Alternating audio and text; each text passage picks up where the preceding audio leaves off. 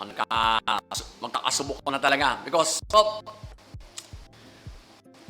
in the opening scene, we see the SWP contingent going to Russia.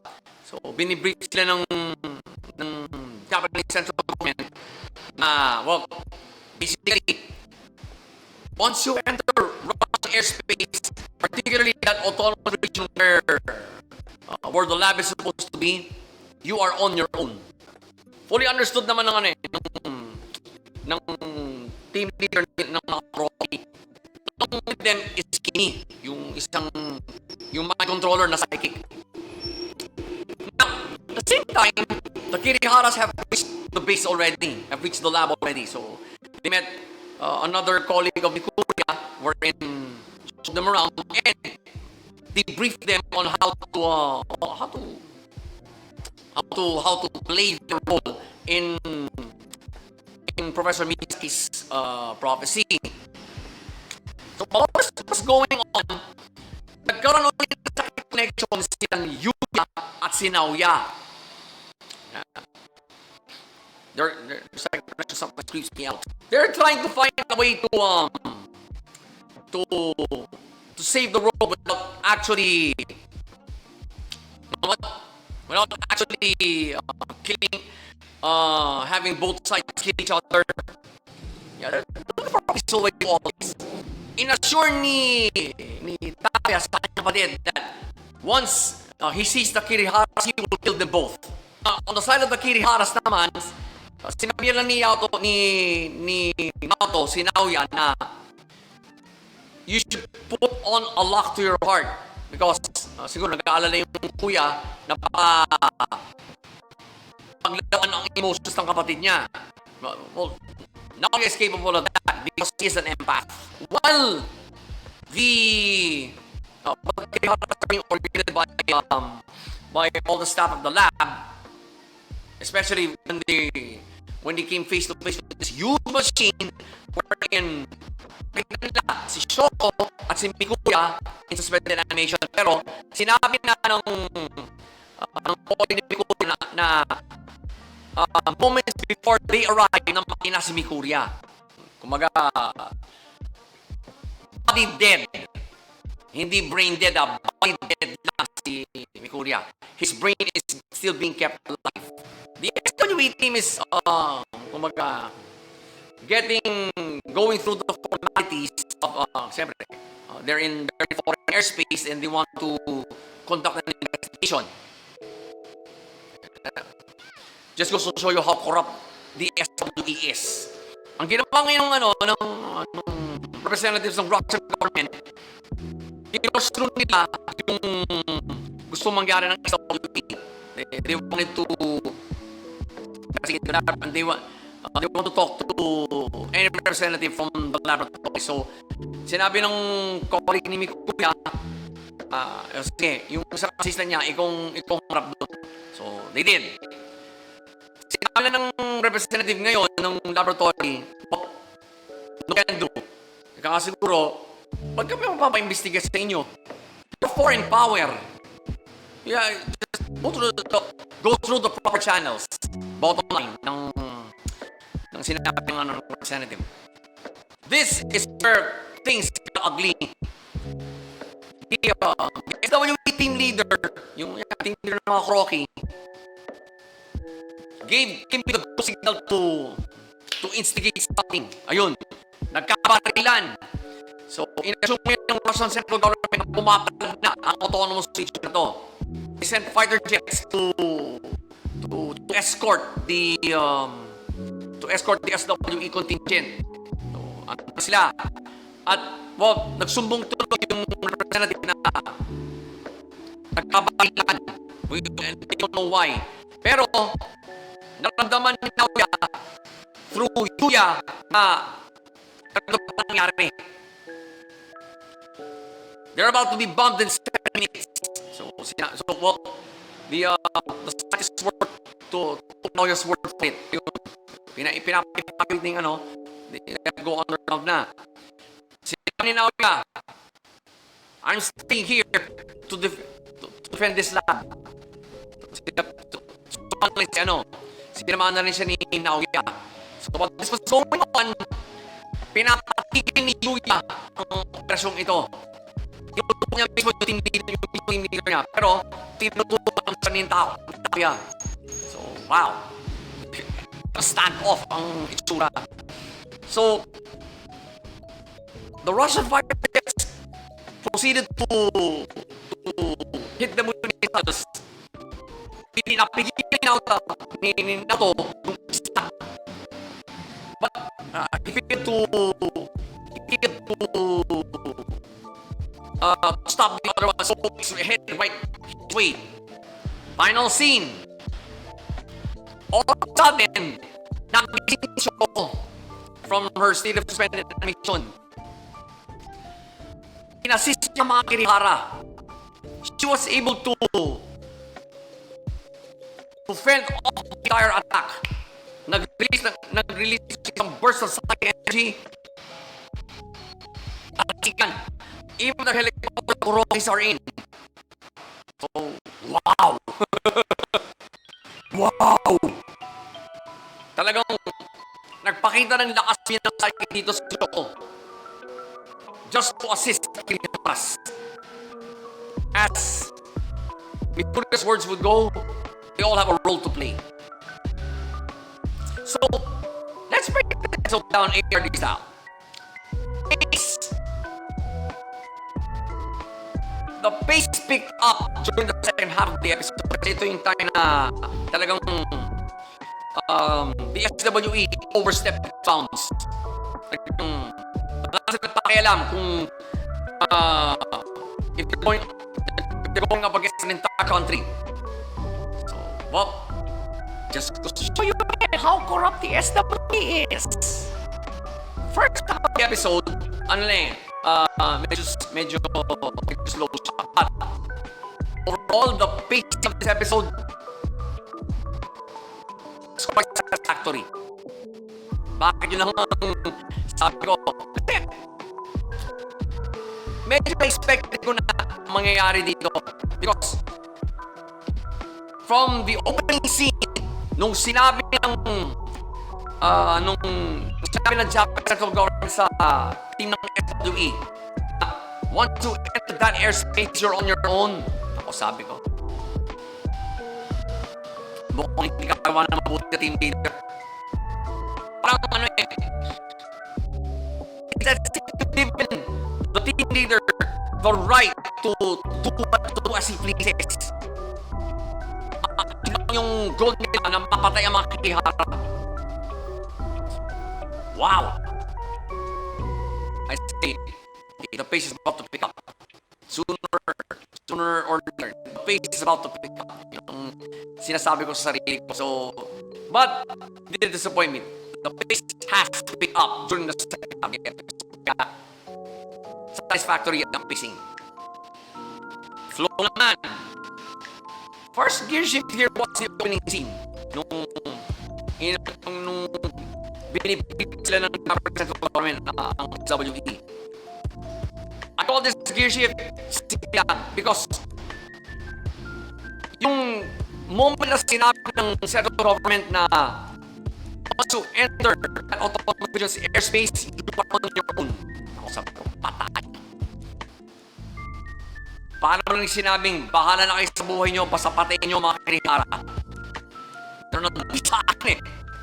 They don't care if they're in a foreign land. As long as they reach their objective of killing the Kiriharas, restore the past being claimed by the prophet before she passed.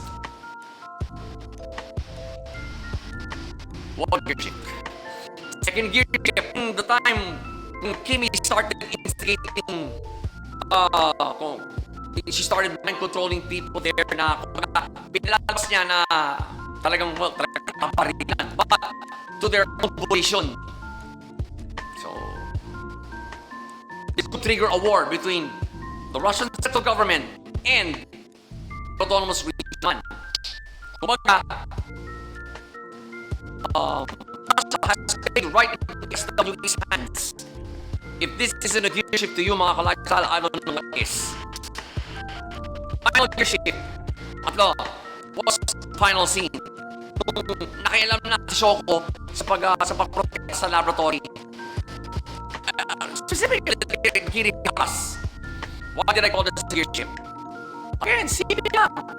Shoko used Higurashi as the key to ending all this madness. So, she will protect at all costs. For now.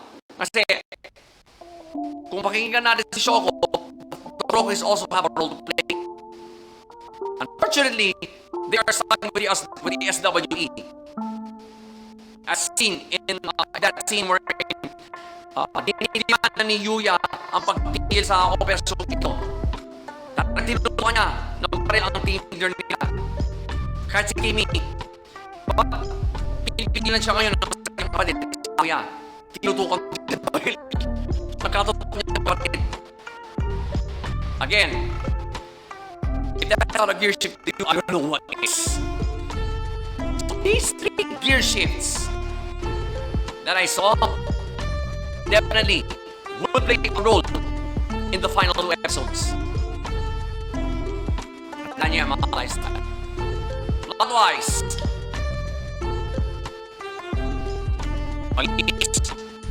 although there are a few flashback scenes, pero batong seconds lang eh. You can actually say you've seen them before in the first anime. Kaya okay lang. It's just a reaffirmation of what's going on in this episode. Kaya malinis pa rin ang plot kasi yung continuity ng episode ko nasunod pa rin. Because I have a good feeling what happened here is going to have severe implications in the finale. Not the next episode. So, yung mangyayari dito. Kaya sinabi ko na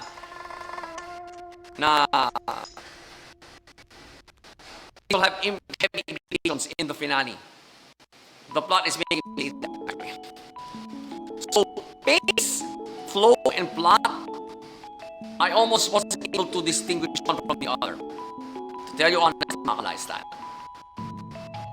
Which makes it a great episode. Kasi it'll make you glue your own eyes to the screen.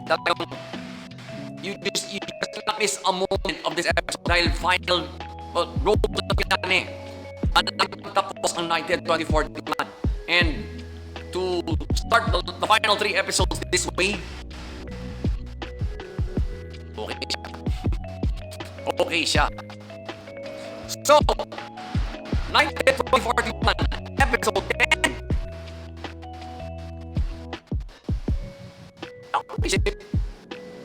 Two thumbs up.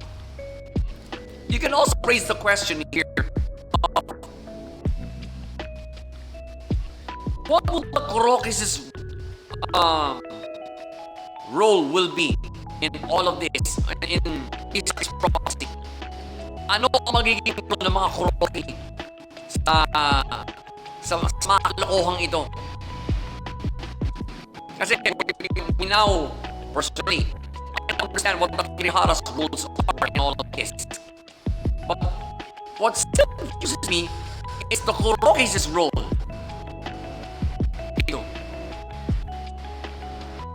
The Kirihara's role in all of this is now clear. Ang hindi pa talaga clear dito, ang role ng mga Kuroki. Because it's obvious, Taka is still on the SWE. Yuya isn't anymore. The moment he that doctor team leader. If you ask me, Kuroki is facing a moral dilemma right now. Their own moral dilemma.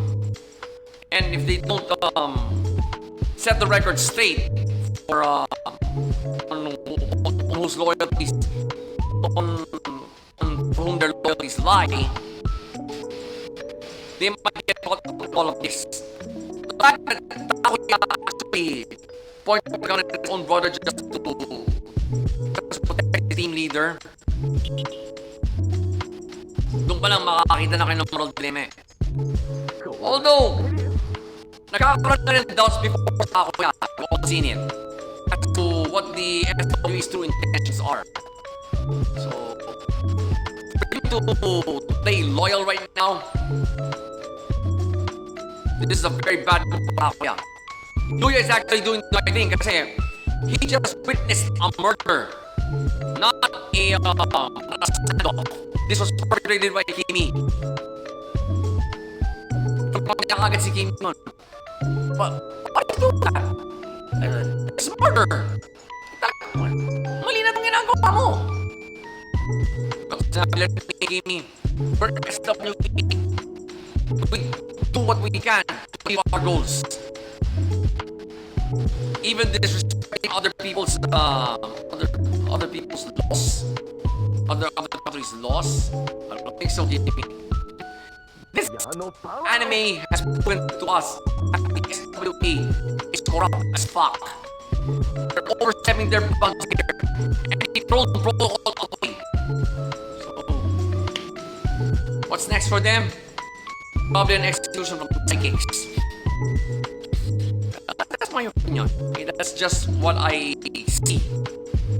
But the best judge is to watch the next episode. Yun lang yun. Patapos na kami ng anime na ito eh. Mabuti pa sa baybayan na. Kahit yung final 3 episodes lang. For mga ka-lifestyle. So again, like that 41, episode 10.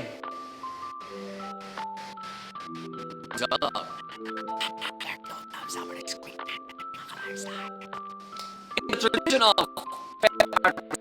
Poker Avengers and Sonny Boy, no teasers. Again. Who's complaining? Ako? Yung complaining lang mo dyan. I'll just do the bill for next week. I'll wait for next week and watch that episode. Specifically, episode 11. Para malaman na natin kung sino talaga ang nagsasabi ng totoo dito. Kaninong passion. So until then, mga ka-lifestyle, enjoy the other reviews to this digest.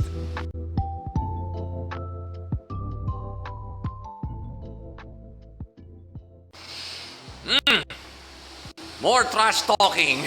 So, well, they got this trash talking spat going on.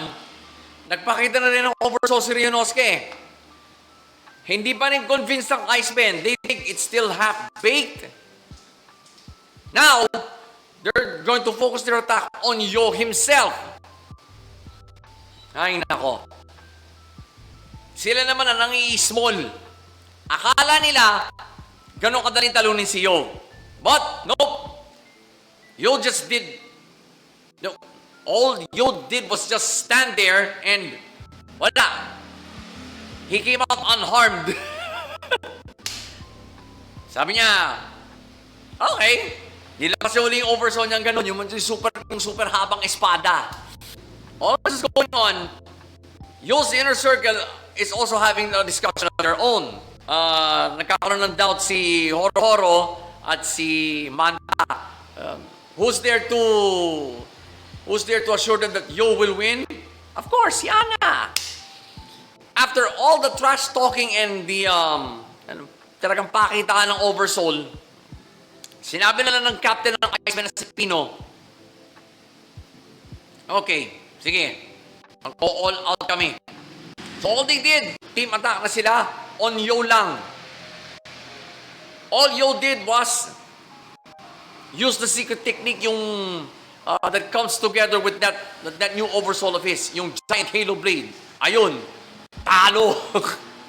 But beforehand, sinabi na ni Yo that I know we are overwhelming, but if you don't come at me with all you've got, I'm sure you will hate me for the rest of your lives. Basically, to that effect. They came at him with all they've got, but they still lost. Grabe. Puro daldalan pa na itong mga Icemen na to eh. Right after that match, nakita-kita sila lahat sa restaurant. Wow. maliliwanag ang mga aura ng Iceman as if mukhang hindi nila dinadadaw niya pagkatalo. Pino said it really well to Horo right here. We did lose, but my team has never been this happy ever since we first got together. Okay. Kasi you could see it on the Iceman's faces na if you see the episode, of course, na wala silang bakit na sore loser sila, na they feel like not talking to other people after the loss. No, they actually mingled with Joe's inner circle.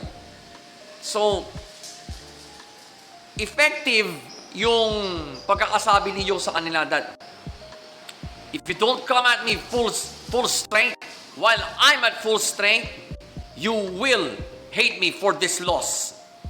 So, kumbaga, may katotohanan naman yung sinabi ni Yo. While they're celebrating the victory, Ren had a run-in with Hao. Inalok siya ni Hao na kayang-kaya niyang ituro kay Ren yung Ultra Senji Ryaketsu. It was the technique he invented 1,000 years ago actually. Kumbaga, ipinamana na niya sa Asakura family. Ren's not buying it. He came at Hao. Pero what did Hao do? Sinira yung bason blade. Nang ganon-ganon lang. Tapos Hao just walked away and said, I'll come back with a more appropriate answer, Ren. You will eventually be one of me. You'll be one of mine. Oh, patay. And for the first time, inamin ni Ren na nakaramdam siya ng takot mula sa isang kalaban. Just goes to show you how much of a big bad Hao is, even in this reboot. Final scene. Well, so syempre nagkakasayaan and Yo's inner circle and the Icemen are, well, they're casual with each other. Tsaka maaliwala sa mga mukha ng mga Icemen even though they lost. So nakipagkita pala si Yo kay Lizard. Nakapajama pa kayo.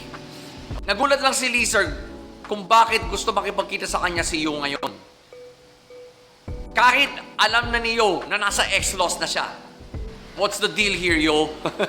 I wanna ask that myself. So, without further ado, we're going to break this episode down right now. Base! I don't know, because from the time Ren had this run-in with Hao, dun lang pumikap yung pace eh. For the majority of the episode, hindi eh. Kahit nagtatrash talk match actually ang magkabilang panig. Ewan ko, hindi ko na feel na na pumick up yung pace. Na feel ko lang na pumick up yung pace, yun nga, yung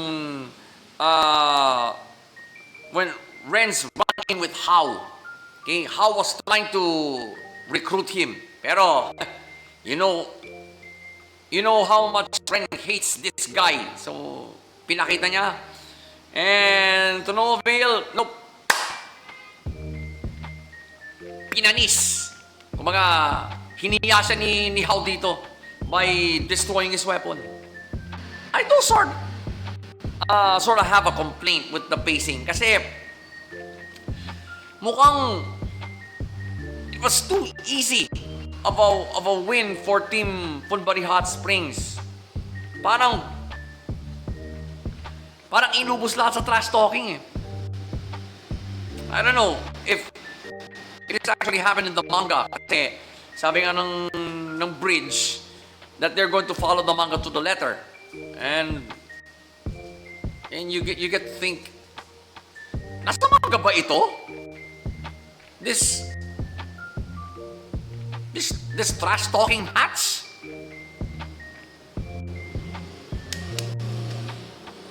flow naman. Let's just discuss the flow right now. First gear shift was when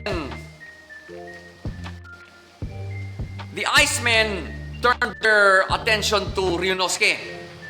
Siya naman ang inatake. Dahil naramdaman nila hindi nila kaya si Faust. Kasi talagang, wow, okay? Faust was scary as fuck in this episode. Talagang, the Icemen are having second thoughts as how to attack him now. Kasi nagpakita na siya ng oversoul using the Ultra Senji Ryaketsu. They turned their attention now to Yo. Pero, yung atake nila, sinalag lang ni Ryunosuke. On his own. And mukhang napakalakas na atake to kasi team attack siya. Nasalag ni Ryunosuke ito na ganun kadali lang. And he was able to get out of it. On his own. Wow! Wala nga, dito palang nagpakita na ng lakas si Ryunosuke. For him to be able to withstand such an attack, teka muna. Mukhang yung dalawang kasama ni Pino, nag-aalangan mag-isa lang niya sinalang yung attack natin. Nagsama-sama pa tayo dun So yun, nagpakita na ng oversoul na rin si Ryunosuke. And, wow! Sama na yung evolved form ni Tokagero at saka si Mephisto E. It looked like hell on earth. parang dalawang kaluluwang sumasalubong sa impyerno. Ganun ang itsura. Yung dalawang kasama ni Pino, nag-aalangan na. Talagang they're showing they're showing signs of they're getting second thoughts now as to kung itutuloy pa ba natin yung laban na to. So that was only the first gear shift. Second gear shift was they're not going to pay attention now to Ryunosuke. Diretso na kay Yo. Baka sakali, baka lusot yung atake nila. But no, Yo would not have none of that. So ang sinabi lang na, I'll just stand here. Sige, matake kayo. Wala nga siya ginawa pero hindi man lang siya sinugatan ng atake nila. Wala. Now, in-explain ni Ana kung bakit ganito. Yo's Furyoko is now so strong that he doesn't need to do anything to defend himself. Ganun, something to that effect. Ganun ang sinasabi ni Ana. And yeah, lo and behold, imbis na his body is now covered in ice, wala. Yung paligid, yung immediate surroundings lang niya, ang nailuhan. So that's the time he put out this huge oversoul again, yung sword of spirit. Yan. Pero this time sinabi niya, if you don't come at me at full strength while I'm now at full strength, this will be this will be your sorriest loss. You will hate me for this one. After that, sinabi question siya ni Chocolove regarding that. Sinabi naman ni Horo, I'm beginning to get his point. If you want to beat Yo, you have to come at him full strength because he will be at full strength when you come at him. It won't be, but if you win, good. He'll take that. He'll take the loss. But if you lose without coming at him at full strength, you'll probably hate him for the rest of your life. Sabi niya ganon. And this is, sabi pa ni Horo, this is not that is not the easy world Yo wants to have when he becomes the Shaman King. That's why I called it a gear shift. Kasi dito natin nakita dito talagang na-display ang overall mindset ni Yo. And because, well, syempre, this is a fight.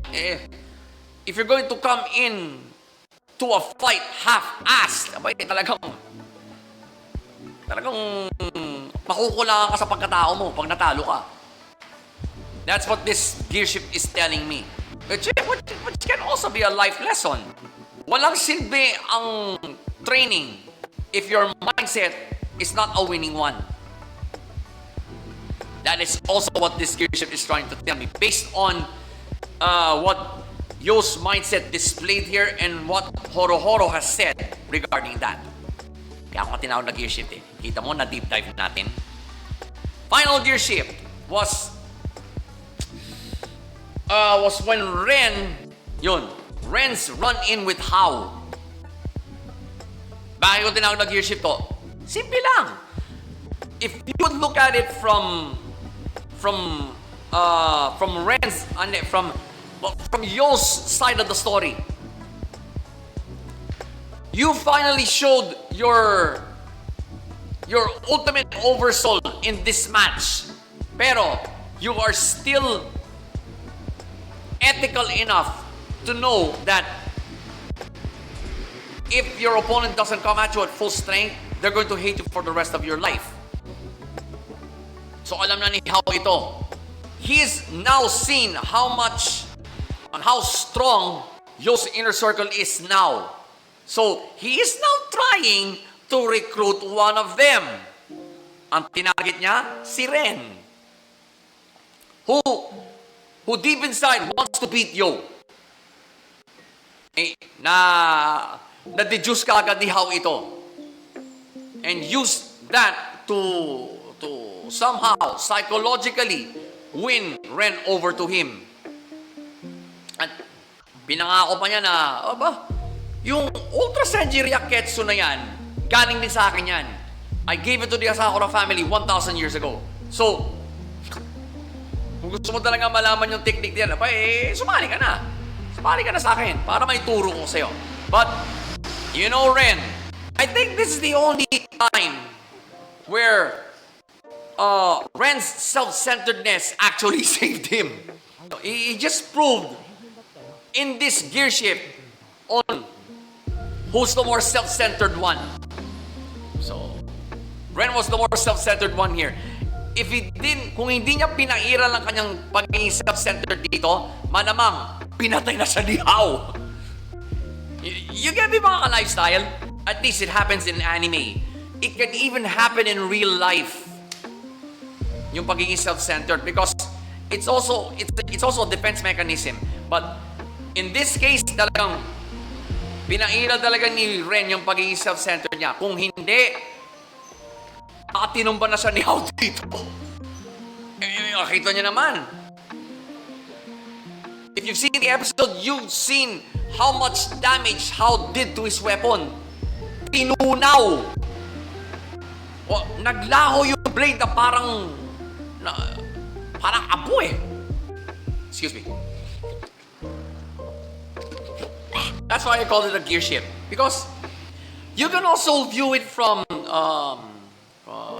your own point of view as the viewer. Kasi, whether you agree with me or not, Ren also has a moral compass. He only rediscovered it when he met Yo.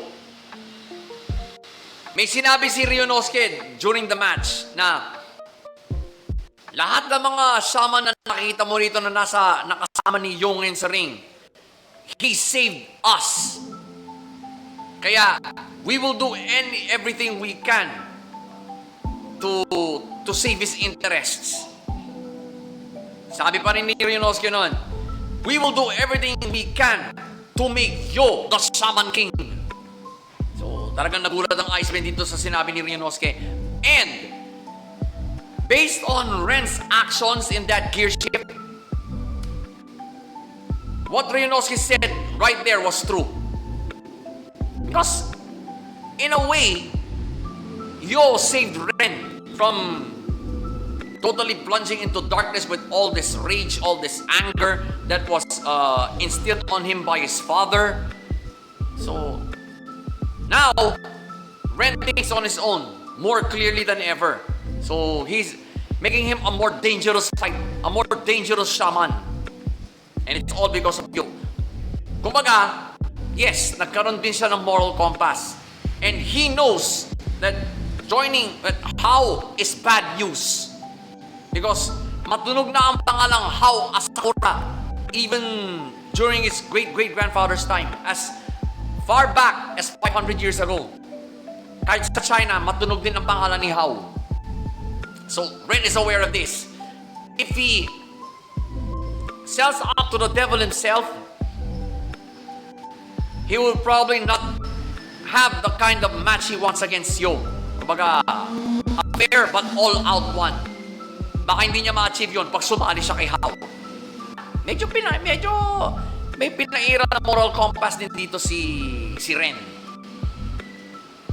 Deep dive. That's why I call it a gear shift. So these 3 gear shifts that I saw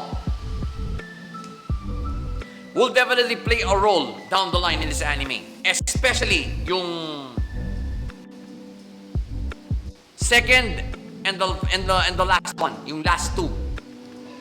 They will play a role down the line in this anime. Kasi dito pinakita nila Yo at Ren ang moral compasses nila. Especially si Yo. Kasi, well, ikaw siguro, well, you consider us half-baked. Aba, nagsara na pala mga isipan nyo. Ika ni Pino during, well, at the moment they took the loss, power is granted to the broad-minded. Ito yun. Kasi, if you deal with something with a closed mind, you can never solve it. Well, the Iceman realized that the hard way. So, kaya nga, ganito ng kalalakas na shaman, sila Yo, Ryunosuke, at si Faust. Because they basically opened their minds to new techniques. Ayun, syempre. And this is the reward. Faust's new oversoul is scary. Ryunosuke's new oversoul is even scarier.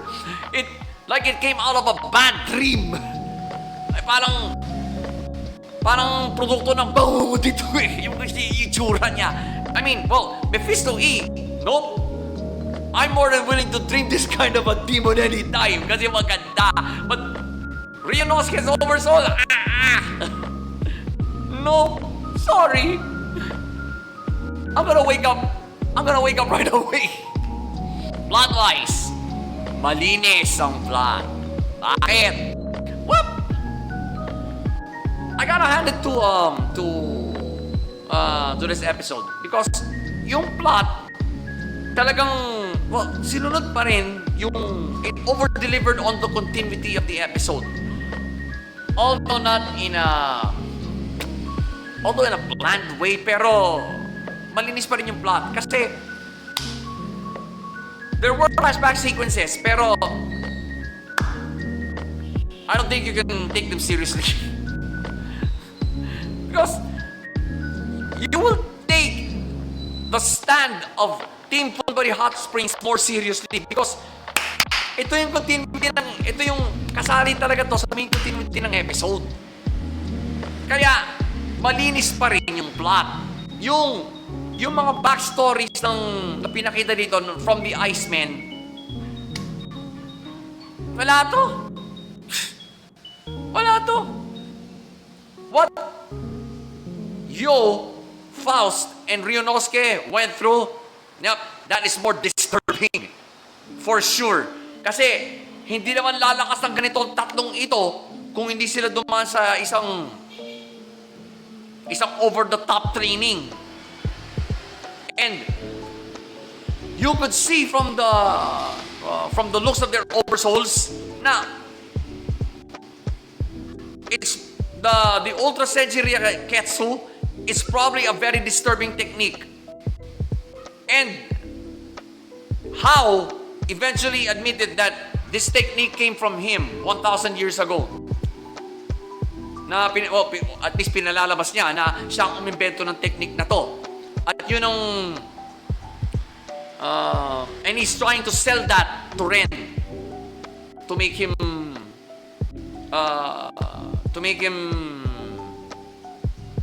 jump ship to his ranks.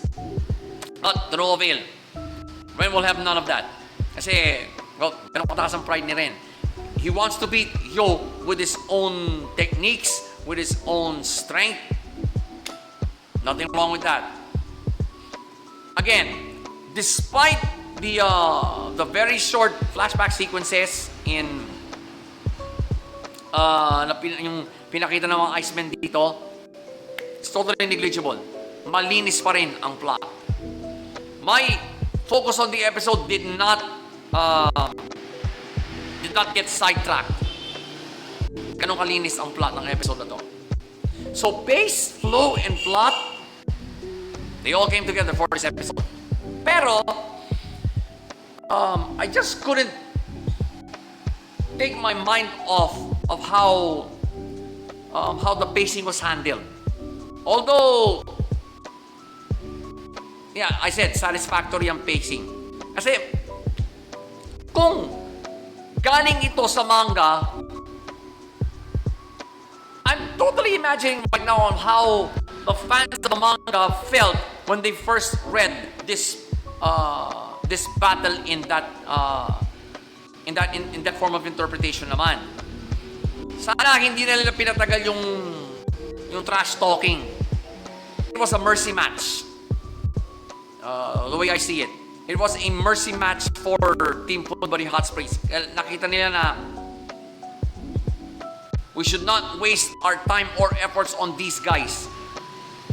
Kawawa ito sa atin. We have to, siguro ito ang mentality ng team nila. We have to,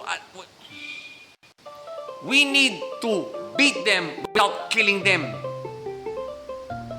And well, probably Yo's way of telling that you don't have to kill someone to beat someone.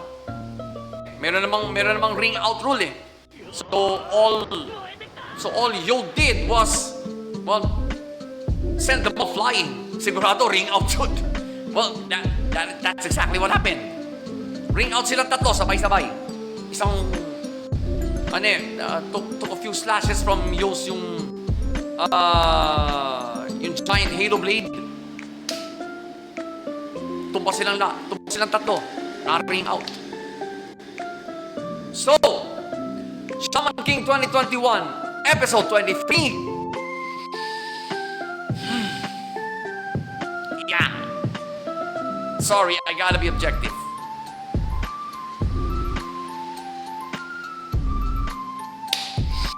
Talagang, ang primary complaint ko rito was the pacing.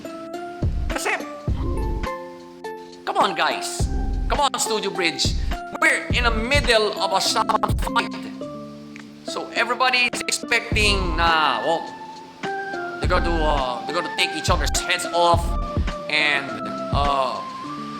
dapat ng pagkakasabi ni Yo na you should, if you're gonna come at me full strength, because for sure I am at full strength. Tapos ganun lang, ring out. Pero if you go to look back at the events leading to that defeat by the Icemen, you would see the overall mentality of well, at least in Team Full Body Hot Springs, na their power is overwhelming right now. We do not need to show it all the time. Kumbaga, ire-reserva namin ang lakas namin against kay How. He deserves to be dead. He's the, I think, the way I see it, Yo and his inner circle is slowly agreeing to one thing, that How is the only shaman in this world that needs to die. The rest, nope, they're just his slaves. Once we kill How, they can start over again. And tapos pag naging Shaman King, si Yo, they can grant they can have their wishes presented, and so baka i-grant pa ni Yo yun. All Yo wants is it's a peaceful and easy world, but not this easy wherein overwhelming ang skill and power mo as a shaman. Then you're going to show that off by killing these three. They don't deserve to die. Yun ang Yun ang nakikita ko mentality dito ni Yo. But the pacing, it's satisfactory. The pacing was satisfactory. Yung tipo niya, okay, trash talk. And sinasabi ng Iceman in earlier sequences na ini-small sila na sorry ka nga niyo.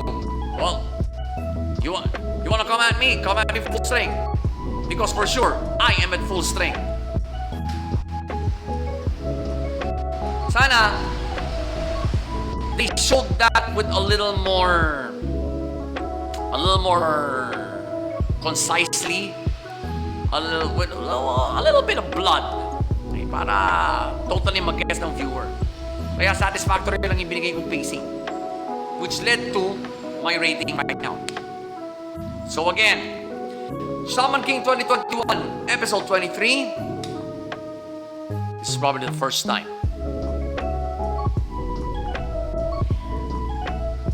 Sorry, title of the next episode has been teasered. Parang catchphrase ni Stone Cold Steve Austin yun na. But I don't wanna trust it yet. Alam niyo naman ako, mga ka-lifestyle, I don't trust teasers. But it sometimes gives me a good indication of what to expect in the next episode. So, we'll just have to do the drill, mga ka-lifestyle. We will wait for next week and watch that episode. In the meantime, enjoy the other reviews in this digest.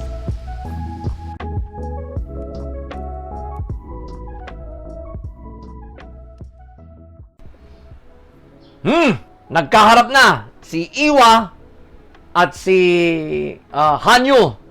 So tinatanong ni Hanyo kung anong kaguluhan ito in Itbulaga terms. Explain naman ni Iwa. Pinakita ni Iwa kung ano yung pinagagawa niya. Nalaman na tuloy ni Hanyo na that Satoko has been granted powers as well. Pero si Iwa ang nag-grant. Well, sinabi ni Iwa, bakit? Ginrant mo naman din si Rika. Gawin ko rin. So, medyo naglabanan ng dalawa until Iwa pins Hanyo like on a cross of sorts. Helpless na si Hanyo. Pinapanood na ni Iwa yung mga susunod na pangyayari. Which brings back that scene in episode 16 or 17 wherein that scene where Satoko rips out Rika's guts, literally. If you've seen season 1, you will remember that episode. It's one of the most disturbing. While Hanyo was watching all this, nagmamakaawa siya kay Iwa na palitan na siguro na make Rika snap out of this.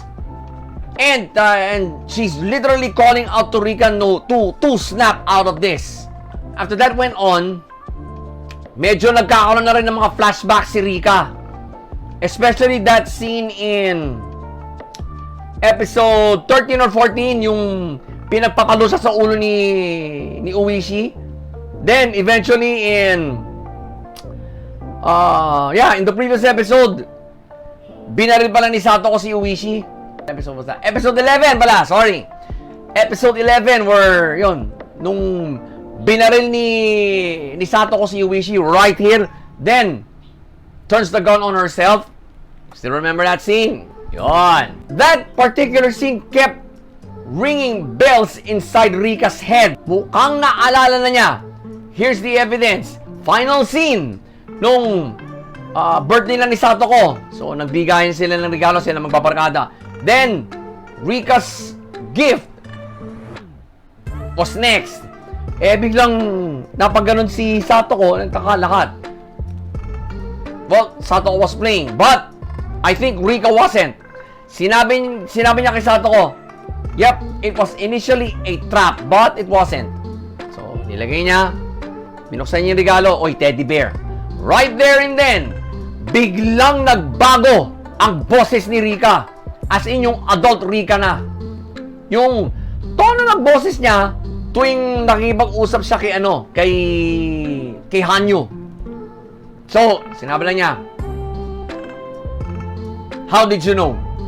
Ayun, biglang bumunot ang baril si Satoko. This is the scene in episode 16.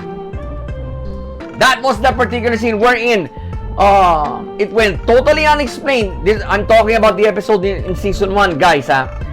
This was the episode that was totally unexplained in season 1. Now, we know. So, dito na pala nagkaharap ang dalawa. Nagkabistuhan. What a final scene. It just went back to the final scene in episode 16 wherein Satoko points a gun at Rika. Ako nga nagtaka ako. Ba't natututo na ba na si Rika? So, we now have the answer. Let's break this episode down ARD style, shall we? Can't wait to immerse. Pace! Well, from the get-go, tense na. Kasi nagharap na sila Hanyu at Iwe. Matagal na palang hinahanap ni Hanyu si Iwa. So, wow. Okay. What a way to start the final 3 episodes of the reboot itself. By having Hanyu and Iwa face off. Now, sinabi rin ni Iwa rito, we both have pieces on the board. So, I will not let you interfere. Yun nga, itinali niya sa parang krus si Hanyu. Tinanong sa kanya ni Iwa, how will Rika remember all of this? Sinabi lang ni Hanyu, there's only one way, a miracle. Ayun nga, final scene of this episode. Talagang, the pacing will make you, will make you glue yourself to the screen. Kasi, if you've seen season 1 from episodes 14 to 17, dito nangyari lahat yan eh.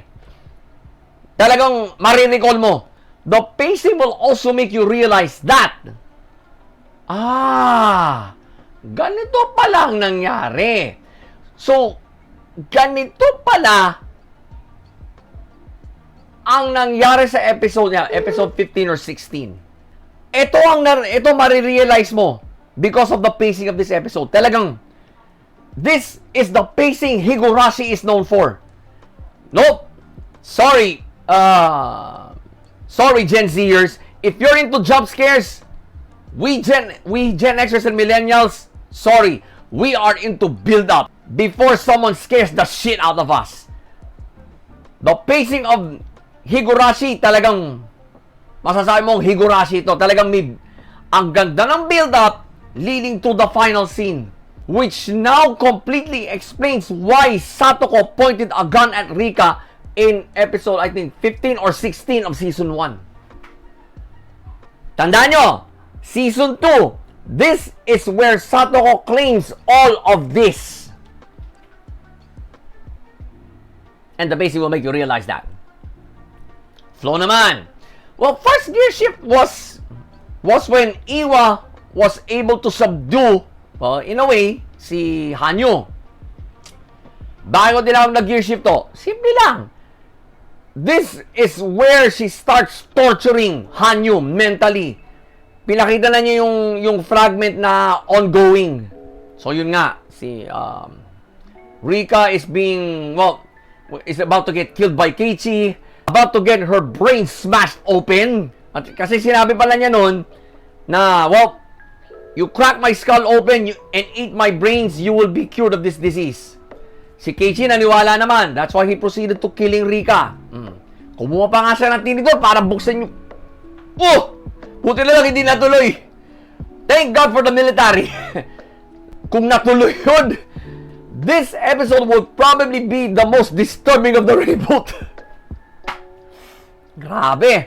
That's why I called it a gear shift. It was a pivotal gear shift because Hanyu has been given a full heads up as to what was going on so far. Yun nga, naabutan niya yung pagwawala ni Keiichi and yung eventual fourth loop ni Rika. So there's one more. Which now leads us to the second gear shift.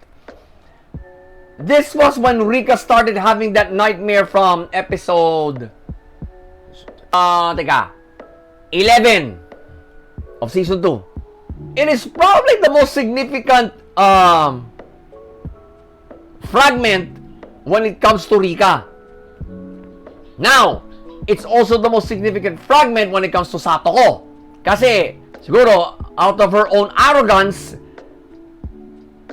inamin na niya na siya ang may pakananan lahat ng to someone other than Rika. Gets nyo mga ka-lifestyle? That's why I call this a gear shift. It probably had so much impact to Rika na her brain is constantly going back to that event. Kasi talagang, even in real life, even an adult would puke at the mere sight of that event. Kung hindi matibay sikmura mo, sigurado susuka ka. That's why I called it a gear shift. Again, final gear shift was the final scene, obviously. Finally, that unexplained final scene in season 1 has been explained here. Because we now know the backgrounder, yung kumbaga the actual events leading to this final scene. Kaya pala parang nung una ko napanood yung episode na yun sa season 1, medyo natakot ako. Okay, medyo tumindig ang balahibo ko at that time.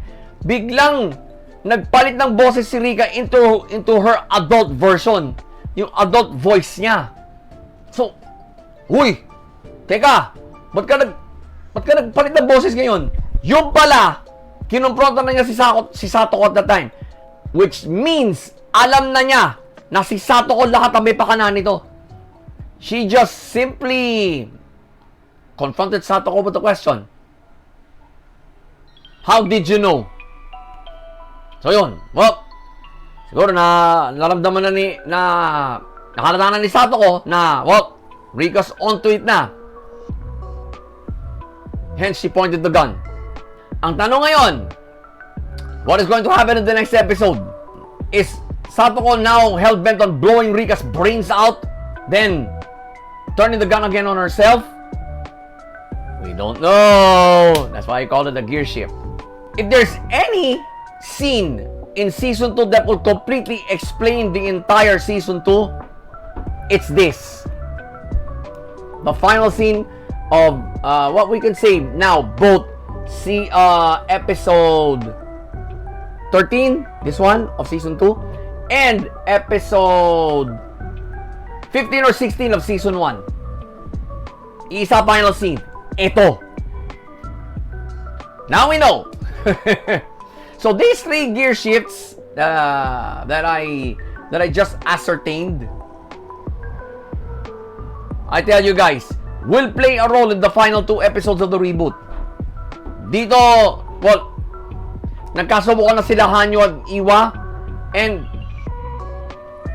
I am very sure, 90%, that Satoko and Rika will have their go at each other either in the next episode or in the finale na.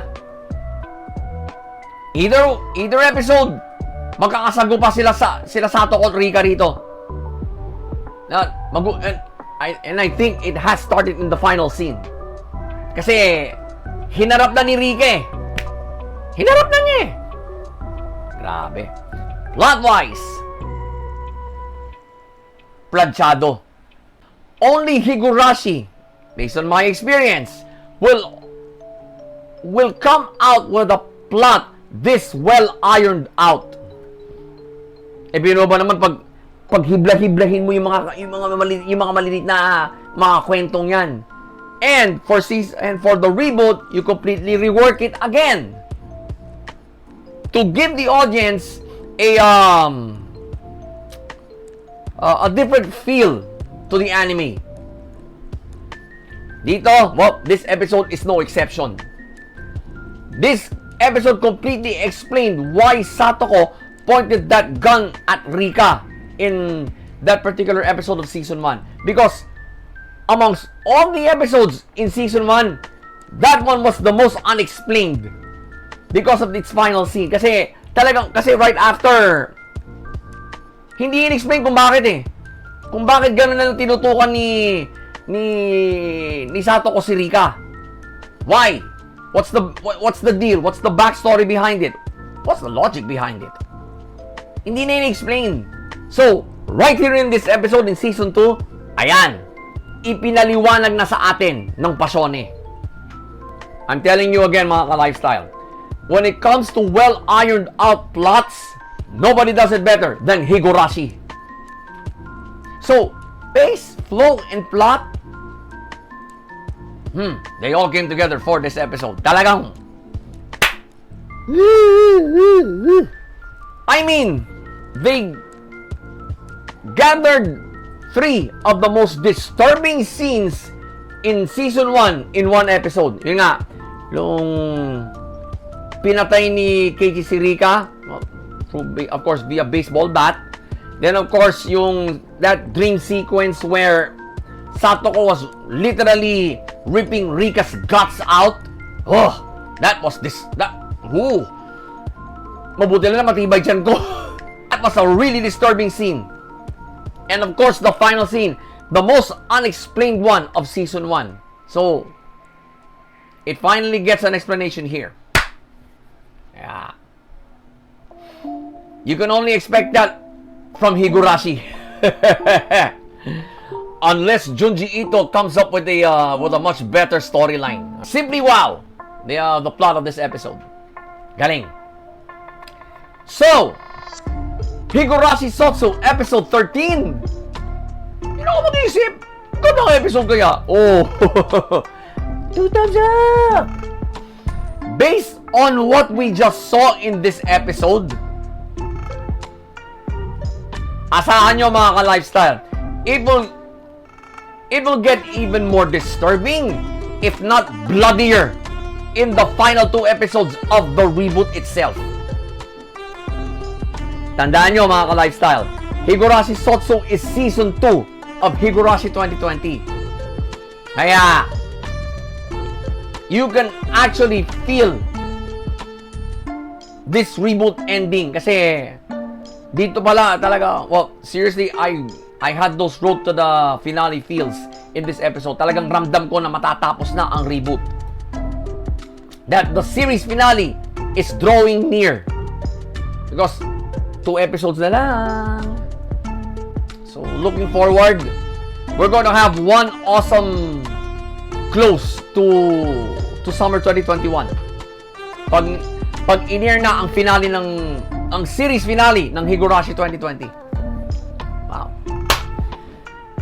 It's going to go down in anime history as one of the most memorable reboots ever. Ako na nagsasabi sa inyo because I've seen episodes of the original series already. So talagang masasabi ko na the reboot is way better.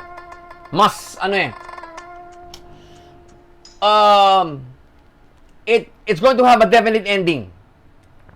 Kasi dun sa original series, iba't iba ang ending eh. You cannot, well, any ending to the arcs in the original series can pass off as the finale of that one.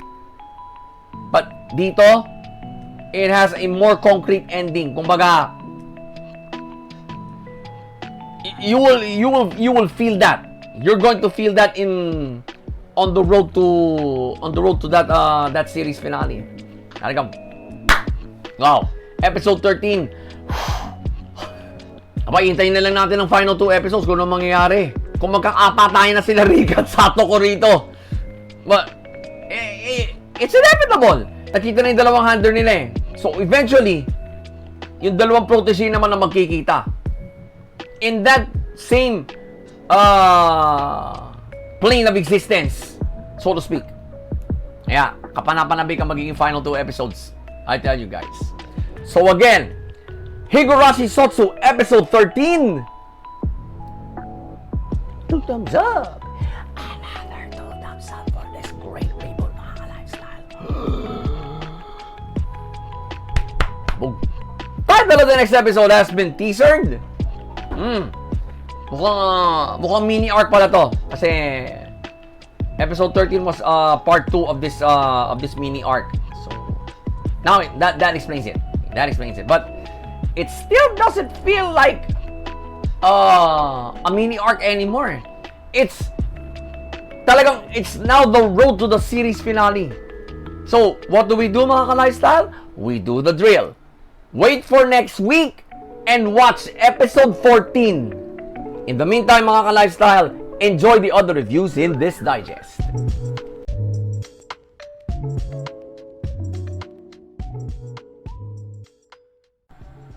Wow.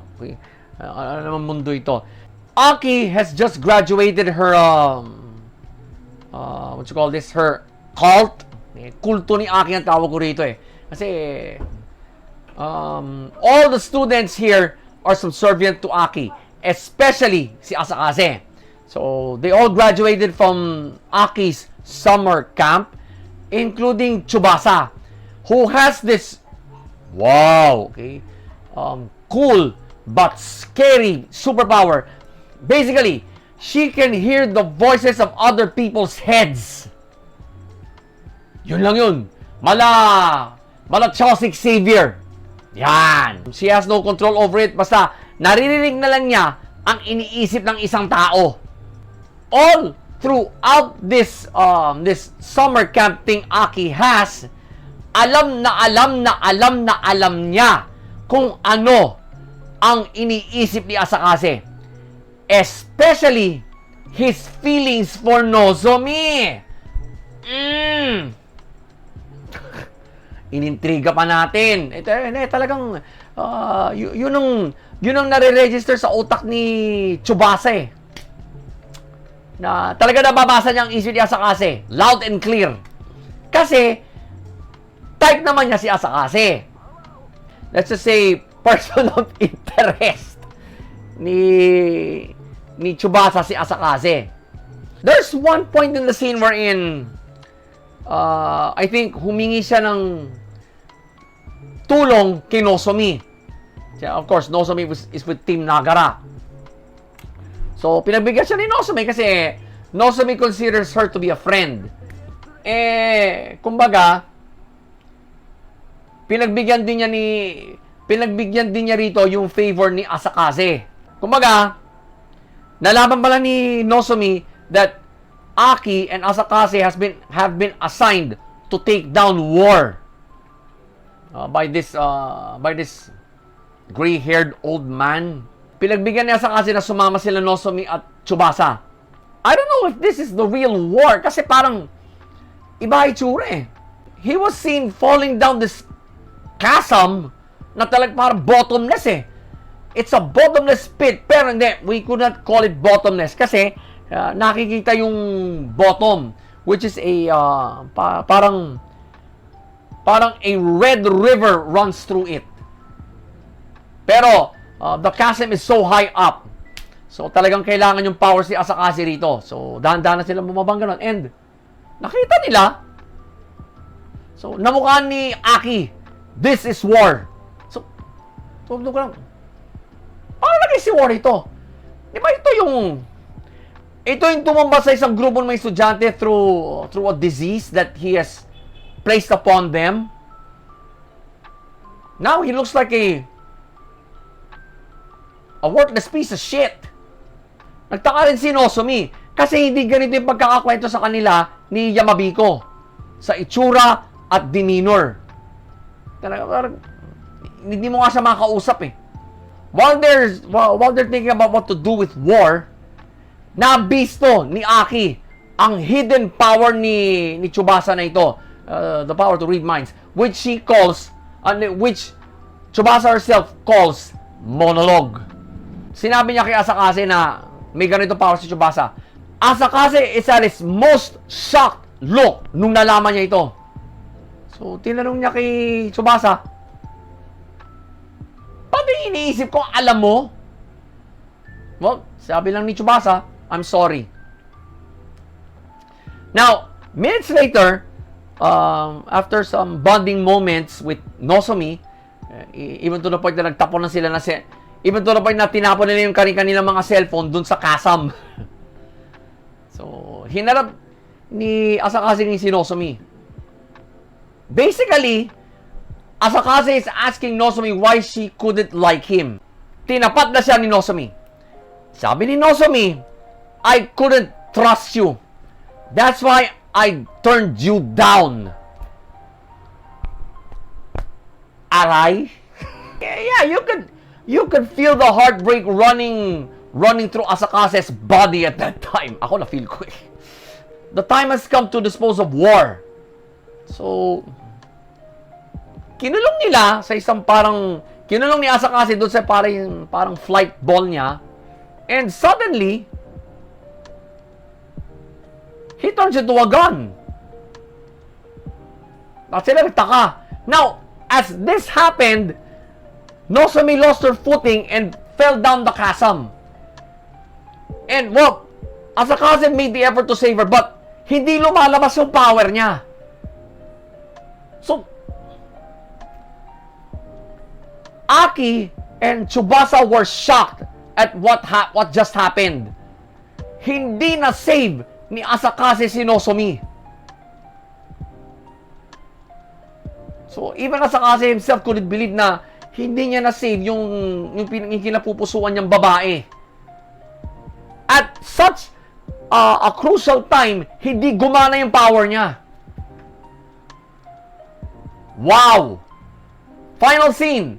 It's obvious. Nagare, Mizuho, and Yamabiko are still waiting for Nozomi to come back. So, now that they know how the three cats' powers work, sige, umorder sila ng 2 buhay na manok. Mizuho couldn't kill the one she actually ordered.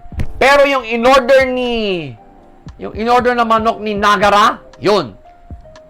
Ginirita na ni Nagara ang leeg. Siyempre, para mamatay. And Nozomi couldn't kill her own chicken because she just couldn't stand the sight of death. Pero, it's no problem for Nagara. Kasi, well, kasiguro ni Nagara, well, we need to eat to survive. So, ang sabi na lang din ni Mizuho as sort of in agreement, the least you could do is to eat her. She was referring to the dead chicken. And wow! Talk about a major turn of events in this anime. Let's break this episode down now, ARD style. Right? Can't wait. Talagang mukhang mapapag-deep dive tayo ng maaga rito, ng maigi sa episode na to. Pace!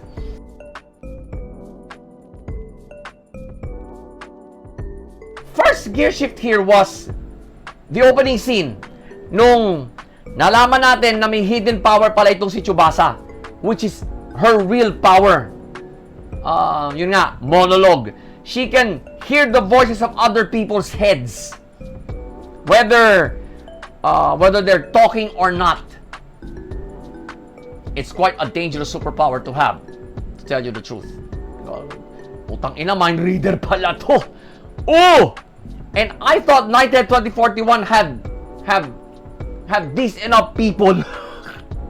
And to think that she likes Asakase. And alam niya na si Asakase may feelings kay Nozomi pala. Why did I call this a gear shift? Simple lang. It triggered the entire episode. Now, let's say, okay, if it weren't for this gear shift, hindi natin malalaman yung, of course, yung hidden power ni Tsubasa. And with her demeanor, she doesn't deserve to be in Team Aki. Okay? She's too soft. Pero, we now know kung bakit nire-retain pa siya ni Aki sa kulto niya. Because of her hidden power. Siguro matagal nang alam ni Aki ito. Hindi nga lang niya sinasabi sa iba. Pero ang una niyang sinabihan, si Tsubasa mismo. Yun nga, during the time during that scene where they captured War, sinabi niya, I know. She had that creepy look on her face when she was saying that to Tsubasa. Whew! That was disturbing. Talagang pang cult leader yung tingin niya kay Tsubasa at that point. Second gear shift was, what was that? Nung nabisto ni Aki ang hidden power ni Tsubasa. With that scene alone, bakit ko tinawag na gear shift? Simple lang. Now that the main villain knows, how is she going to use that to her advantage? Knowing that she has a student with this kind of a power. Tsubasa's power is quite scary, but someone actually telling her to use these powers for evil, for all the wrong things, that's even scarier. That's what this gear shift is telling me right now.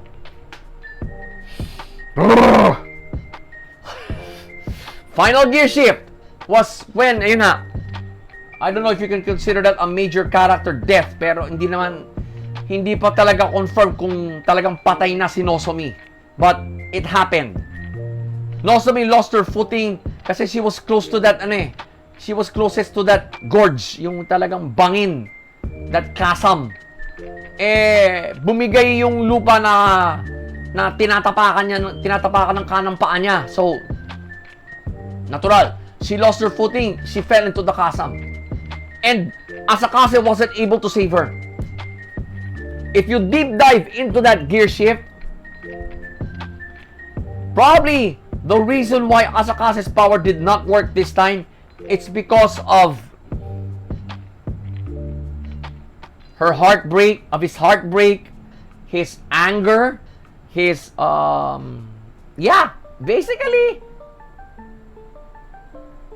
ni-reject siya ni Nozomi. So natural, bilang lalaki, you will feel rejected, you will feel spite against that person, you will feel that you want to get even with that person.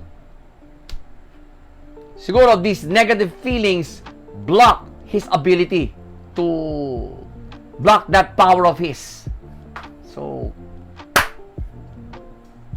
in a way, Asakase was a factor to Nozomi's death.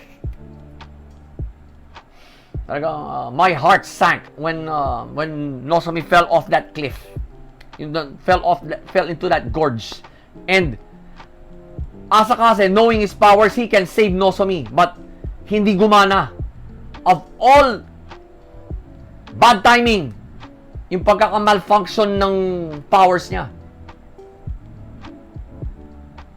And well, Tsubasa just said in her mind, I never knew Asakase had this in him. And Aki, for the first time, she was silent as fuck. I think she doesn't know what to say. I think she was totally shocked at what happened.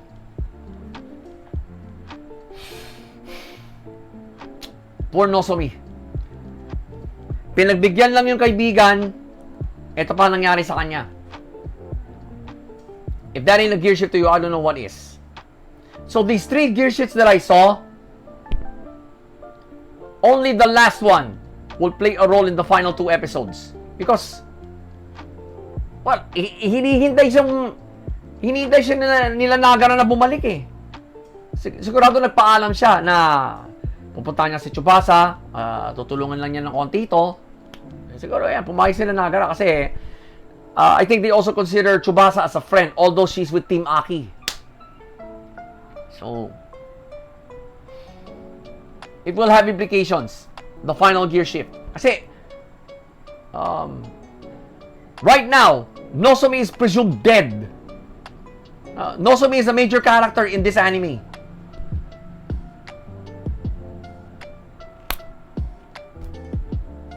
Wow. I never thought Sonny Boy would take this dark a turn.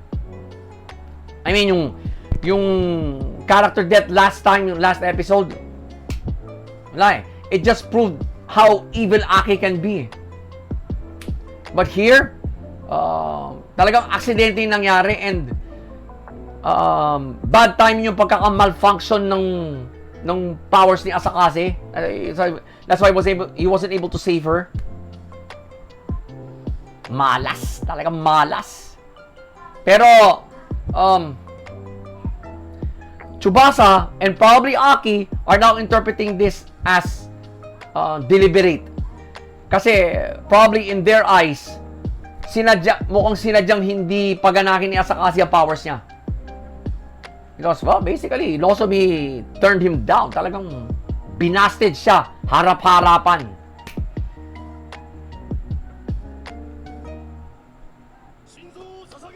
You know, if you're a real gentleman, you wouldn't hold any grudges against a woman you're courting, a woman you're trying to ask a date out, a girl you're trying to ask out.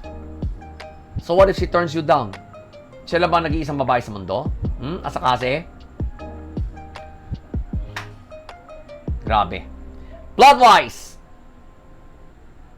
for the first time, I can call the plot malinis.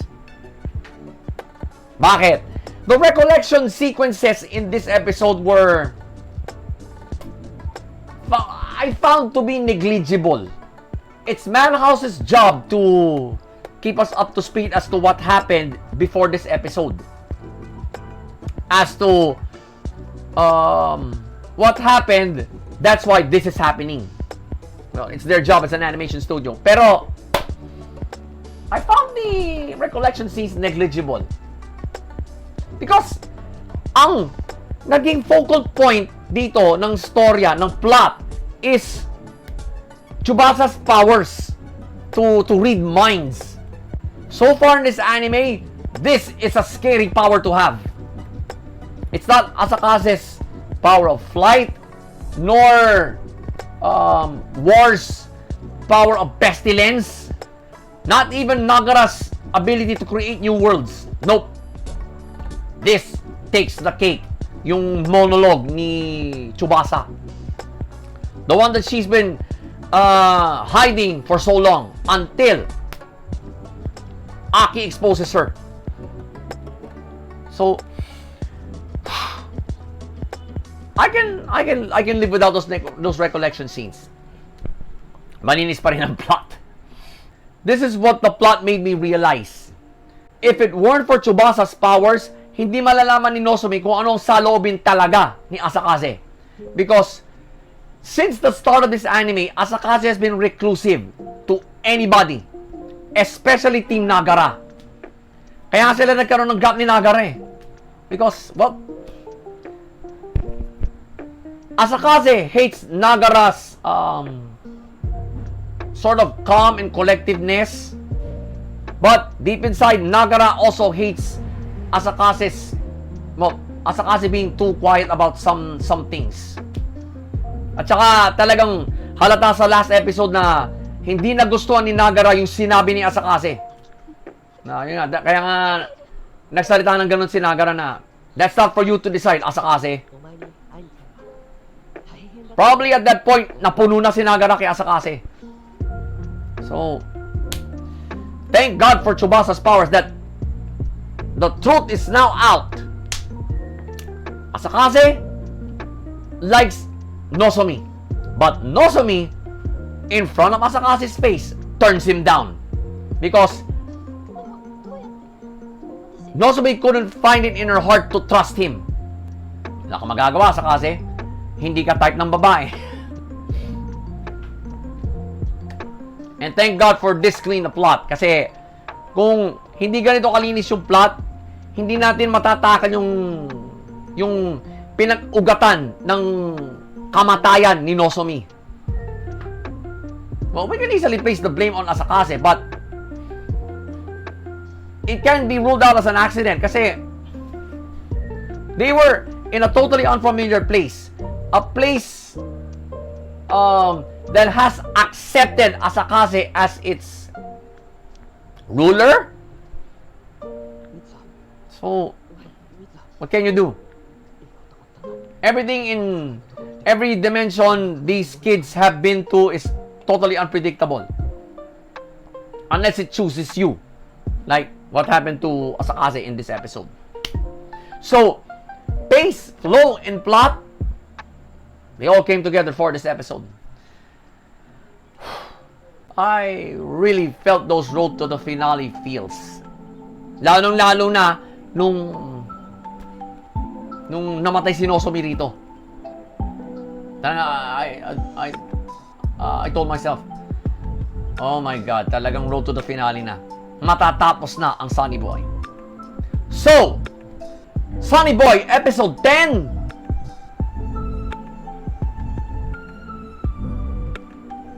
Major character death eh. 2 thumbs up. Nozomi is now presumed dead, and Asakaze is being blamed for it. Aki is still the main villain.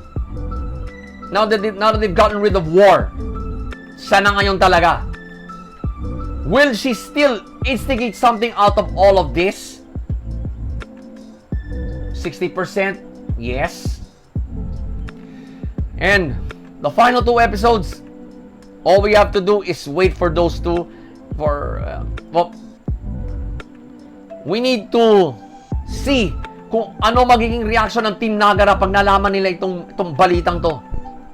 How will Tsubasa and Asakaze break the news to them? Paano nila tatanggapin ito? I don't know. For now, thank you Nozomi for being such a sweet character in this anime, and well, proving that you are the main female protag in such an anime. Talagang naging tapat kang kaibigan kay Nagara through thick and thin. You stuck with him even through times when he's being insulted to the very ends of the earth. So, yeah, your loss will be felt in the final 2 episodes, if ever. Kaya, thank you again, Nozomi. Thank you. So again, Sonny Boy, episode 10. 2 thumbs up. Another 2 thumbs up for this anime, mga lifestyle. Thank you so much, Nozomi. In the tradition of Fena Pirate Princess, Sonny Boy, 1941, and Tokyo Revengers, no teasers. But if you've seen the episode, you heard that great insert song. I really want to have a copy of that. Okay to cool yung tono. All we have to do right now, mga ka-lifestyle, is wait for the final 2 episodes. So you gotta get that drilled into practice right now. We'll wait for next week and watch episode 11. In the meantime, enjoy the other reviews in this digest.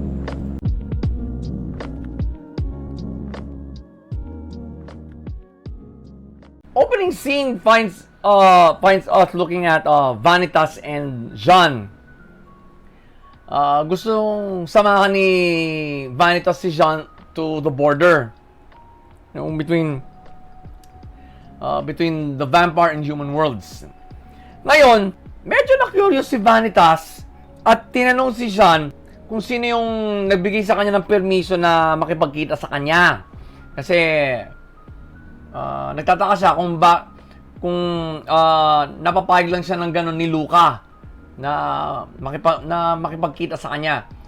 Jean said Luca is with his older brother, and he already gave me permission to meet up with you today.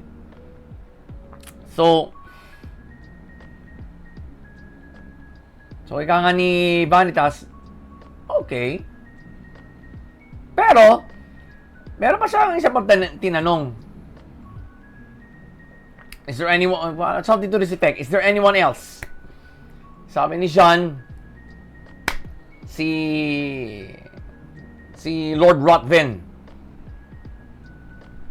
Takbo siya kagad sa ngayon. So, kumani pa siya pabalik sa hotel nila ni Noy. Natatlan niya si Noy doon, nakabulagta sa sahig. As in, obviously nahulog sa kama while falling asleep. So, Pero, this was not the way Noi was when we left him last episode. So, nagkaroon ng flashback. Yun pala, ginawa siyang curse bearer ni Rotvin. Pero, ang original plan was to kill him. Sabi ni Spider kasi later on, sumingit na si Spider. Sabi niya, akala ko papatayin natin yung batang yan. Rotvin instantly said, change of plans.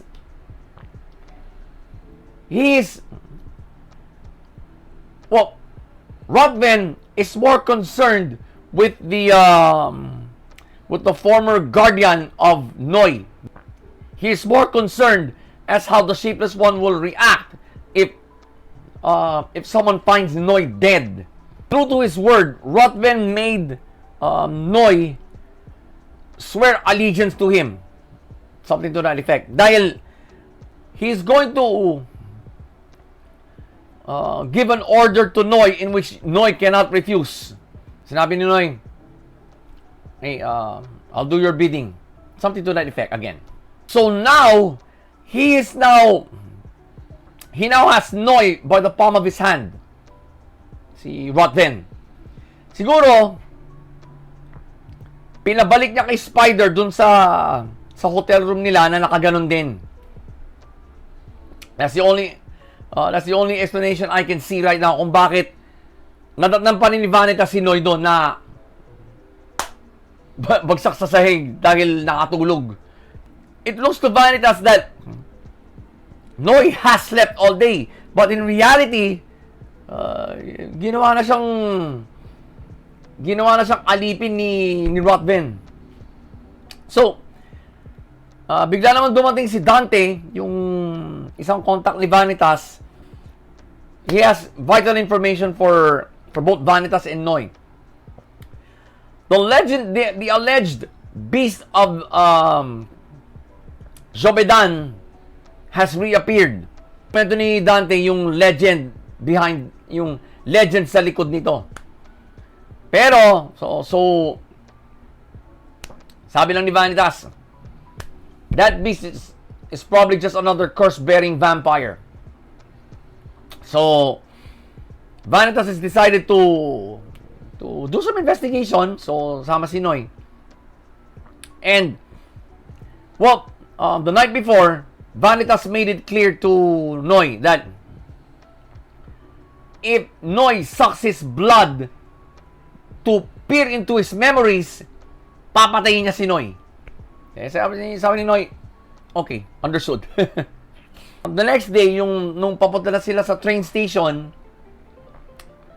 binigyan niya ng one-time deal si Noi.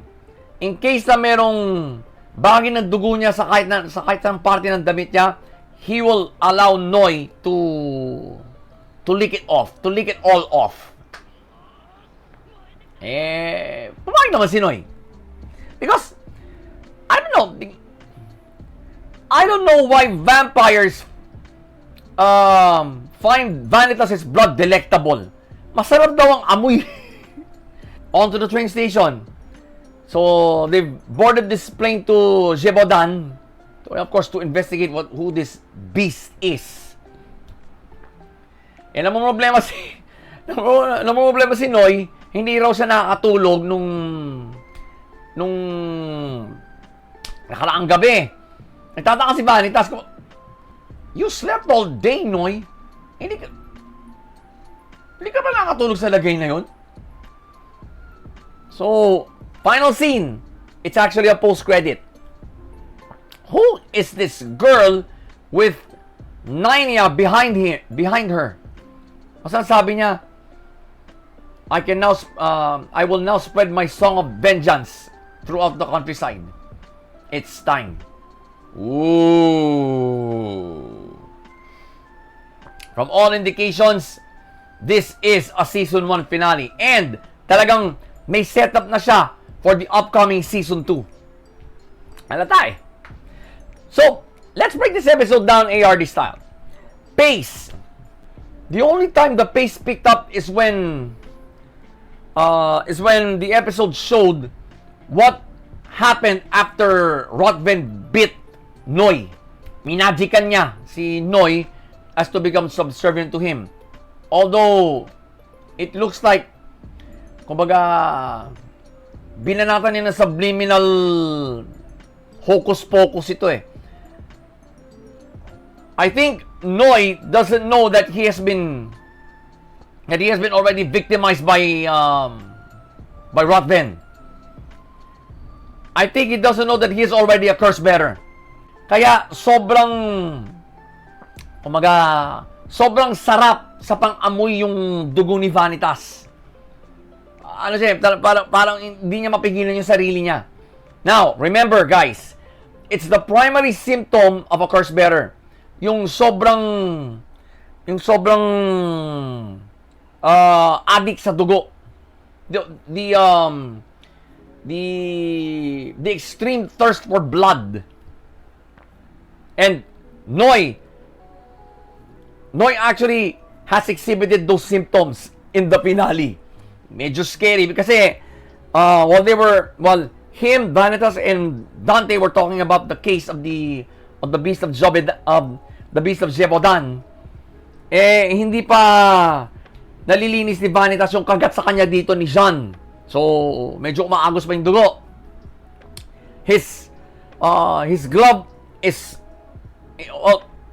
a bloody mess. Talagang puno ng dugo yung guantes niya. So, naamoy at nakita rin ni Noy yun.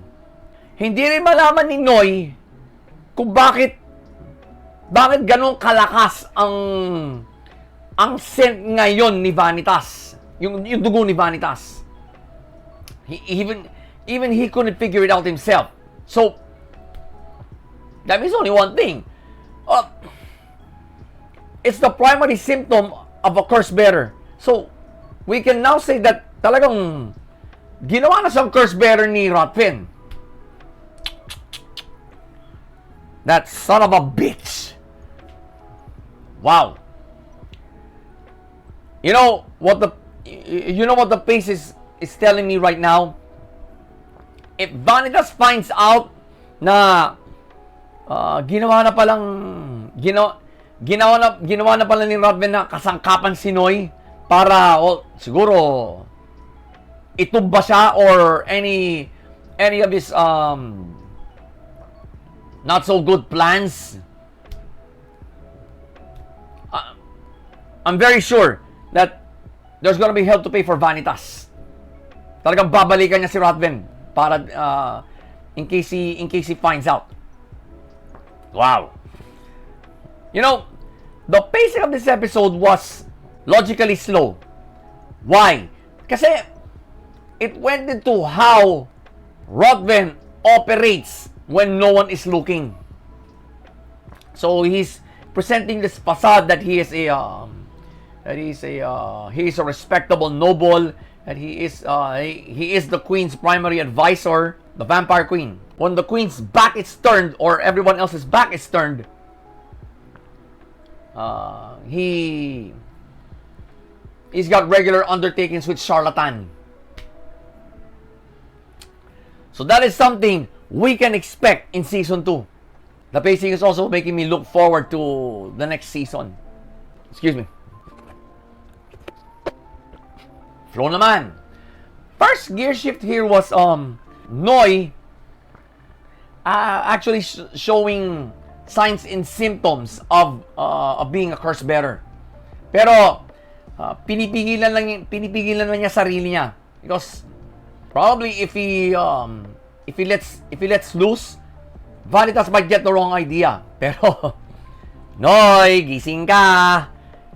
Kinagat ka na ni Rotven. Curse bearer ka na. So that's what this gear shift will make you realize. Looks like what Noy said in the pilot is about to come true. It's one step closer now. Dahil at the opportune time, Rotven can have Noy kill Vanitas.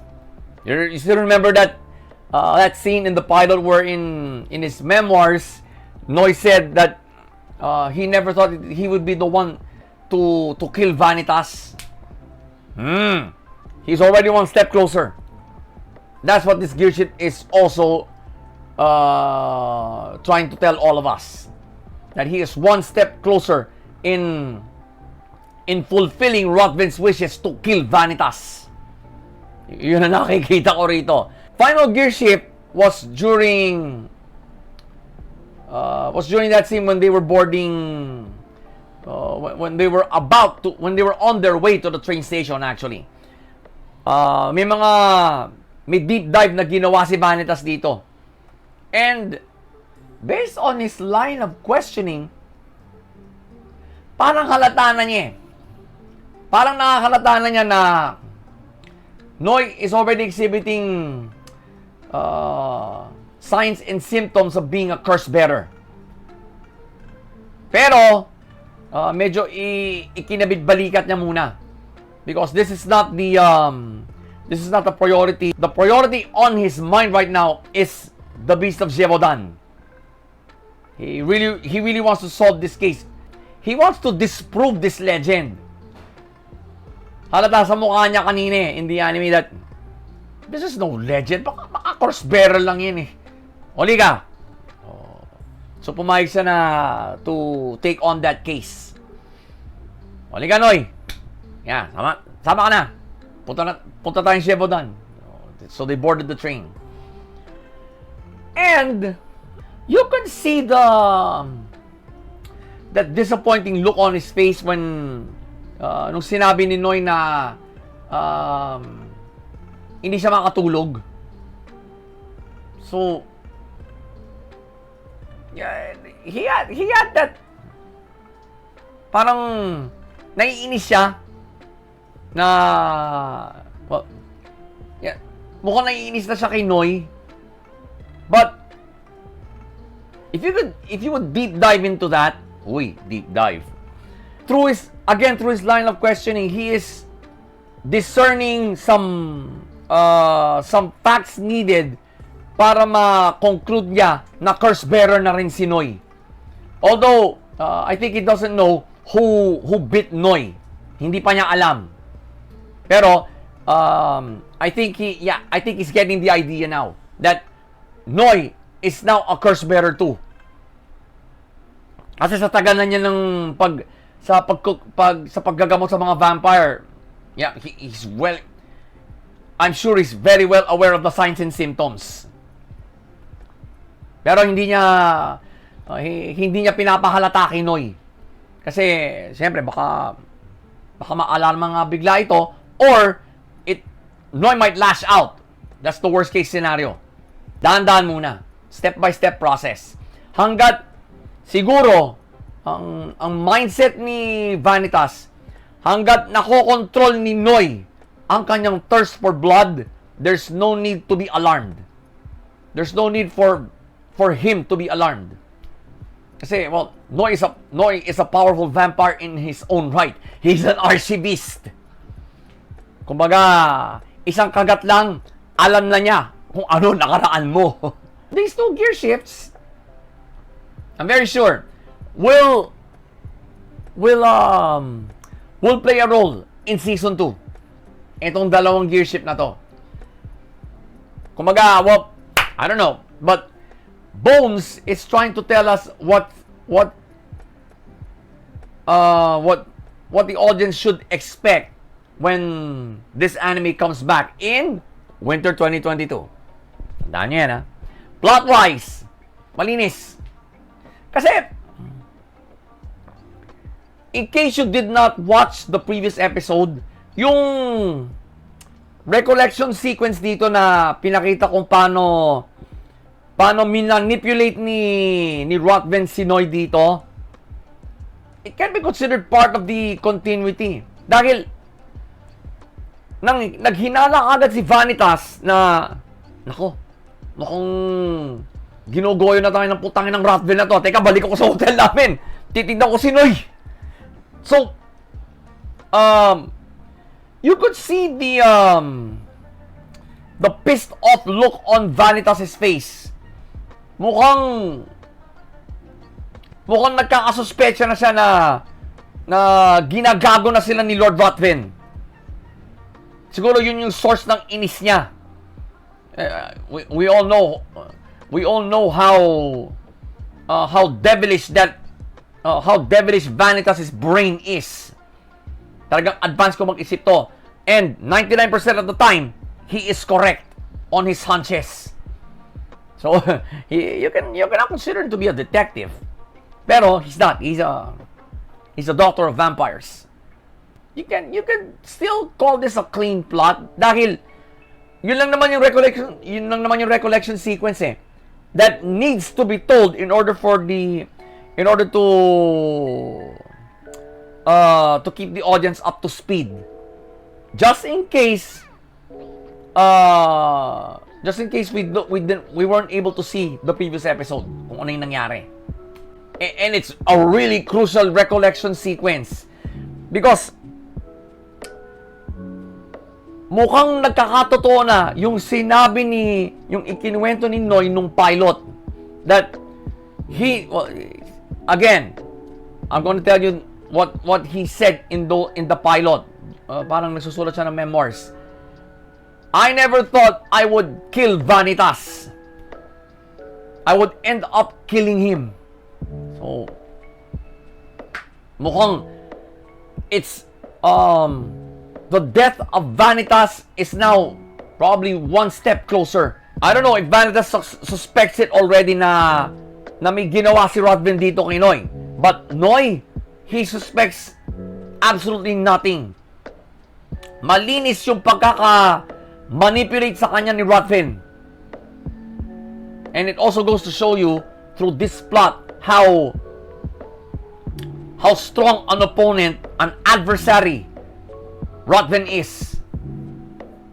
Kaya kung if I were Vanitas, I would take it one step at a time. I would take a more methodical approach to taking this bastard out. Kasi politiko rin to Politiko sa mundo ng mga vampires to. So talagang malaki leverage niya. Not even Count Orlok can do anything against Rodvin. Kasi mas mataas ito. Mas mataas ang rango.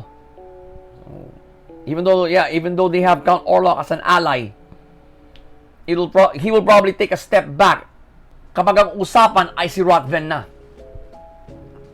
So, pace, flow, and plot, they all came together for this finale. And all three aspects made us go into a deep dive right now. Talagang masasabi mo na season 1 finale ito. Maraming tanong ang iniwang walang kasagutan. So, yeah. That's another sign that another season is coming. At saka in-announce naman talaga that this anime will be a split course series. Kumbaga, 12 episodes. Ayan, season 1. Pahinga muna nitong forthcoming season. Balik siya in winter 2022. So, tama suspecha ko. So, the case study of Vanitas season 1 finale. Great setup.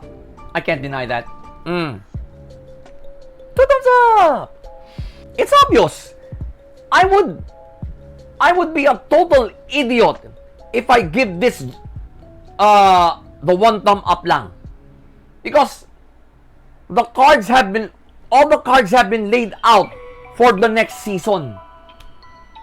Okay, so unang baraka. How is Rodvin going to use Noy against Vanitas and their allies? Number 2, nagets na ba ni Vanitas ang kalagayan ni Noy ngayon? Considering the fact that Vanitas is a really smart guy, although his eccentric personality says otherwise. Final question. Sino itong mukhang makakasagupa nila sa Jevodan na pinakita sa post-credit? The final scene of the finale. Who is this? Is this the real Nanya? Pwede rin. Because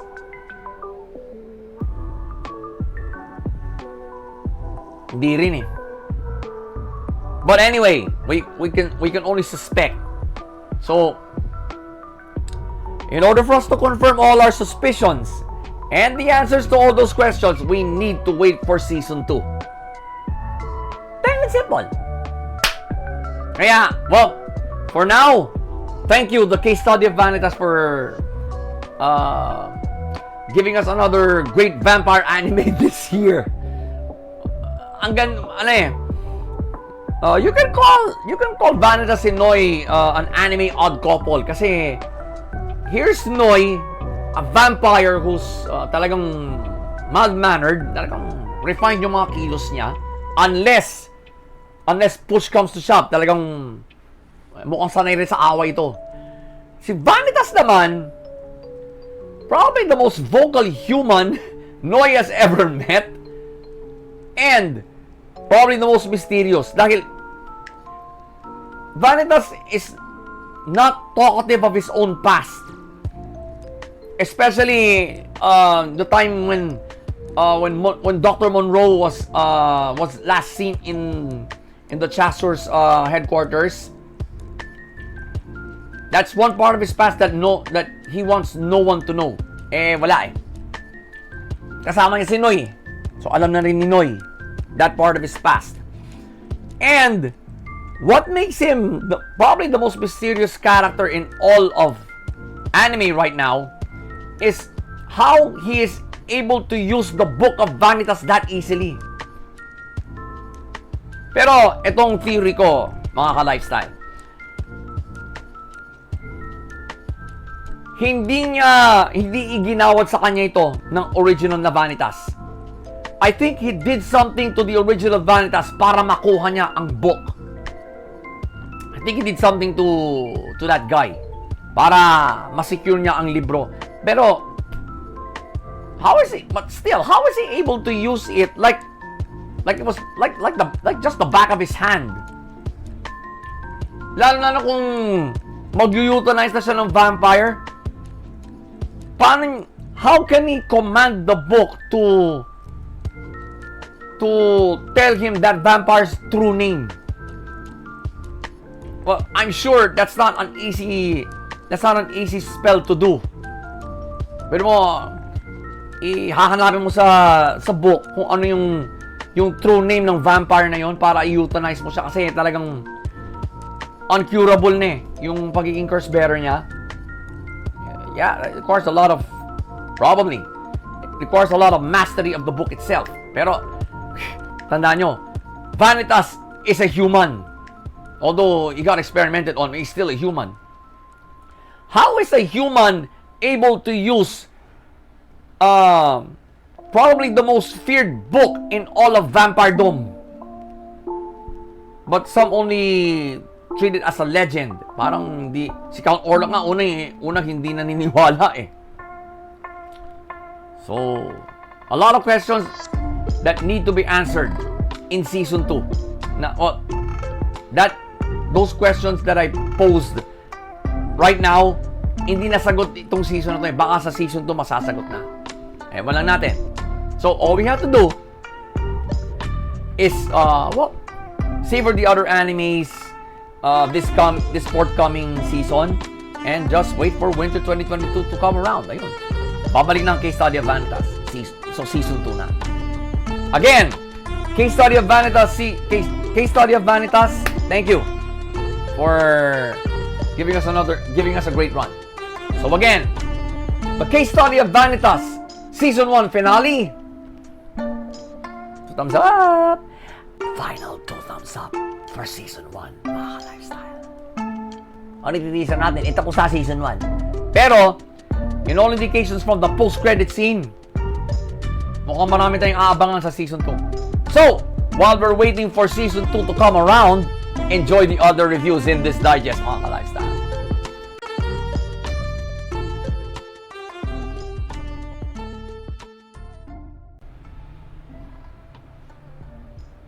It's obvious, Ryuhei is down in the dumps after being knocked out by, you can say, the hierarch in himself. The knocker-ups are now down by one man. Kasi mentally incapable for now si Ryuhei. So they figured, hanapin si Murase. They found, well, they've looked everywhere in Shibuya. I think probably in even the whole of Tokyo. And it's nowhere to be found. While this was going on, nag-throwback siya to the times that his brother was still alive and looking after him. What a great kuya he was. And up to the time he saw his big brother get stabbed. Suddenly he remembered Murase. Well, that pissed him off. One punch to the table and all those books that were from his brother came flying down on him. Naalala niyo tuloy yung sinabi ni ano lang isang knocker-up na yun? I forgot his name already. There's probably a clue in the books that his brother already read before his passing. So tingin siya. Ngayon, 2 minutes in, medyo inantok na siya, may nahulog na note with some artwork. So tinignan niya, Traumerei ito ah. Tapos tinignan yung likod. Ano sabihin ito? Ryuhei started his own search for Murase until nagkita sila. So, well, sinabi lang ni Murase na if you really want to see the hierarch and kick his ass, take a somnium drop. At first, hesitant si Ryuhei, but in his desire to kill the hierarch, well, plain and simple, to end all this, he took the somnium drop. At naabutan siya ng mga ibang knocker-up. Kasi the moment he swallowed that somnium drop, may nagbukas na portal to the Traumerei. So, na-sense ng mga ibang knocker-up. Punta sila. Ayun, nabutan nila si Murase. Ayun. Well, all Murase did was push Ryuhei into that portal. Send him flying into the Traumerei. Pero, sa kagustuhang makasunod sila kay Ryuhei, Rena also took a somnium drop. Ayun, nagbukas, sunod sila. So, well, right after that, Murase disappeared. Sabi ni Eri, wag muna natin siya kabulin. This is the priority. So, technically, they're 2 men down na. So, sunod, while this was going on, ayun, papunta na si Ryuhei dun sa uncharted part of the Traumerei, at least to the knocker-ups. It's uncharted territory. Nakarating siya sa templo ng church. So, he saw the hierarch. Without batting an eyelash, he went after him. Talagang isang suntok ang pinasalubong niya. While all of this is going on, ayun, sinalubong na mga ibang weird ang mga ibang knocker-up. The other knocker-ups had no choice but to fight all these weirds. So, back to Ryuhei. He was able to crack open the hierarch's mask. Final scene. Ryuhei was able to crack open the hierarch's mask. Kanino mukha yung nagpakita? Sa kuya niya. Wow! What a twist! What? Ano to? Is this anime saying that Ryuhei's older brother is the hierarch all along? Okay, so let's break this episode down ARD style. Pace. I believe the pacing was moderate. Okay, the pacing was moderate. Then it went fast nung nagkita sila Ryuhei at Murase. Kasi medyo tense, talagang mainit na ulo ni Ryuhei. He was really pissed off that his supposed best friend, ito pala ang nagdi-distribute ng mga somnium drops all over Shibuya. The pacing is quite understandable dahil Ryuhei is down in the dumps when the episode started. Then after he did some digging himself, sabi niya, kanyang sarili niya, I need to look for Murase. So, ganon. And you can say that I couldn't, well, personally, I could not say that the pacing of this episode was slow. Dahil for the other knocker-ups, it's a race against time. Kasi technically, they're down one man. Ryuhei is right now emotionally incapable of fighting the enemy. Na-recognize naman nila ng iba yon. And probably except for Rena. The pace even picked up a notch, one notch higher nung sinabi ni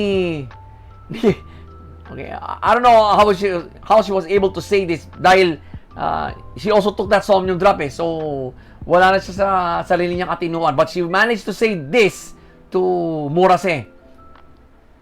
That guy, she's referring to Ryuhei, can't make friends. Akala mo ba kaibigan mo siya? No. So, well, this sort of pissed Murase off while the other knocker-ups were going into that portal. Siguro that was the reason why he left so suddenly. At hindi alam ng mga ibang knocker-up. So, call it mind games on the part of Rena, but I don't think it is. Kasi she's not mentally capable enough of pulling such mind games. Siguro she was talking to Murase from her heart na. That Ryuhei is like that.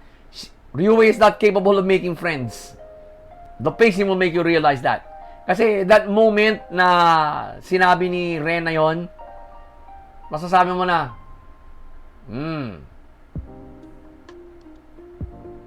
may point si Rena.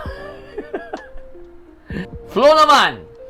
Well, first gear shift there was, Ryuhei had that aha moment nung binuksan niya isang libro ng kuya niya.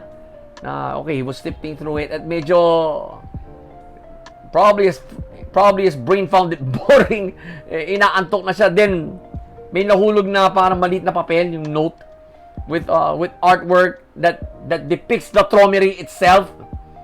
So I call that a gear shift because if it weren't for that gear shift, Ryuhei wouldn't be doing some due diligence of his own. Ayun, he eventually found Murase. And I think this gear shift would probably be the most crucial gear shift in the entire anime. I'll explain later. Second gear shift was when Ryuhei saw Murase again. So kinumpronta niya. So ano ba tong pinaggagawa mo? Ikaw pala ang nagdi-distribute ng somnium drops. So inamin naman ni Murase. And reinforcing that, Murase said that you cannot fight the church. It's impossible to beat the hierarch. Pero hinaman pa nga niya ng away si Ryuhei. But Ryuhei outmatched him. Kahit kumuha pa siya ng tubong ganun. Ryuhei simply disarmed him. Like the kickboxer that he is. Just goes to show you how what's called this? How formidable a fighter Ryuhei is. Biro mo may tubo na yung kalaban niya, but he wasn't phased. He knew how to disarm someone with a weapon. Talagang knocker up siya. Knocker up siya talaga. He's built to be a knocker up. So that's another thing this gear shift is telling me. But there's another thing this gear shift is telling me.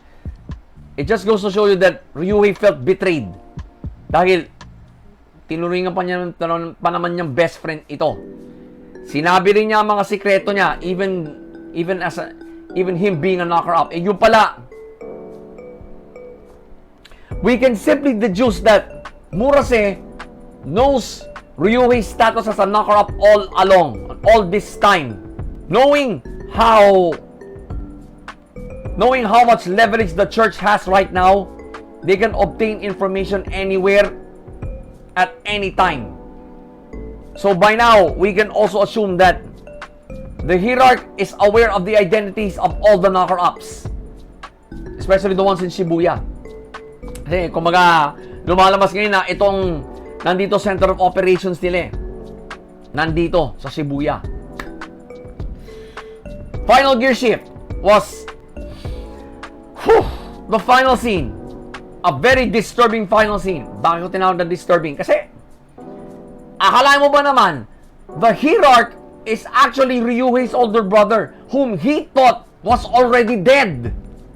Ikaw yung siguro, what's the deal here? Bakit mo ka? Siguro, knowing how dense Ryuhei is, siguro tinatanong niya sa sarili niya, paano mo nakopya mukha ng kapatid ko? Yeah. As the viewer, you can also ask that question yourself. Alam mo naman natin lahat, patay na yung kapatid ni Ryuhei. So, ano to? What's the deal here? That's why I called it a gear shift. We can classify this one as a crucial gear shift. Kasi, now we know who the hierarch is. And unfortunately, this will trigger a moral dilemma within Ryuhei. At saka, tandaan nyo, uminom na somnium drug si Ryuhei. So that makes him a dreamer. That now makes him susceptible to the hierarch's will. Ryuhei better not offer up whatever wish he has right now. Bad idea. Yung nangyari kay Eri nun, that's probably a 1 in 1,000 chance. Or talagang destiny ni Eri na maging knocker up through becoming a Desarya first. We couldn't say the same about Ryuhei's potential fate if the hierarch or his brother forces him to offer up whatever wish he has. Mahirap yan. So, these 3 gear shifts that I saw, definitely, especially the first and the final gear shift, will play a role in the final 2 episodes of this anime. Yes po. Now I know, mga ka-lifestyle, how many episodes this anime will run. It's 13 episodes. Kaya, final 2 episodes na lang tayo. So, we were already on the road to the finale as early as episode 9. Nagkaroon na ako ng road to the finale feels as early as the previous one, episode 10. Pero I could not say for sure if this is the road to the finale. Kung talagang nagsimula na, or am I feeling this too early? So, I did some digging. Ayun nga, 13 episode run. So, tama ang suspecha ko. We are already on the road to the finale. Pero, yung feels ko, naramdaman ko lang in the previous episode. Pero dito, talagang ramdam ko. The moment Ryuhei entered the domain of the hierarch, doon ko talaga naramdaman ito. I said, oh my God, now I'm having those road to the finale feels. Plot-wise, may recollection sequence na, merong flashback sequence. Malinis. Because that flashback sequence is totally unnecessary. In my honest opinion, mga ka-lifestyle. Because we all know how close Ryuhei was to his older brother. So, I don't think this will play a role in this episode. Parang ano lang kasi, Ryuhei is in a funk when the episode started. So, natural. His mind will race. Sometimes even go back to those happy times he had with his older brother. Ayun nga nangyari. Nagkaroon ng hence the flashback sequence. Ikaw siguro nung Sansigen, we might as well show how close these two were. Of course, we are presuming that Ryuhei's older brother is already dead kasi pinatay sa harapan niya. And now this. So, if this doesn't create a moral dilemma within Ryuhei, I don't know what will. But knowing how, you could say, mentally incapable of fighting Ryuhei is right now, oh, well, I hope it doesn't break. I hope this doesn't break him mentally. Yun ang masasabi ko. And the plot will make you realize that. Ganun kalinis. Kasi ang plot. Simple lang. So, pace, flow, and plot, I almost didn't recognize the pacing from the flow. Bakit? Kasi, well-meshed eh. Well-meshed ang pacing sa mga gear shifts ng episode na to. Because I felt every scene in this episode was a gear shift. Nothing, they're almost pantay-pantay eh. There's, but I saw a degree of significance in the three that I saw. Pero maliit lang.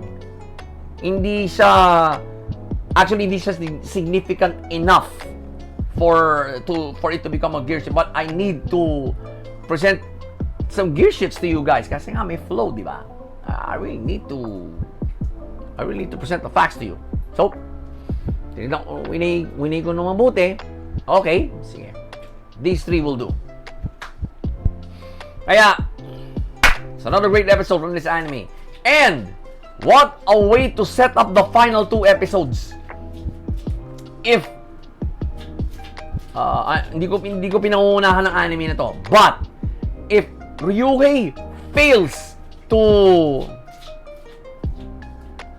not succumb to any possible mind games the hierarch has for him,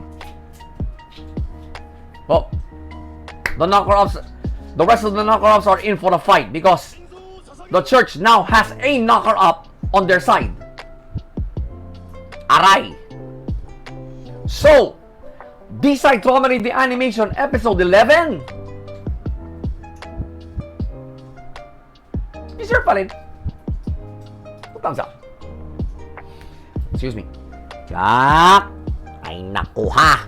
We can only speculate now as to what's going to happen in the final 2 episodes of this anime.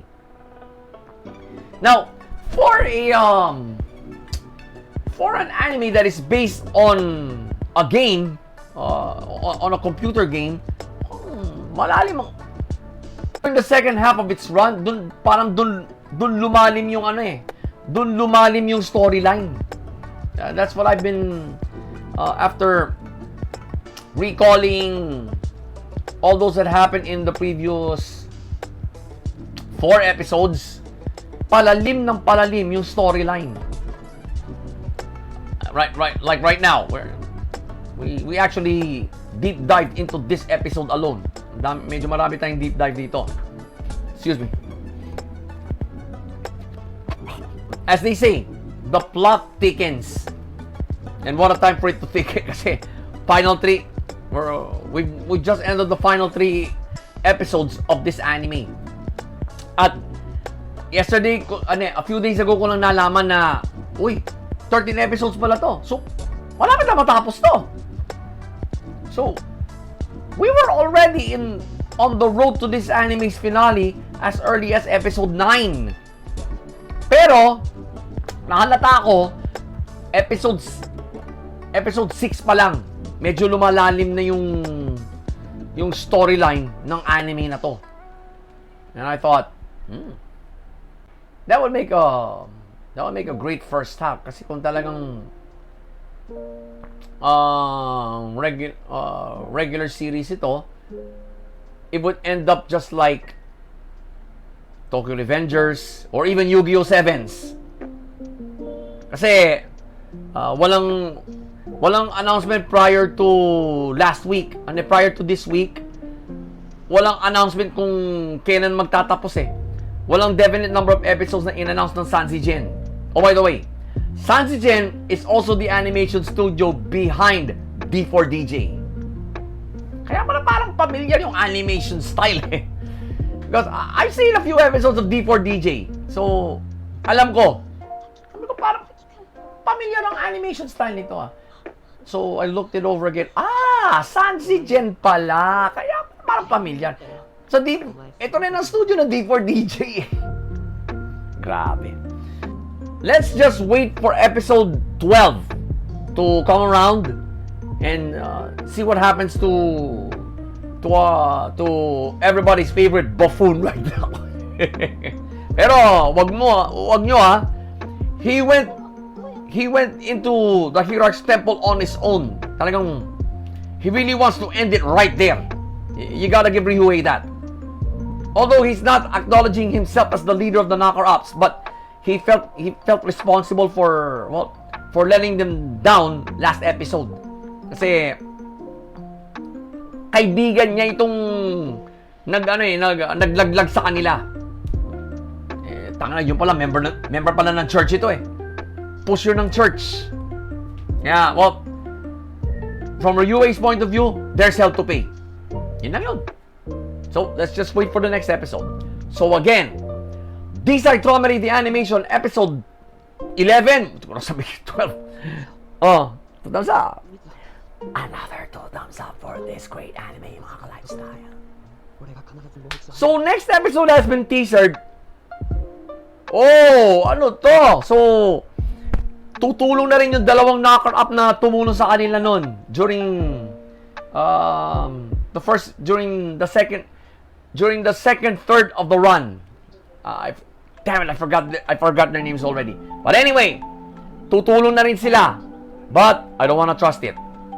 So, let's just do the drill, mga ka-lifestyle. We wait for next week and watch episode 12.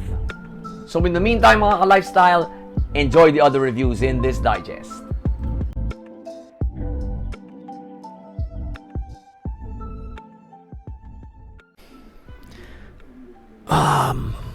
Looks like Valhalla is now officially under Toman. From a sociological standpoint, Valhalla absorbing Toman is a big difference from Toman taking over Valhalla. Those are two different things. So in this scene, Toman is now has officially taken over Valhalla. Kumaga, part na siya, Valhalla, part na ng Toman. Pero, the mother organization is Toman. Well, by the way, Mikey announced it. It looks that way. Pero, hindi pa rin mapalagay si Takemichi. Then, Mikey turns the floor over to Matsuno. In-announce ni Matsuno na ang bilin daw ni Baji sa kanya na gawing replacement niya si Takemichi. Wow, baguhan pa lang sa Toman, eto na, first division captain na siya. Takemichi, the crybaby that he is, he accepts the nomination with tears of joy. Kinoment nga siya ni Draken eh. Eto na naman sa Takemichi, umiiyak na naman. Oo nga, captain na ng first division si Takemichi, but Hanma just called Kisaki out, saying that Valhalla never had a leader. Pero the one that mediated, as Hanma claims, is Kisaki. Lalong hindi napalagay tuloy si Takemichi despite being nominated to become Toman's new first division captain. He quickly went to Hina's place to, of course, shake hands with Naoto, and he's back in 2017. But it's entirely different from where we last left it. He is now, well-to-do, brushed up na yung buhok like this, and mid-driver siya. They were going to this manager's meeting. His right-hand man is Matsuno. So this means Toman has now grown to a full-scale organization with several businesses at hand. And of course, Matsuno is now his right-hand man. So, pero sinabi ni Matsuno na, they're being called to this manager's meeting. Who was at that manager's meeting? Well, si Pa, of course his brother Pe, si Smiley, si Hanma, and a few other unfamiliar faces. Pero based on how the conversation was going, tatlo sa kanila mga dating Black Dragon. Ano to? So confused ulit si Takemichi. Then in comes Kisaki. Nagulat na naman siya. Now Kisaki wanted a word with him and Matsuno, and Kisaki wanted to apologize for Baji's death, of course kay Matsuno. Right after their drinking session, sinabi ni Kisaki na all that's happened to Baji and the rest of the Blood Halloween, I lied. So yun pala, both Takemichi and Matsuno got drugged. Takemichi just wakes up with him and Matsuno, a bloody mess. Mukhang binugbog na sila habang tulog siya. Final scene, Kisaki shoots Matsuno in the head. Tapos sinurutan niya si Takemichi. Pero nothing was sure yet kung talagang napatay ni Kisaki si Takemichi. I didn't expect that kind of an ending to such a great anime. But in all indications, we haven't seen the last of Tokyo Revengers. So let's break this episode down now, ARD style. Pace. The pace was from the get-go disturbingly slow. I mean, there's something to the pacing of this episode that made me feel uneasy. Mula nung Hanma called out Kisaki, parang hindi although kumbaga inabsorb ng Toman ang Valhalla, because if you're going to go back to 2017 Draken's story, inabsorb ng Valhalla ang Toman. It had a different ending to it because pinapalabas ni Mikey na inabsorb ng Toman ang Valhalla. If you'd look at it logically, this may be good for Toman kasi sila mamamahala sa Valhalla. But Takemichi felt uneasy again, lalo nung kinall out si Kisaki. But yeah, I felt the same way I felt the same way Takemichi was feeling. Kasi the pacing of the episode was disturbingly slow, although you would find the aftermath a little funny dahil si Takemichi medyo he doesn't look like a loser anymore. May clutch bag pa nga eh. Tapos when he went to this manager's meeting, yung mga ugali nila nandun pa rin, sila Pa, Smiley, si Hanma. Although Hanma is he doesn't look criminally insane right now. Talagang unfortunately, so is Kisaki. So talagang all throughout this anime, siya talaga ang demonyo. That's what the pacing of this episode confirmed. Demonyo till the very end of this anime, si Kisaki. That's what the pacing of this episode will make you realize. And of course, the pacing was disturbingly slow, but for a good reason. Yung pala magiging final scene. If you're totally unfamiliar with the manga, you will find the ending of this anime. So yeah, disturbing as fuck. Flow naman. First gear shift was, of course, Takemichi's unexpected promotion to First Division Captain. Why did I call this a gear shift? Simple lang mga ka-lifestyle. Unti-unti nang matutupad na ang goal ni Takemichi to become the leader of Toman. Kasi First Division Captain eh. Kumaga, susunod na siya kay Mikey, although there is a vice commander named Draken. Pero he's let's just say his foot is already in the door. Yan. If you look at it that way, things didn't turn out the way Takemichi wanted in the end. So, but anyway, I call this a gear shift because you would feel happy for Takemichi because he is now, well, like I said a while ago, his foot is already in the door when it comes to rising up the ranks of Toman. Andun na. Second gear shift was during this manager's meeting. That's why I called it a gear shift, because Takemichi got to see who are the main characters now in Toman. So okay, nandun na si Smiley, nandun. Of course, Hanma is there kasi sa pagkakalam niya, inabsorb ng Toman ang Valhalla. Pero who are these? At least 3 to 4 characters that he doesn't totally recognize. Ba? So, according to Pa, mga dating Black Dragon to.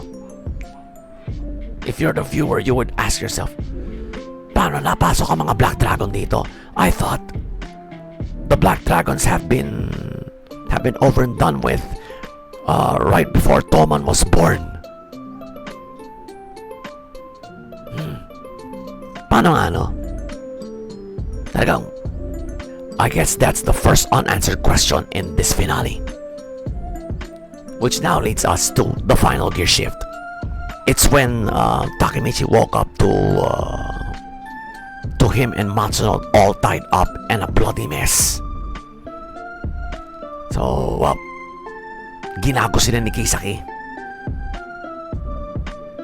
Lumabas na ang pagkatimonyo ni Kisaki dito sa gear shift na to. He really wanted to know who the rat is. Inamin naman ni Matsuno, but Takemichi had nothing to do with it daw. Pero there's a claim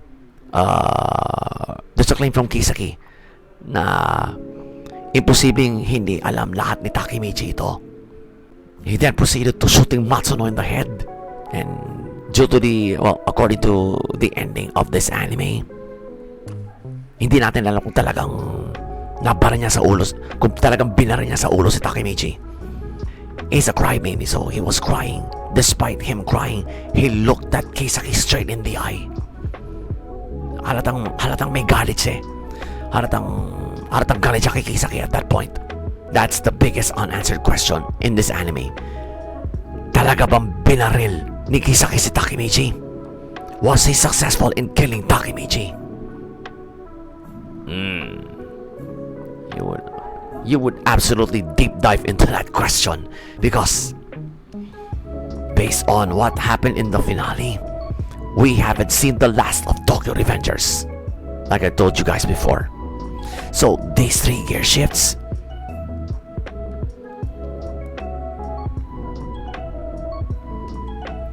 they all made this finale a great one. Kasi the last 2 left us unanswered questions. Paano na-involve ang Black Dragon sa Toman? Well, Hanma's presence is understandable kasi inabsorb nga ng Toman ng Valhalla, diba? Valhalla, presumed leader ng Valhalla si Hanma. But in the opening scene of the finale, inamin naman niya na Valhalla had no leader. Siguro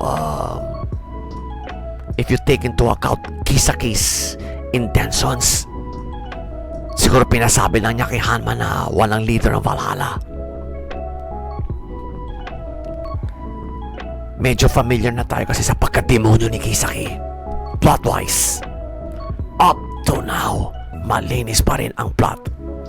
Although it was the finale, the continuity of Takemichi going back to his own time, and as one of the head honchos of Toman, you would even congratulate the guy for his somewhat success, or so it seems. either way, you feel happy for the guy because what he thought was a good change in the future, he knew. And I don't know. But if you look at the plot, talaga malinis. It totally focused on the continuity of the entire anime. Takemichi wasn't satisfied with the results he wanted, so he went back to 2005 Naoto, shook his hand again. Ayun, he's back in 2017, and wow, he went back as now one of the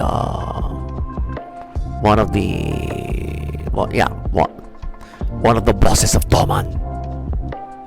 Pero sinabi ni Matsuno before Kisaki shot him, sinabi ni Matsuno na, well, of course Baji is dead, but Mikey has disappeared and Draken is still on death row.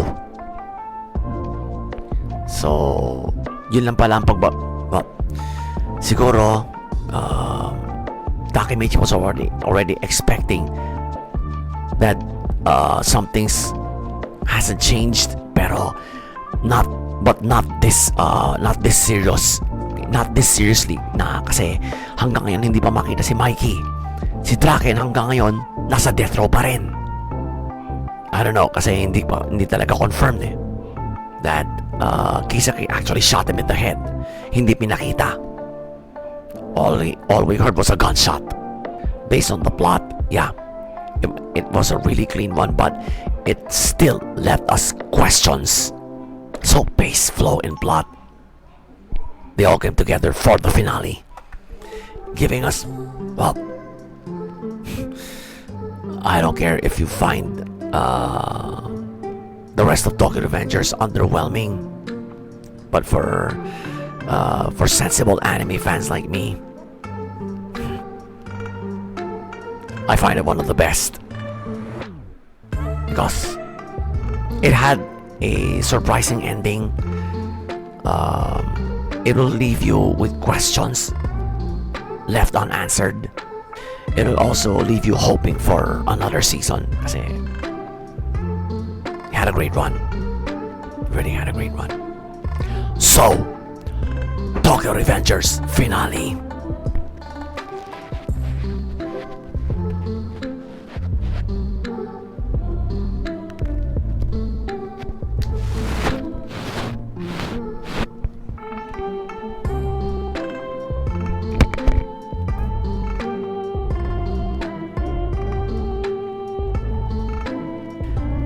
Light Films is yet to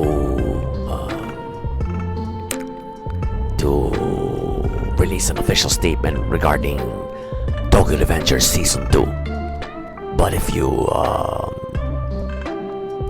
go for speculation, it will happen. And given the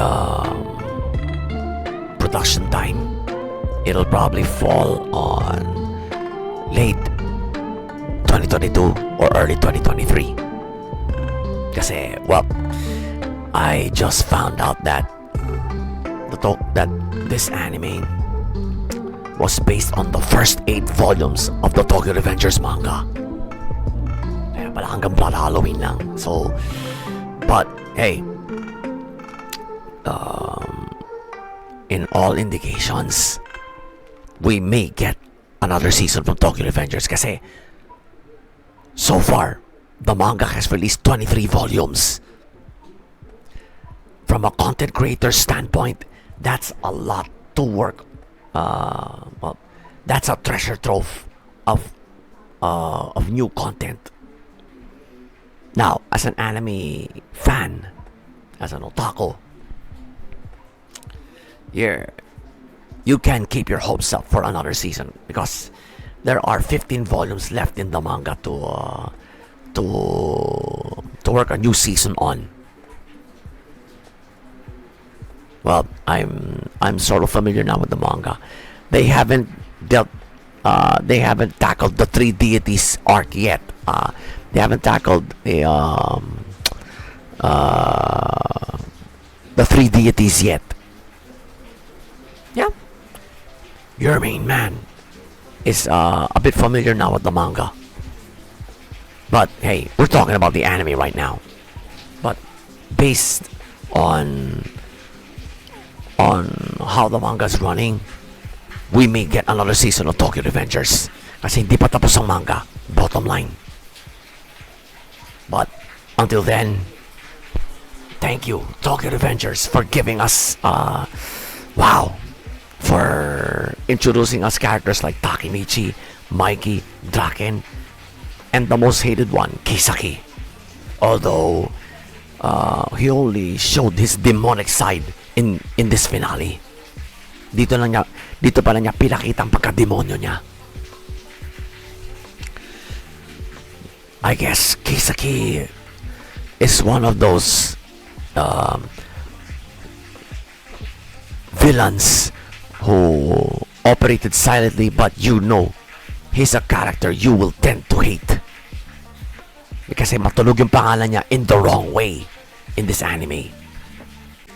I'll say it again, guys. Tokyo Revengers is a whole new take on isekai. Kasi sa the way Takemichi transports himself from one timeline to another, talagang kakaiba. And considering this is a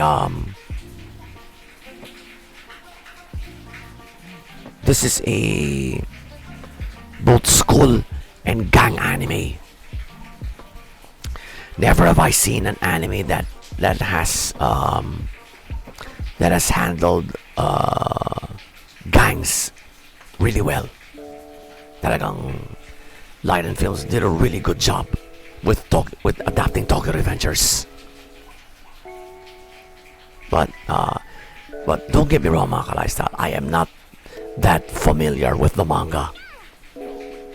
So talagang binibase ko lahat sa anime. I am an anime only guy. Kaya wow, it's a really whole new take on isekai. Kasi modern ang setting the main protag didn't go to another dimension or another kingdom or any of that isekai bullshit. Talagang it focused on modern times. It has focused on only 2 timelines for now. And well, it just gave us it just had a really great run. Talagang one of the best animes this year, ang Tokyo Revengers. And whoa, Tokyo Revengers, along with To Your Eternity, has gotten the perfect record from me. You know, if you haven't seen this anime, I hate to break the news to you, but you just missed out. But I'm not gonna scold you for it. You can always rewatch it. But bottom line, you just missed out on Tokyo Revengers. So again, Tokyo Revengers, thank you for giving us a great run. And well, we hope to see you soon. So again, for now, the final time, Tokyo Revengers finale. It's one of those finales that deserve another mic drop.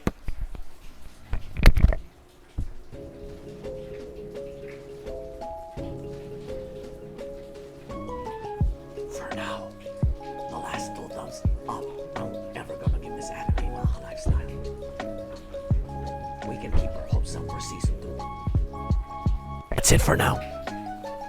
Until Leiden Films comes out with an official statement about season 2 of this anime, enjoy the other reviews in this digest.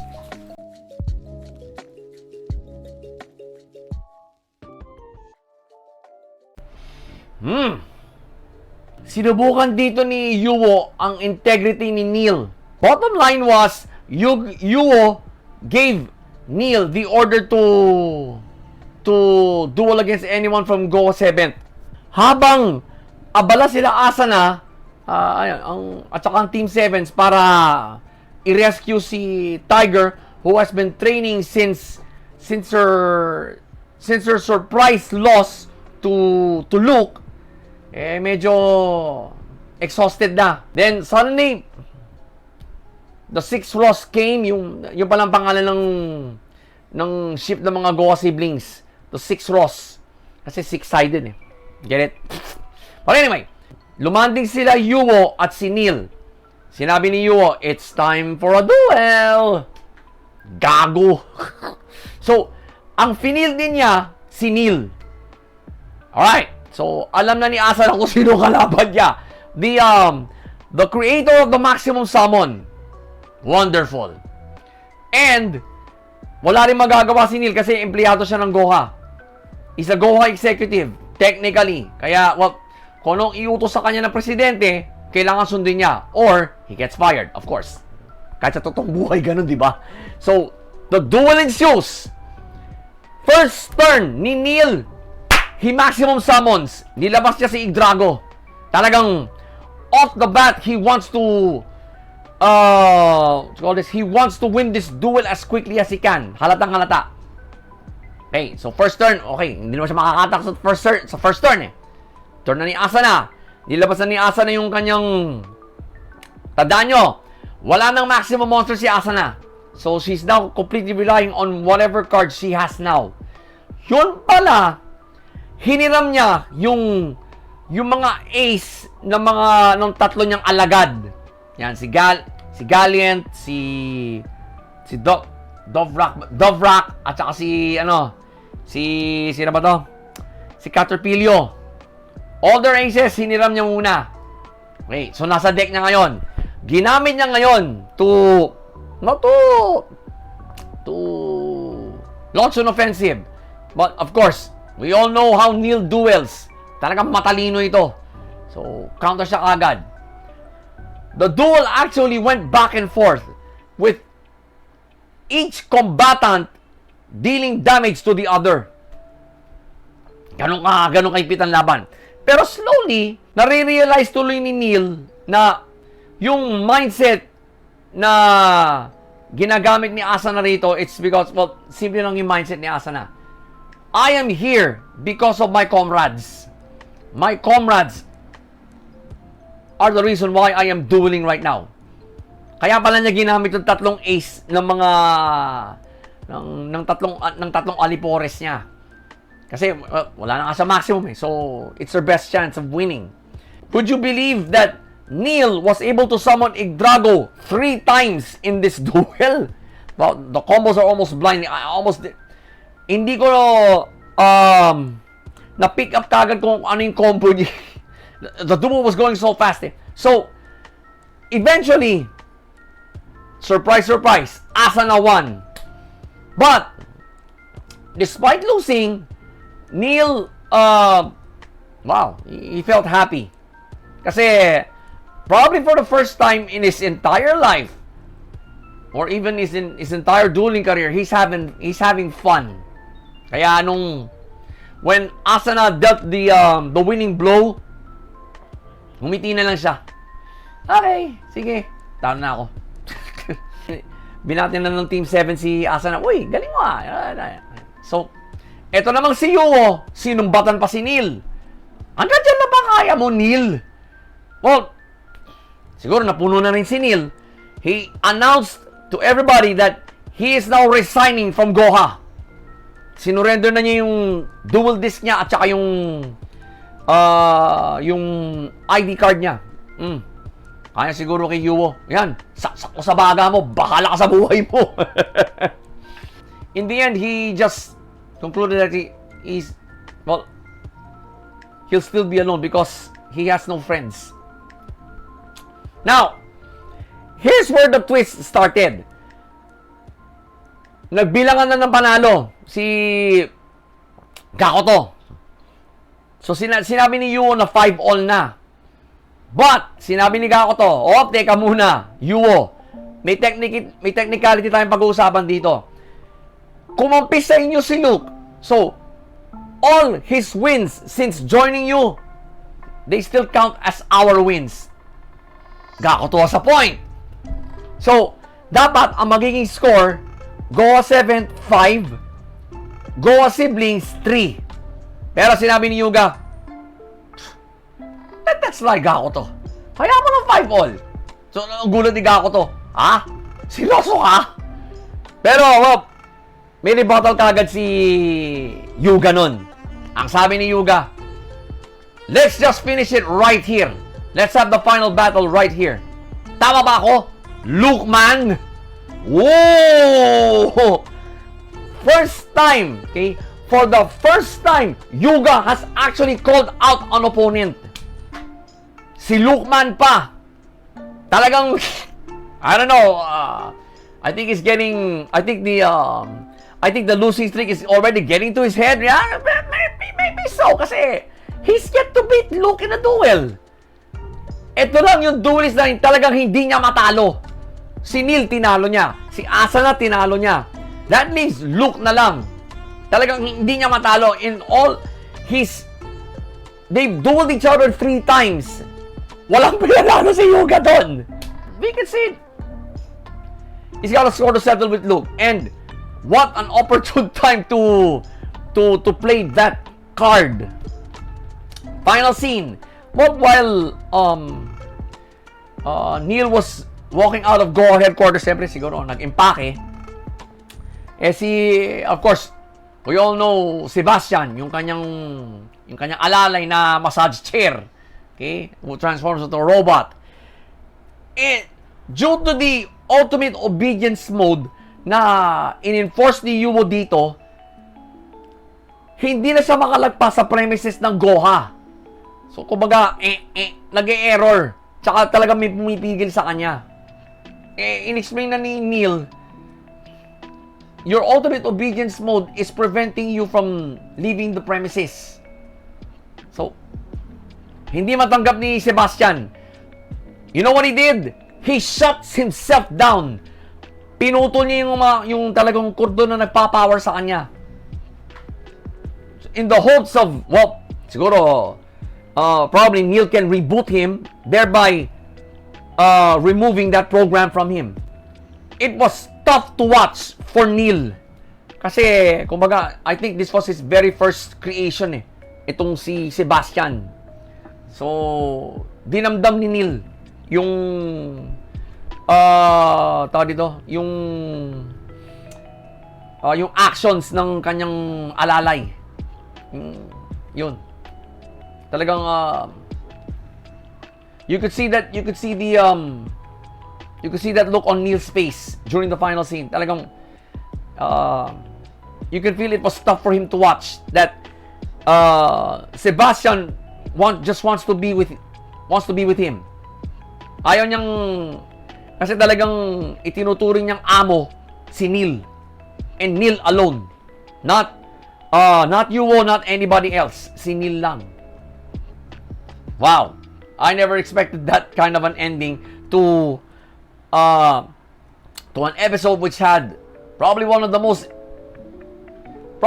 biggest character development duels I have ever seen. Galing. So let's break this episode down ARD style, alright? Ba't ako nag-alright? Shall we? Yan. Pace! Need I say more about the pace? There was a duel as intense as this. So natural. Intense ang pacing ng episode. Right? Well, you can't call it a Yu-Gi-Oh episode without a duel. Diba? Parang hindi Yu-Gi-Oh episode kung walang ganitong klaseng duel, diba? So, no further explanations. Talagang I was really glued to the screen when I was watching this duel. Talagang intense siya. And I thought, the pace is about to pick up. Kasi ang naging assumption dito ni Asana, Neil has completely submitted himself to the machinations of Goha. Of the Goha siblings.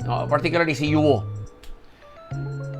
Sinabi naman in his defense, sinabi ni Neil, as an executive of Goa, it is a requirement to follow the president's orders. Kahit, he even said this, even if the president tells me to destroy rush duels, I do it. This pissed Asana off. So, natuloy ang duel. Kaya, wow. Flow naman, first gear shift was when Yuo made that challenge. At ang finil din niya, hindi yung sarili niya. Duwag eh. Si Neil. You beat Yuga with your fusion. Why can't you duel yourself now? This is what this gear shift is trying to tell me. Ever since the Lookman beat him, Yuo seems to always forget to carry his balls with him. He's always hiding behind somebody. In this episode, it was Neil. Kawawang Neil. Talagang inabuso ni Yuo ang authority niya rito. Talagang pinagsabong niya si Neil at si Asana, who are considered allies already. But due to the meddling of the Goa siblings, napilitang mag-side sa kanila si Neil dahil empleyado siya ng Goha. Bottom line. So, why field someone else when you're that good a duelist yourself, di ba? If there's anything this gear shift can tell you, it's this. Yuo is the big bad right now in Yu-Gi-Oh! 7s. He's bata pa lang, manipulative na, corrupt as fuck. So, I'm not exactly surprised at this move of his. Imbis na siya naghamon pero hindi siya ang umarap. Basically, ganun ang nangyari dito. Kapag ikaw ang naghamon, ikaw ang dapat umarap. It's basic human law. It just goes to show you how much of a coward Yuo is these days. Ever since the Lookman beat him with fusion too. Kaya nga he went through hell and high water just to have the Lookman by his side. Even go through underhanded means. That's why I called it a gear shift. It clearly shows how corrupt, how manipulative this kid is. And we all thought Neil was manipulative. Hindi kaya ni Neil ang ganito. In all fairness to Neil, he was an ethical guy. I think he's one of the most ethical characters in this anime. Second gear shift was when Neil finally realized early in the duel that he is about to lose. Asana has backed him into a corner during her final turn. Yung winning turn ni Asana. Kumbaga, main phase pa lang ni Asana, alam na ni Neil na that's all I can do. I might as well accept the loss. So I might as well have Asana come at me full force and max out my life points. That's all I can do right now. Hanggang dito na lang ako. Excuse me. Why did I call this a gear shift? Simple lang, mga ka-lifestyle. Neil had a sort of a character development here in this moment. Dahil it goes to show you how much he has grown as a duelist. Marunong na siyang tumanggap ng pagkatalo ngayon. After losses coming at the hands of being dealt to him by Yuga, then by you remember that draw he had with Gakuto in the team battle finals to end season 1. Yon. A duelist such as Gakuto forced him into a draw.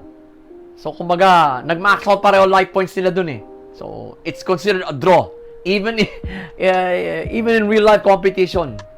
Pag nag-max out At the same time, ang life points ninyong magkalaban, the match is a draw. No questions asked. The match is a draw. Ganito na nangyari. Ganito talaga nangyari. So, he's now slowly realizing that the maximum summon isn't that formidable anymore.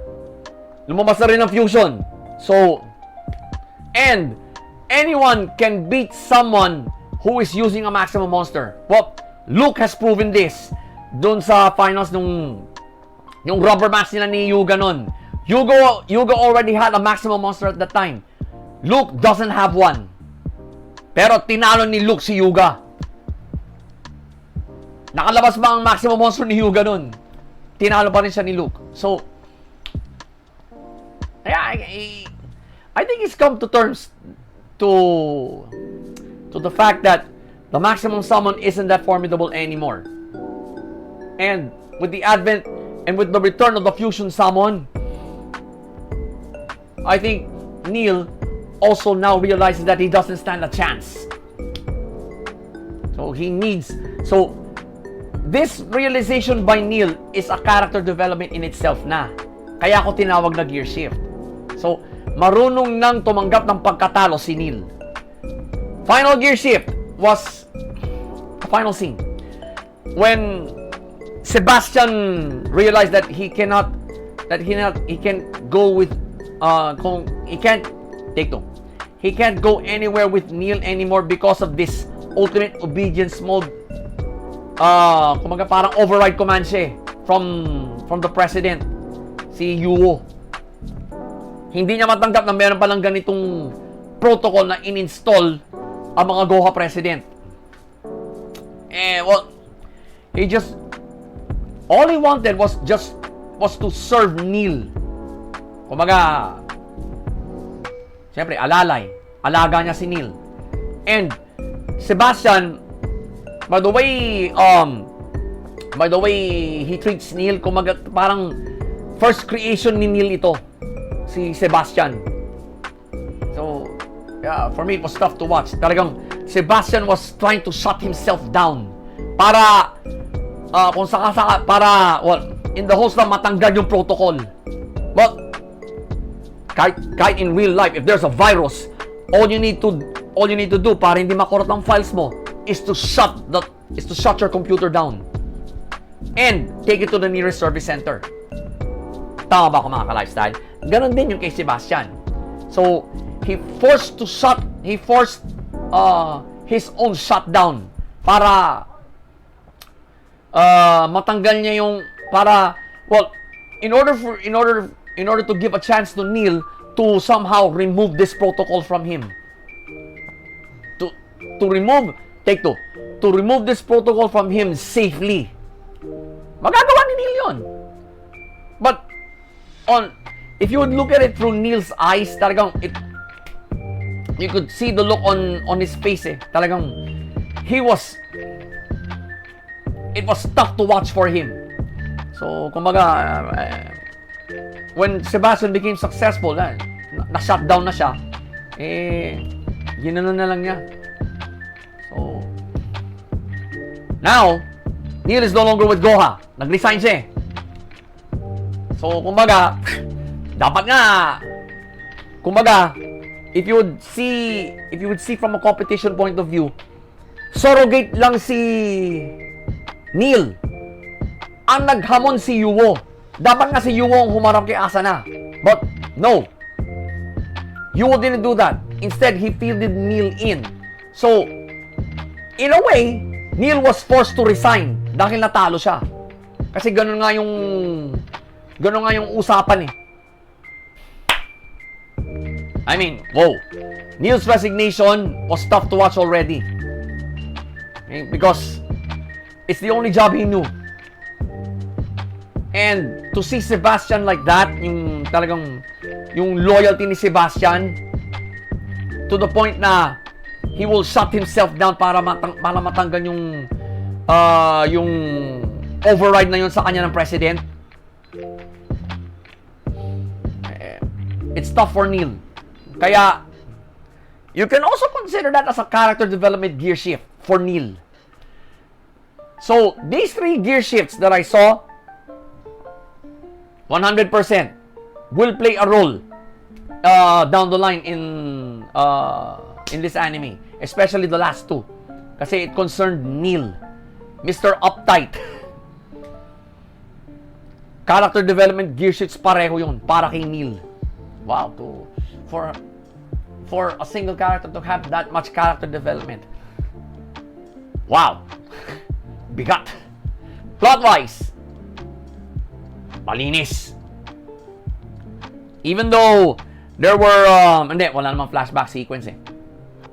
Well, there was one, pero that was during the opening scene. In-explain lang ng Helmet kung paano napunta doon si Lookman sa, humiga na lang doon sa mesa.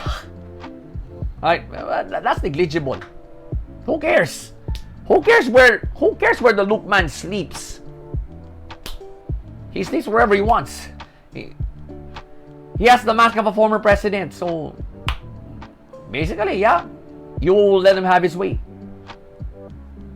So, kaya malinis pa rin ang plot because the duel was par excellence. Yeah. And it served as a character development moment for Neil. Kasi lahat yata ng mga characters sa Sevens nagkaroon na ng development except for him. Tama ako doon.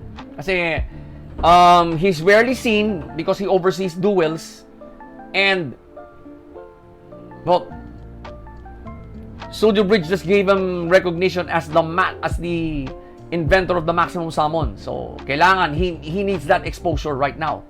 So, how will if there's anything this plot can tell you, it's this.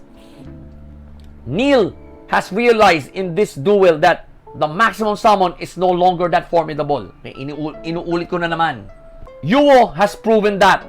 Yuo beat Yuga while Yuga has his maximum monster on the field. And he beat it with a fusion summon. So, tapos ngayon, Asuna beats Neil while Neil has his maximum monster on the field. Parang nangyari again, Luke versus Yuga during the finals, yung season 1 finale. Luke beats Yuga. Parang ganun nangyari. Kaya, the plot is that clean for you to realize this one. Malinis talaga ang plot mainly because of the duel. A duel scene this good, sigurado malinis ang plot ng episode. So, pace, flow, and plot, they all came together for this episode, giving us another great one from this Yu-Gi-Oh series. So, Yu-Gi-Oh! 7's episode 65. Hindi na mag-isip. Ganda nga eh. Oh, 2 thumbs up. Going back to Neil. It is a character development episode for Neil. Kasi kung hindi pinairan ni Yuo yung kanyang pagiging duwag, hamon, hindi pala ikaw haharap, gago. Neil wouldn't realize these things. Bottom line, he doesn't have human friends. He can consider Sebastian his friend kasi yun ang tingin ni Sebastian sa kanya. And I think he's had enough of Yuo's instigations. Talagang mali na ang ginagawa ni Yuo. He should not be sitting as Goha president. So I think Yuo scolding him was the last straw for Neil. Kaya binanatan niya agad ng resignation right there. Ay siguro kay Yuo, tangin mo, bahala ka sa buhay mo. Maghanap ka ng overseer mo. We can now consider him on the side of Team 7's. Bakit? He has already severed his ties with Goha. Talagang nag-resign siya. He leaves his ID and his dual disc doon sa isang bato. Siguro ni Neil. Ayan, saksak ko sa baga mo. I've had it with you. Parang ganun yung sinasabi niya eh. Talagang tinalikuran na niya si Yuo. Yup. A kid as corrupt as him, may tatagal bang empleyado sa kanya? I don't think so.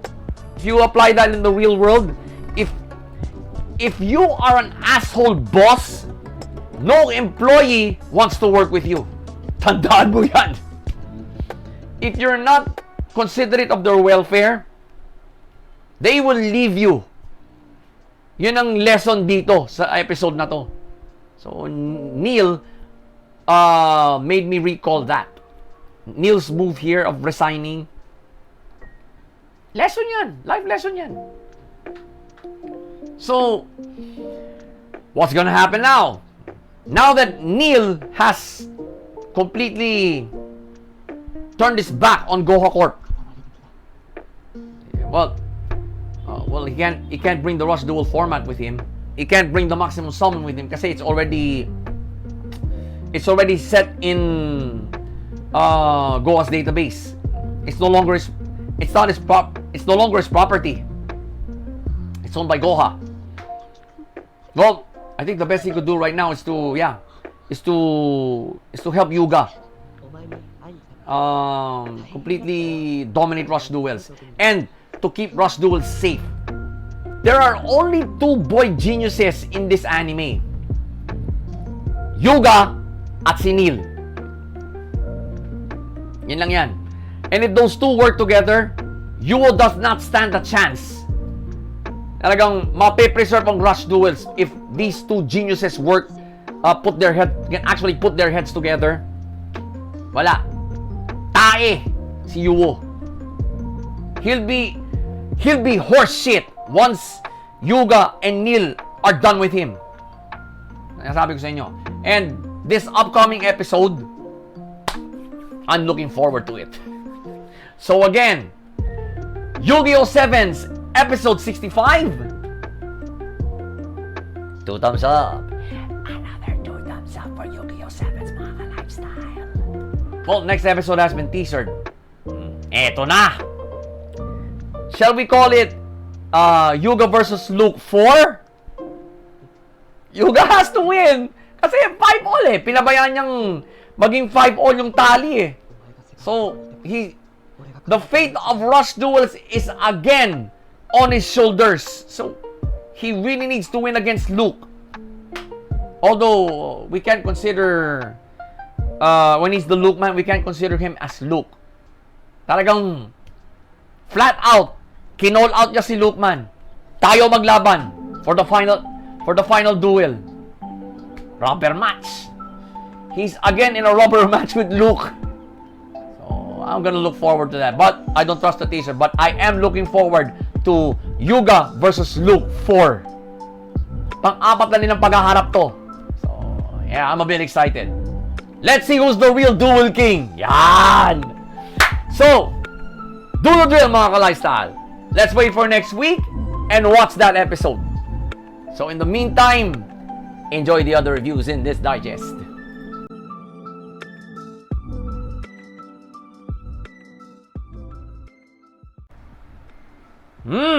This episode started out with a rather funny moment for the entire crew of the Bonito. Una, si Makaba. Labas siya sa bow. Then, the twins. Then, si Karin. Then, si Chubaki.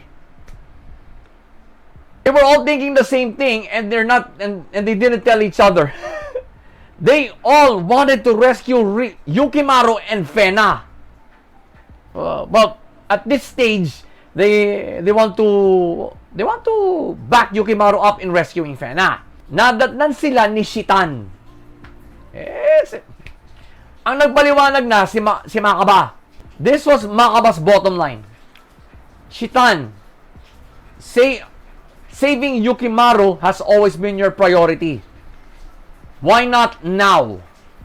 So, inaabotan pa niya ng bow si Shitan. Kasi, ito yung top archer nila, si Shitan. Eventually, pumayag na rin si Shitan. Okay, sige. Let's go after them both. So while this was going on, O'Malley has turned her ship going for attack mode. So, ayun, she started firing at the Blue Giant, yung barko ni Abel. Sabi ni Abel, ikaw niya siguro, I don't need to deal with this. Sabi niya sa captain niya, launch the Wellington cannon, explosive round. So, nagulat yung ha? Ibang wasak na natin ng pader ng city yun, ha? Bakit mo gagamitin sa ganyan? Do it! Sabi niya, well, he's the commander. He's the commander of that ship, si Abel. So, sunod lang ang captain. Turn 45 degrees towards the Rumble Rose. Binanatan nila ng Wellington Cannon. Putang ina, isang sabog lang. Wasak ang Rumble Rose. And we don't know if O'Malley is still alive.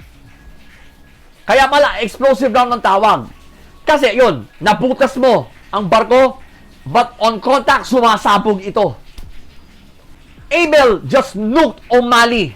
Yun lang masasabi ko.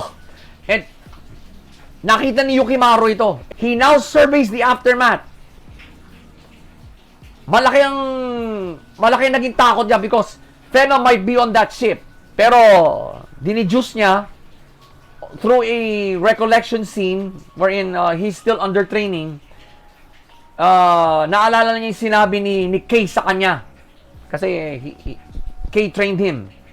Kay's bottom line was this: always survey the situation, and your fear will always be your fatal flaw.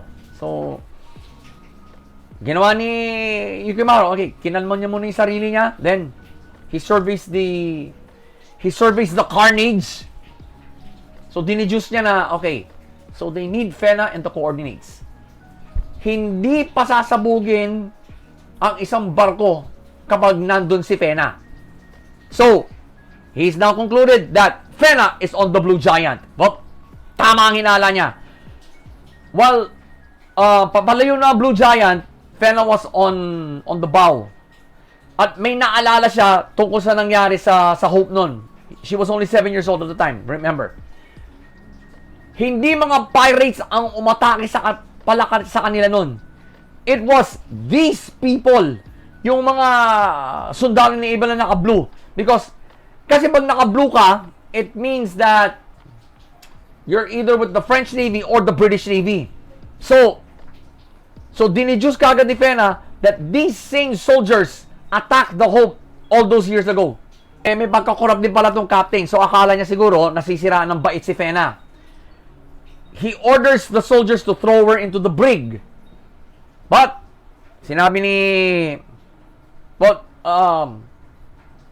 all of a sudden Yukimaro interferes.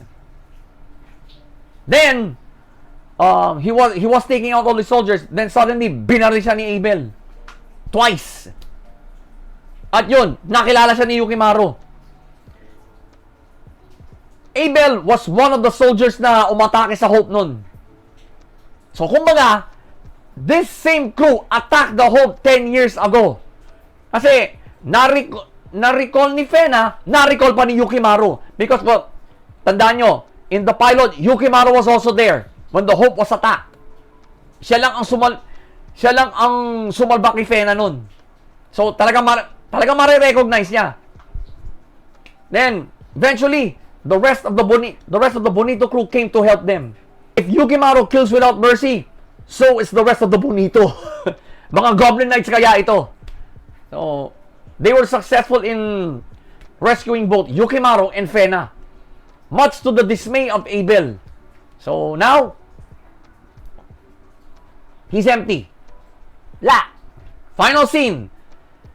The Bonito resurfaces kasi, kumbaga, emergency, they took evasive actions, obviously, na hindi man lang pumasok ang lahat sa loob. So, what they did to Yukimaro and Fena, tinakpan muna nila ng tigisang bariles.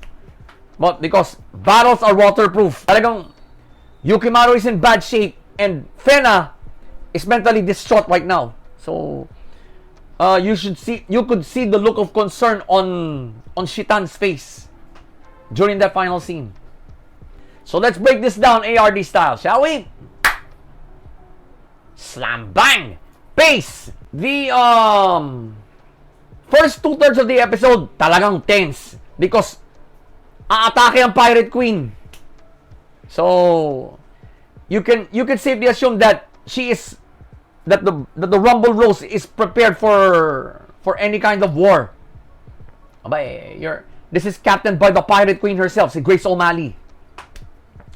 But isang tirahan lang mula sa Blue Giant yung Wellington Cannon. Ubos ang Rumble Rose. It doesn't exist anymore. The pace was at an all-time high at that point. Grabe. Looks like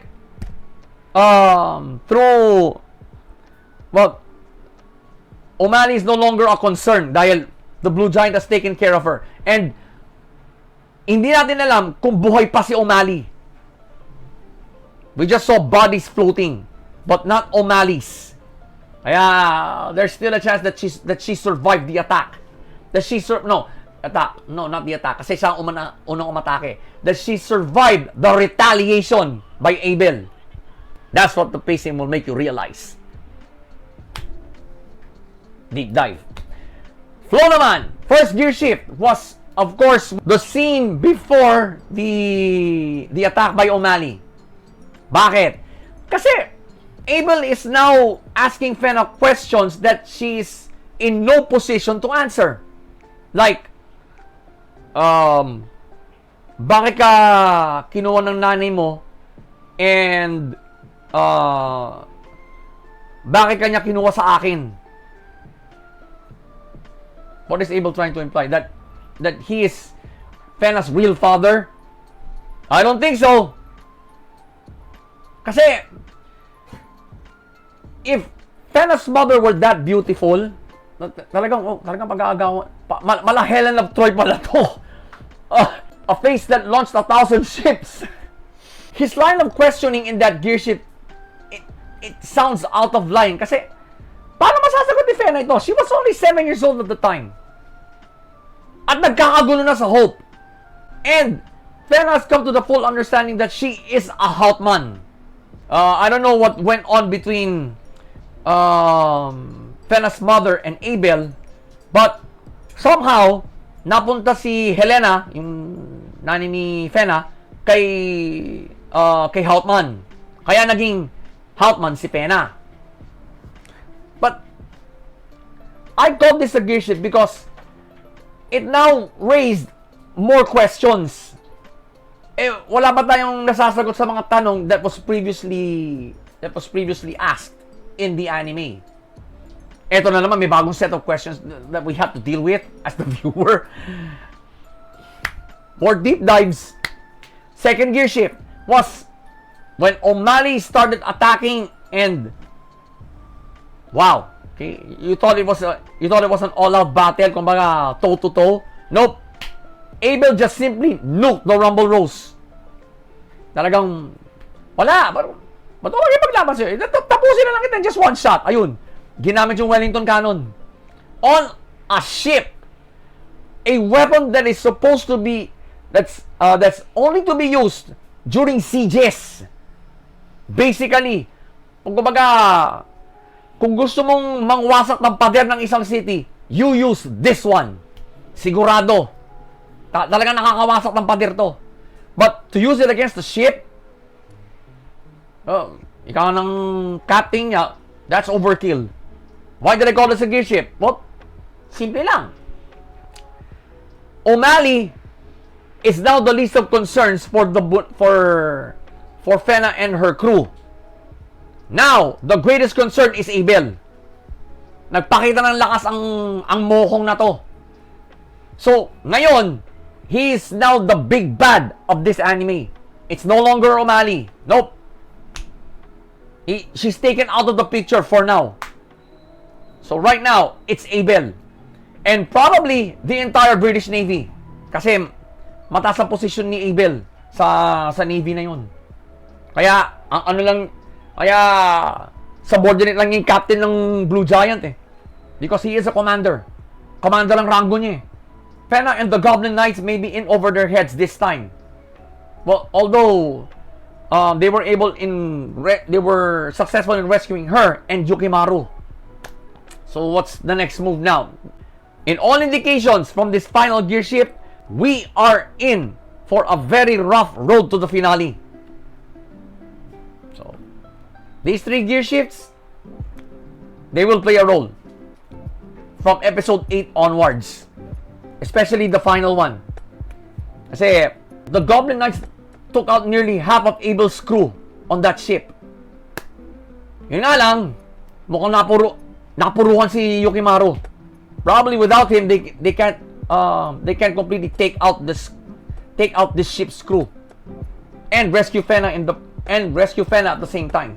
So kaya they took evasive actions talaga.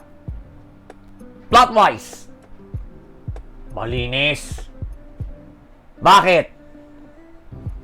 You think I overlooked the recollection sequence Yukimaru had? Nope. Saglit lang yun eh. But it is one recollection scene that I can set aside muna and concentrate on the continuity of this episode. The recollection scene wasn't, I couldn't call it a non-factor kasi without it, hindi malalaman ni Yukimaru ang gagawin niya. So he just went back to his training. Ano bang sinabi ni Kei sa'yo regarding these kinds of situations? Ayun, naalala niya. Okay, sige. Kalma muna. Okay, survey the situation. Okay. If Fena is aboard that ship, the ship that just blew up, sigurado ang bangkay niya lumulutang na. Nope. It wasn't here. Pero, hindi magagawang pasabugin ng kabila ang barkong ito kung nandito si Fena, because they need both her and the coordinates. He therefore concluded that Fena is on the Blue Giant. He went after her. Yun ang hinabol ng barko ngayon. It's that clean a plot, I tell you.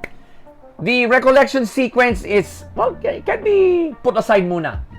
It's not totally negligible kasi it's a vital recollection sequence. Pero, it can still be set aside so that the viewer can still concentrate on the main continuity of the episode. Kaya malinis pa rin ang plot. So, pace, flow, and plot, they all came together for this episode, giving us a great setup for the road to this anime's finale. Talagang, you can consider all things possible now eh. Hindi lang si Abel ang kalaban nila ngayon, kundi ang isang naval force ng isang buong bansa. Now, we don't know if it's French or British. Pare-pareho tayong hindi pa sure.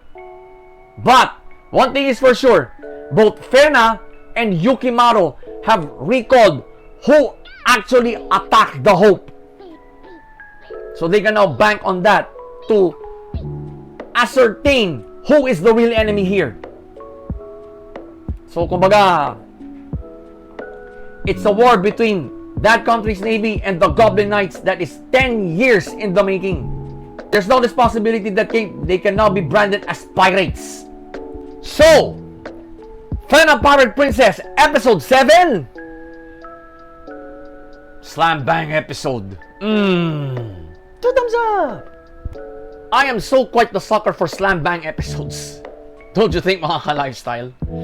But, alam mo, overall, this episode is a great setup for the upcoming road to this anime's finale. Tandaan nyo, Fena is just a 12-episode run. At buti na lang, hindi kinuha ng Netflix to. So, we are now enjoying this anime the way it should be. 1 episode a week so that we can savor and deep dive into it. Hindi katulad ng ginagawa ng Netflix. Sabay-sabay ilalabas sa lahat ng episodes ng isang anime, assuming that everyone's going to binge watch it. If you ask me, Netflix is destroying anime. But Crunchyroll and Adult Swim made a good call for Fena. Talagang 1 episode a week. It's how animes should be viewed. The old-fashioned way. Talagang one episode a week. Okay. So, after one episode, sige, deep dive muna. Theories. Okay. So, okay. Let's wait for the next episode. Para malaman natin kung masasagot yung tanong natin yun. Ganun dapat. Now, next week will be the road to the finale. I just can't wait on how things will play out after this episode. Dahil there's now concern for Yukimaru kasi dalawang beses siyang binaril ni Abel sa likod. Eh, ang pistola pa ni Abel, 3 barrel na ganun. The technology is outrageous, don't you think? Fena can also be considered a steampunk anime because it's probably set in the 1800s pero may submarine. Pero may ganong klaseng barrel, 3 barrel. And you have a cannon this powerful on board a wooden ship. The technology that was displayed in this episode is out of place. It warrants a classification as steampunk. Kasi ganun ang steampunk. That's my point of contention. I don't know about you guys. We can talk about it in the comments, okay? So, for me, Fena is a steampunk anime. So again, Fena Pirate Princess Episode 7. 2 thumbs up. Another 2 thumbs up for this anime, mga lifestyle. So, in the tradition of the now concluded Tokyo Revengers, then Sonny Boy and Knighted 2041, no teasers. Wonderful. But anyway, we now know that we're now entering the road to the finale. Okay lang. So, we'll just have to do the drill again, mga ka-lifestyle. We will wait for next week and watch episode 8. In the meantime, mga ka-lifestyle, enjoy the reviews in this digest.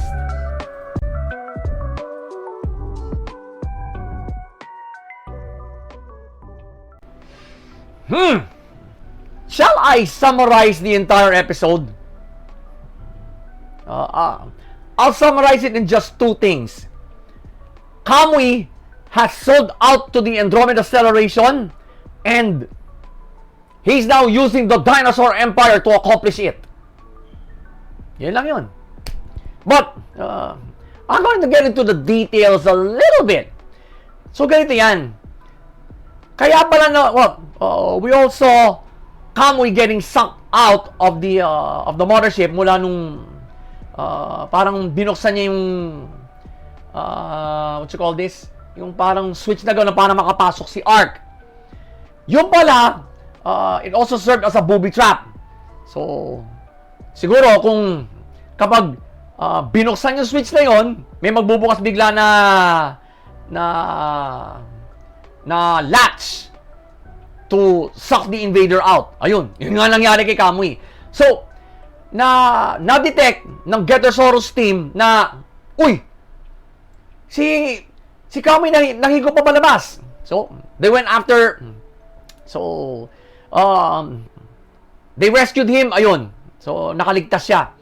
Now, pinakita ito as a, what you call this? As a side story of sorts. Nakabalik sila to, accidentally. Kasi, at the same time, the Andromeda Acceleration put their starboard on self-destruct mode. Yeah, 'di ba? Nahigop si Arc, nahigop din sila ang Getosaurus. But si Arc napunta sa same timeline pero sa ibang lugar. Ang Getosaurus at si Kamui napabalik sa present timeline. So, while Arc was still feeling its way around, basically figuring out how to get back to the present timeline, Kamui and the Getosaurus team were back. Pero, what do? They stage a rebellion from within the Dinosaur Empire. They take Gore the Third hostage, pero nakipag-deal si Kamui. Kasi he's not erasing the fact that there are still Sorians loyal to his brother.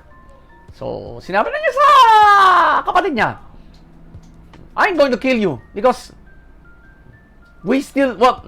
I need you to talk to our people and say that we're going to take over the surface world. Pumayag si Gore. The Dinosaur Empire commenced its invasion of Earth.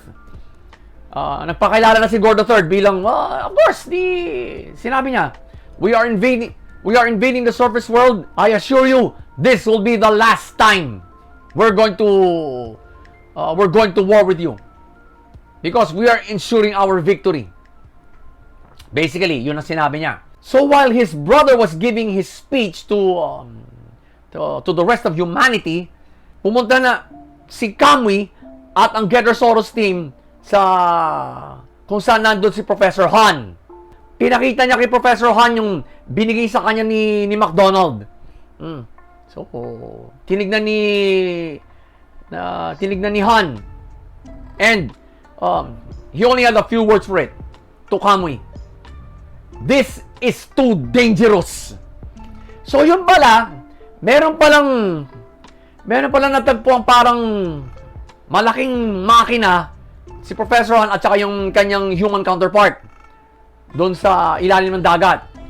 I think that was the shooting star we saw in the final scene of the previous episode.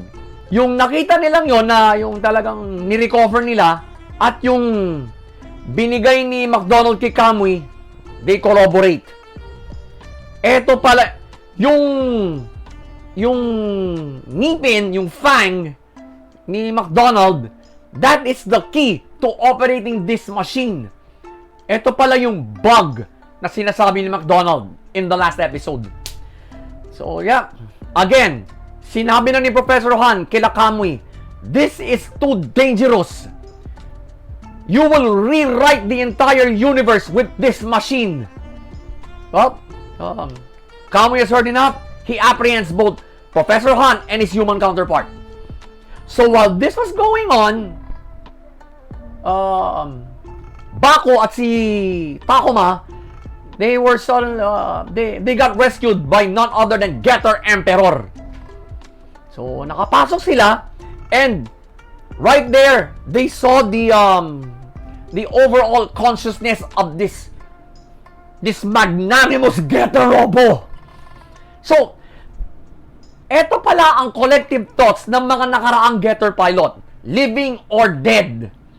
So, in the process, nakita ni Kamui yung kanyang tatay, si Ryoma, and Baku saw his older brother's spirit, yung spirit ni Tahir. So, kinausap sila pareho. Well, basically, both Tahir and Ryoma were convincing Baku and Takuma to just give it up. But both Baku and Takuma said, nope, not gonna happen. Ikasiguro ni Ryoma, okay. So, pinalabas, I think it was Ryoma's consciousness that let Getter Arc out. Now, Baku probably made the most important decision he has ever made in his entire life, and probably one of the most pivotal moments of this anime. He basically told Takuma to go on ahead. He will stay here. Well, of course, Takuma would object kasi partner in crime niya to. Wala pang hindi pa sila Getter pilot. Talagang mag-best friend na to. Sabi lang ni Baku, I think I'll be an even bigger help to you when I stay here. That's basically his bottom line. Sabi pa niya, I'm right now relying on my guts. Yeah, siyempre, he's talking to Takuma in a language that Takuma understands. Nagets kagad ni Takuma. Sabi ni Takuma, okay. Yeah. If that's what your gut is saying, then I'm going to believe it. So, narinig ni Ryoma. Pinalabas na sila and pinabalik na si Takuma with Getter Arc. I think, yeah, sa present timeline. Ang laking gulong sinimulan ni Kamui dito sa episode na to. He even assaulted the new Sotome Lab. Gets na kagad ni Jin kung ano talaga ang pake ni Kamui.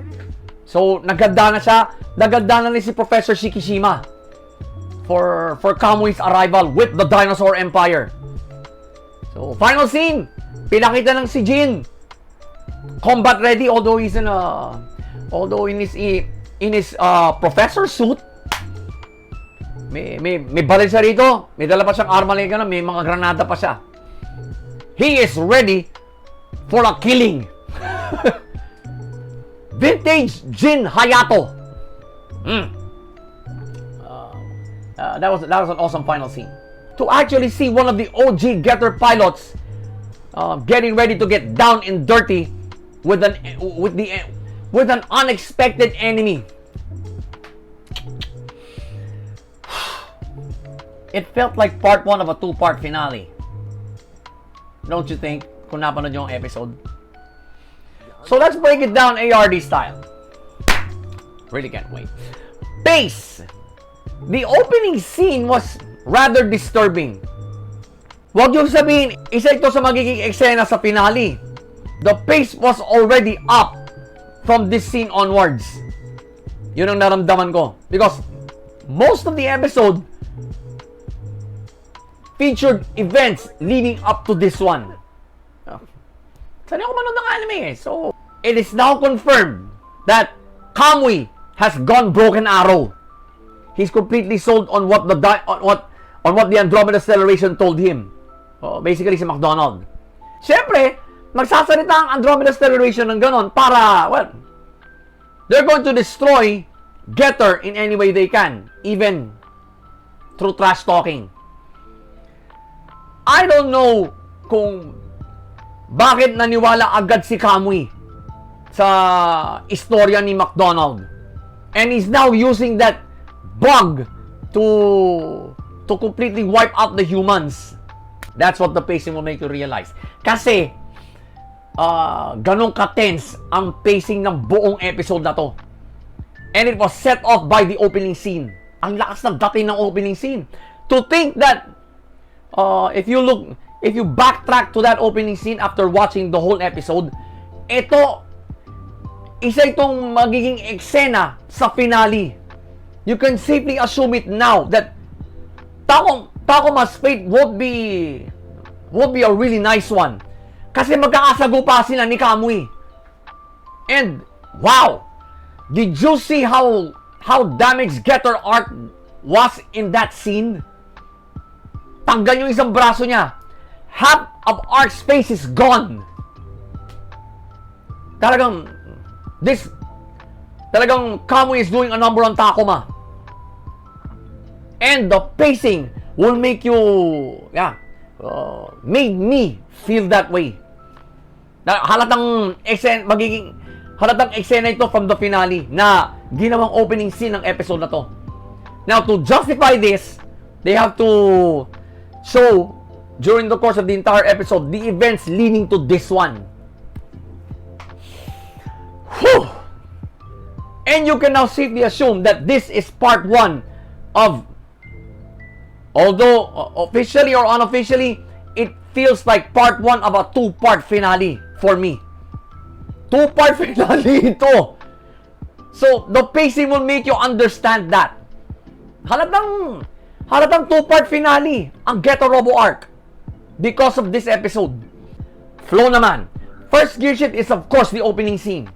It sets off the entire episode. It's actually a no-brainer. So, kaya, I'd be an idiot if I don't call this one a gear shift. Because it triggered the entire episode. But, you can also assume that this is one scene of the finale, which we haven't seen yet.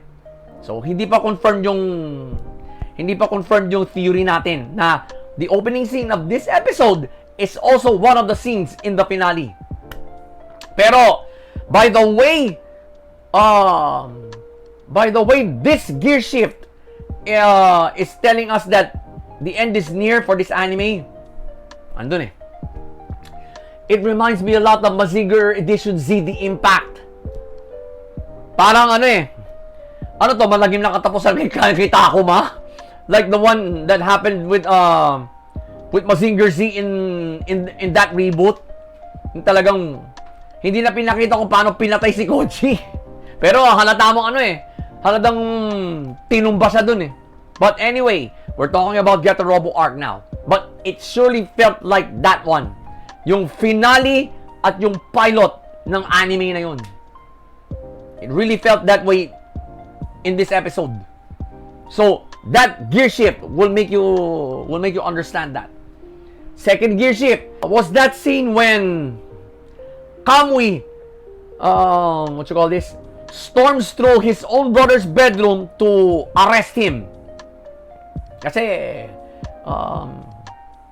nag-launch sila ng rebellion against him eh. Because there are some circles pala within the Dinosaur Empire that are totally dissatisfied with Gore III's rule. That totally feel that they should be the ones who are masters of the surface world. Hindi sila dapat underground all throughout na lang. They should conquer the surface world. They should try to conquer the surface world again. Pero sinabi na rin ni Gore dito kay Kamui, I would have done that ages ago. But would you like to become one of those many rulers that tried and failed? So that means wala talagang balak mag-stage ng invasion si Gore III. Wala talaga. He just wants Getter destroyed. Yun, kaya pala pabulong niyang sinabi kay Kamui yun. He just wants Getter out of the way. Yun lang. Saka na, siguro, siguro by the way he's thinking, tsaka na natin tsaka na tayo mag-isip ng invasion pag wala na ang Getter. I guess that's a smart move kasi you get rid of the Getter Robo first before staging an invasion. Makes sense. Wala kang sagabal. Wala na yung pinakasagabal mo. So why stage an invasion now that there are still Getters existing? Well, I don't know. I didn't know Kamui's emperor brother has brains like this. Talagang, well, you gotta give it to Gore III. Talagang nag-iisip siya rito. So sinabi na nga niya kay Kamui, bakit? Why should we invade them now? May Getter pang existing. Yari na naman tayo. Something to that effect. Kamui is not convinced of what his brother's trying to tell him. Pero sinabi na ni Kamui, I'm not going to kill you because there are some circles within the empire that still want you as emperor. Kaya in a way, sinasabi niya na rirespetuhin niya yon at pakaharapin pa rin niya si Gore sa mga tao. Sa mga tao and to their fellow Saurians. So, nung nag-umpisa na mag-invade uli ang Dinosaur Empire, ang humarap si Gore III. In-announce niya, we are re-invading the surface world and we're going to make sure that this is the last. Grabe. That was one awesome gear shift. So, panibagong problema na naman para sa mga tao. Right? They've gotten rid of the Andromeda Acceleration and now, poof! The Dinosaur Empire is back. Sabi ko na nga, ganitong magiging takbo nito eh. Pero, the twist there is that Kamui was the one who initiated it, not Gore. Si Gore ang emperor eh. So, wow. For Kamui to harass his own brother this way, mukhang talagang lumalabas ngayon. Siya talagang pinaka-kontrabida ngayon. Si Kamui. He completely sold out to the Andromeda Acceleration story. Siguro nakita niya kung gaano kalakas ang Getter Emperor. But instead of what you call this, yung pakiramdam na Getter Emperor was necessary because the Andromeda Acceleration talaga is a merciless opponent. I think he did not see it that way. He saw Getter Emperor as an instrument of evil. Pwede. Kaya niya tinalikuran ng human race. So I can't believe Kamui just went broken arrow in this episode. And this gear shift totally proves it. Final gear shift was, ayan na. Kamui himself is leading the attack against the two Sotome labs, the old and the new one. Alam talaga ni Jin na ito ang pinaka-target ni Kamui, si Getter Dragon. Because siya ngayon ang nagsisilbing vessel for the Getter race, si Getter Dragon. Kaya hindi nila inalis dun sa old Sotome lab. And they were forced to build a new one. So para hindi magambala si Getter Dragon dun. At least I think Getter Dragon is serving as a filter or as a parang control tower of sorts for the Getter race, kasi Getter race are up to now, sa tagal-tagal ng franchise na to, up to now it's still unstable. Hindi talaga magawan ng paraan na i-contain ito for safer use by that's safe enough to use even by common folk. You don't have to be a scientist, you don't have to be a soldier to use the Getter race. For now, ang nagsisilbing what's it called this? Suppressant. Yan. Ng Getter race ay si Getter Dragon. So, for him to fall into enemy hands, nope, bad idea. Kaya pala nagstay si Jin dito at saka si Shikishima.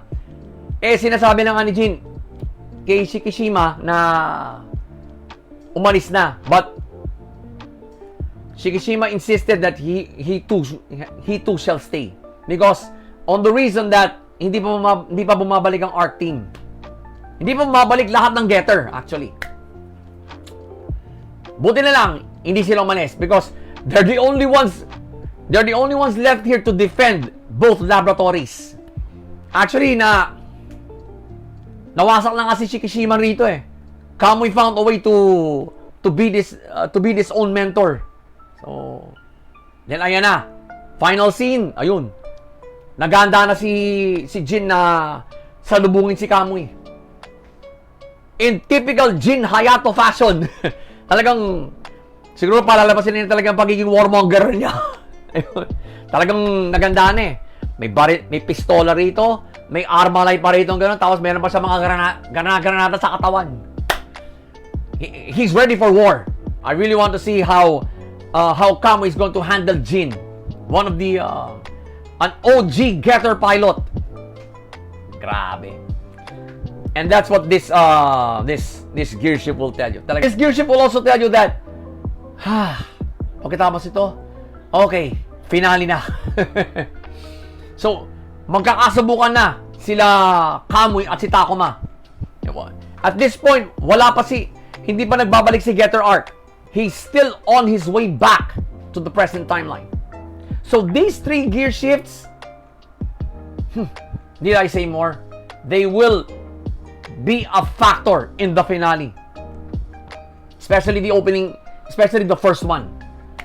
Because we've already caught a glimpse of how the finale is going to play out.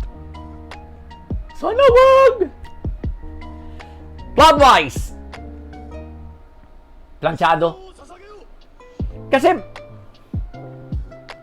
the scene we're in Kamui gets rescued by Getter Soros, necessary yun. Because it'll now start the justification of the opening scene. But you really need to have a well ironed out plot to make this entire episode the justification of that opening scene. But we now know kung anong itsura ng bug na to. Malaki pa kay Getter Arc eh. Mukhang kawawa si Getter Arc dito.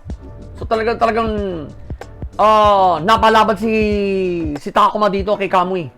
That was the only recollection scene here. Yung pagkaka-rescue kay Kamui ng Getter Soros.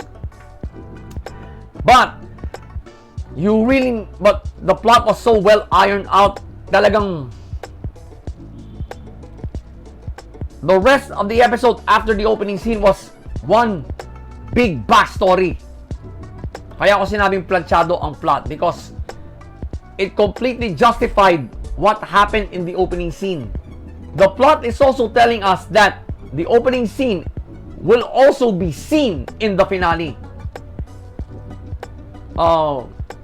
It is just being justified in this episode.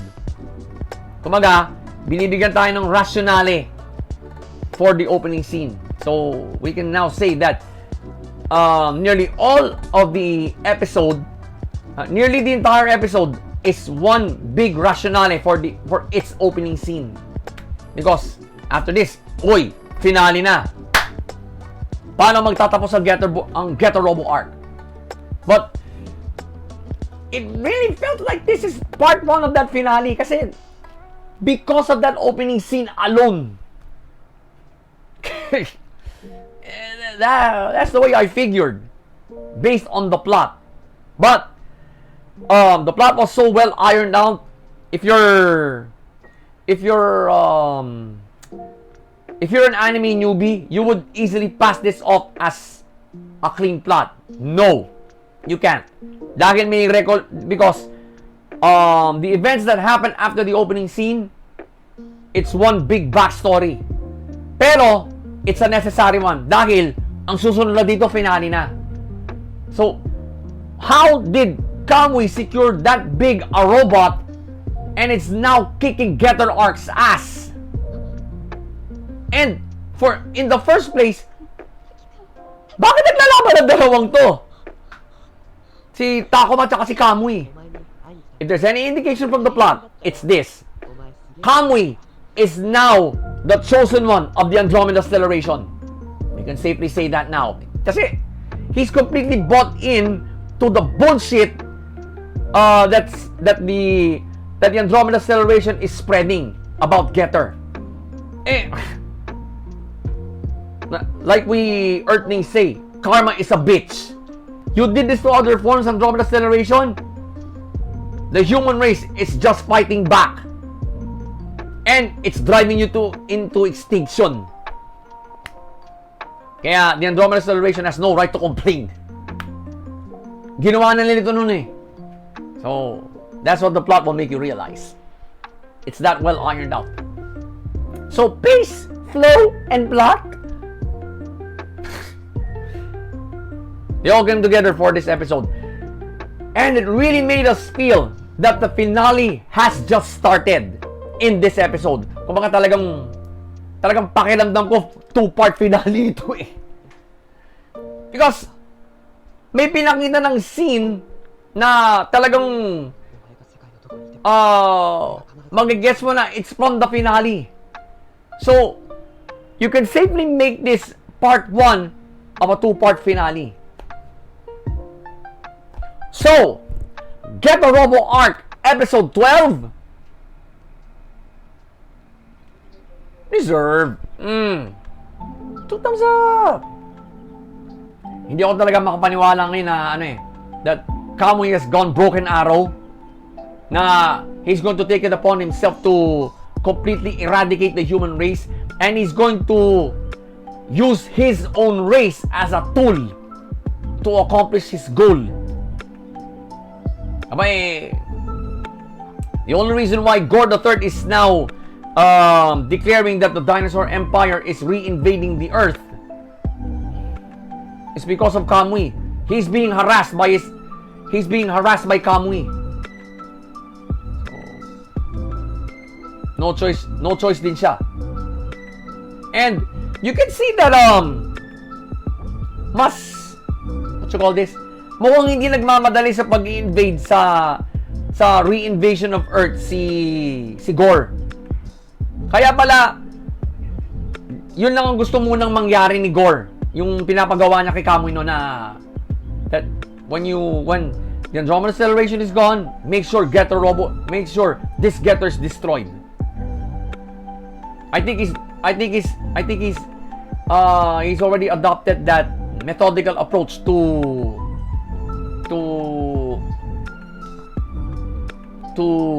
on how to re-invade the Earth. Kailangan talaga mawala muna sa landas ang Getter bago humataw uli ang Dinosaur Empire sa pag-i-invade. Well, Gore the Third is the smarter one here. And Kamui, he's just rushing things. But the way I see it, in the finale, I feel that Gore the Third is also in a good position to betray his own brother. Baka talagang kumampi na siya sa humans kila Takuma. Or, hindi rin niya makukuha yung ang side ng Getosaurus din kasi mga dating barkada ni Kamui ito eh. So, that's out of the question. But for Takuma, I really want to see his reaction, his initial reaction in the finale na that Kamui is now a broken arrow. So, I want to see his reaction kasi his revenge against McDonald has been complete and now he has this. His own teammate betrays the human race by adopting the principles of the Andromeda Acceleration and using the Dinosaur Empire to accomplish this. I really want to see that look on Takuma's face. I can only speculate. So, let's just watch it next week. Okay? So again, get the Robo Arc episode 12. 2 thumbs up. Another 2 thumbs up for this great Get the Arc, Get the Robo series, mga lifestyle. Hayop ka, Kamui. Title of the finale has been teasered.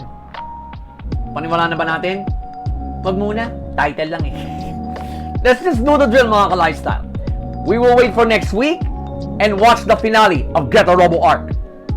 So in the meantime, enjoy the other reviews in this digest.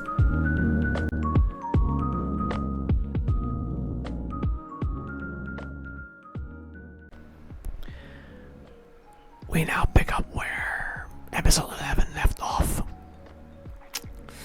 Well, nagkakwentuhan yung dalawang dating magpartner. And well, habang sinasagopan nila si Chameleon, who obviously has no sense of humanity anymore. He just wants to kill both of them. In typical Siesta and Kimi fashion, Chameleon is taken down. I mean, yeah, put down. As they say, after the storm, there's calm. Tinanong na lang ni Char kung baka meron pang iniwan na bilin ang nanay niya. Sabi naman ni Kimi, pinapasabi ng nanay mo, nurture these friendships. Nice. After all of this, I think Yui is now being seen as the main hero of this entire incident, and they're going to throw the crew and staff are going to throw a thank you party in her honor. So, as a thank you gift to Kimi, binila niya ng bagong business suit. After temporarily parting ways with Kimi for rehearsal, Kimi asks Nagisa out. So yun, nagkausap naman sila. And we found out here that deep within her consciousness, she asked Siesta for help. Kumaga, magpalit muna sila ng consciousness. So it's obvious what happened. Siesta accepted her offer. Yun, siya na ang tumake over sa katawan ni Nagisa. Kaya niya natulungan si Kimi in putting down Chameleon. So, and well, I think Kimi wasn't surprised at all na even in death, natutulungan pa siya ni Siesta. And I don't know why Nagisa made this move, but she actually hit on Kimi. Sinabi pa nga niya na probably after these are her words, something to this effect. After this, would you come to my room?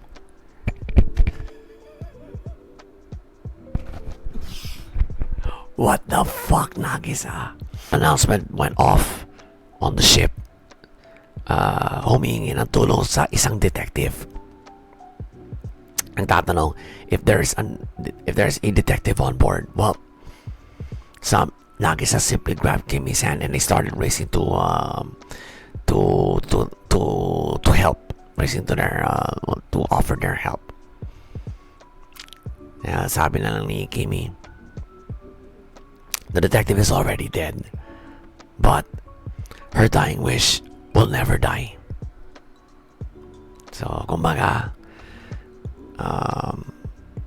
isang team na sila. Well, sinabi rin mismo ni Siesta while they were catching up on old times, while they were taking down Chameleon.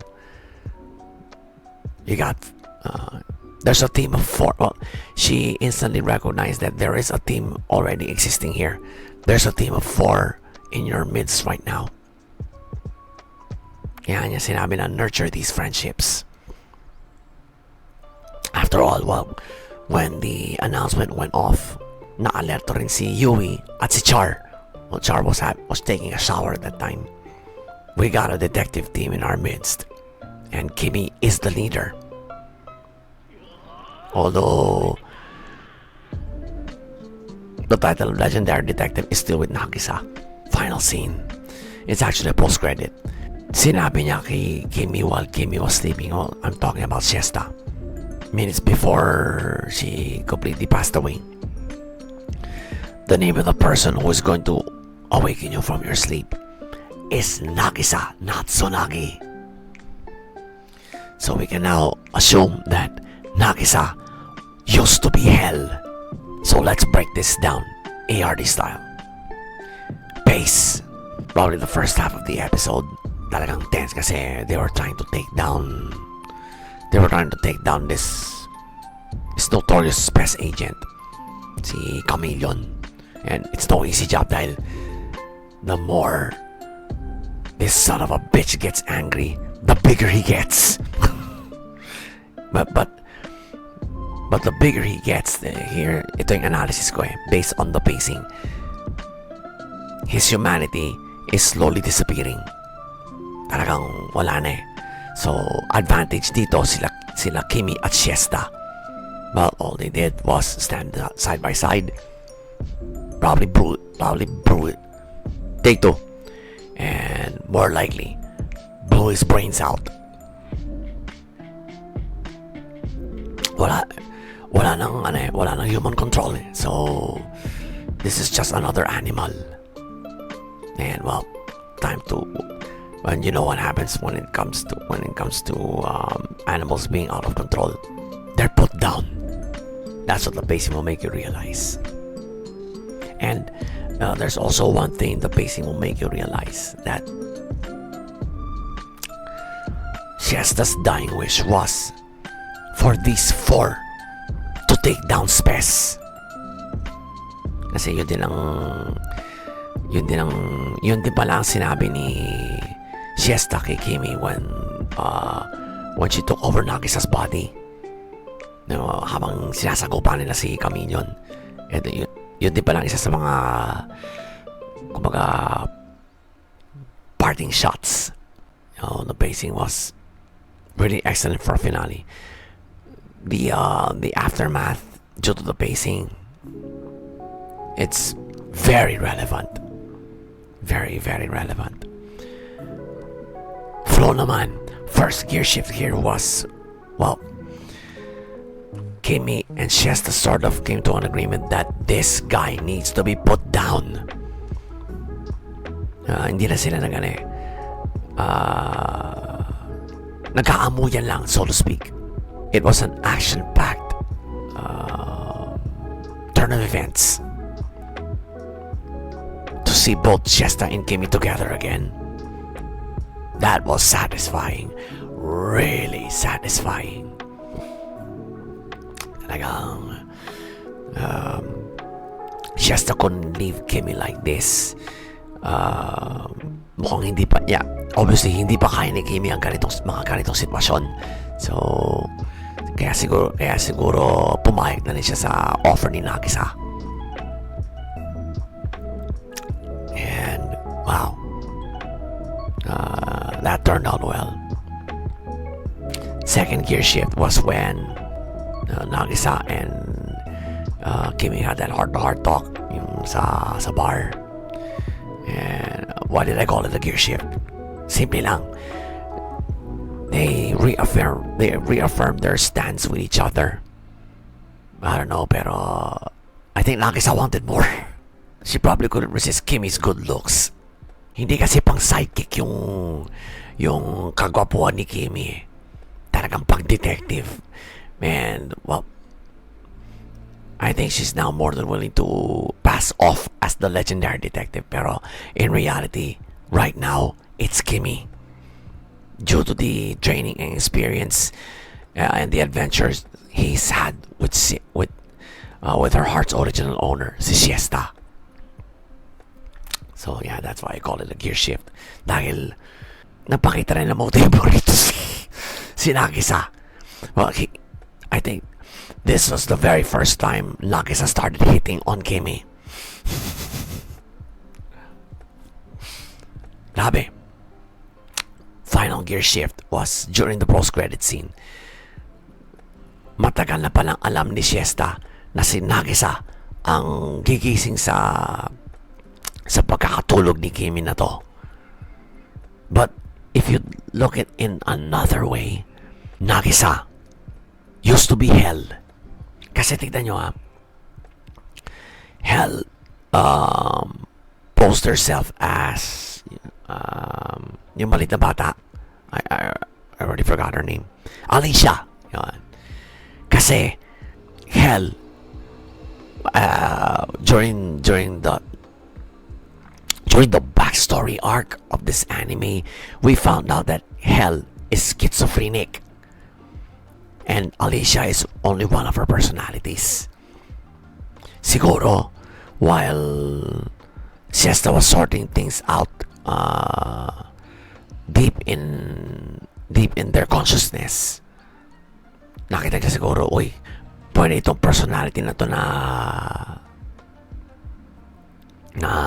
makihalubilo kay Kimi. Yeah, okay, I'll choose this one. Pwede mangyari yun because like I said a while ago, Hell is schizophrenic. Siguro yeah, there's a huge chance that Nagisa saw through all of Hell's personalities and she found this one to be more appropriate in mingling with Kimi. Kung baga, hindi danger kay Kimi ang personality na to. In fact, this personality will even help Kimi grow as a detective. Parang gano'n yung nakikita ko rito sa gear shift na to. That Nagisa is actually Hell. Pero through Shesta's reworking of consciousness, ito na ang magiging consciousness ni Hell. And that's probably what happened. Kaya nung episode 2, hindi pa magkakilala nun si Kimi at si Nagisa. Nagisa was sifting through those news clips of Kimi's exploits. So subconsciously, Nagisa felt that this is the guy for the job. So yun nga, in episode 3, tinulungan siya ni Kimi na to realize that who the original owner of her heart was. Si Siesta. You can even go back as far as episode 10 nung talagang dinukot niya yung puso ni Siesta para ilagay doon sa sarili niyang chest cavity as a replacement. And you will also look back to episode 3 where Nagisa said that she had open heart surgery to replace that weak heart. That's probably not what actually happened. Kumbaga, siguro Siesta rewired Hell's consciousness as to think na ganun ang naging childhood niya. Alam na natin si Siesta, maparaan na babae ito. That's why she's the world's greatest detective. Even in death, tinutulungan niya si Kimi. And we can now safely assume that Nagisa is actually Hell. Pinalabas lang ni Siesta na ganito ang childhood ni Nagisa. Well, just to make all sense, just to make it all sense to at least Kimi. Wow. And if you think of it that way, parang it's sort of disturbing. That was probably Siesta's way of neutralizing Hell by taking one of her personalities and putting that as the main personality permanently, so as not to be a danger to her beloved sidekick. And of course, kumbaga, I think this has also served as Kimi's launchpad to becoming the world's greatest detective himself. The heir apparent to Siesta. Kasi, well, ilang taon siyang nakatrabaho sa Siesta as her sidekick. It's about time to grow, Kimi. So parang ganun yan. Kaya tinawag ko na gear shift to, the final gear shift of this anime. And something to work on if ever Engi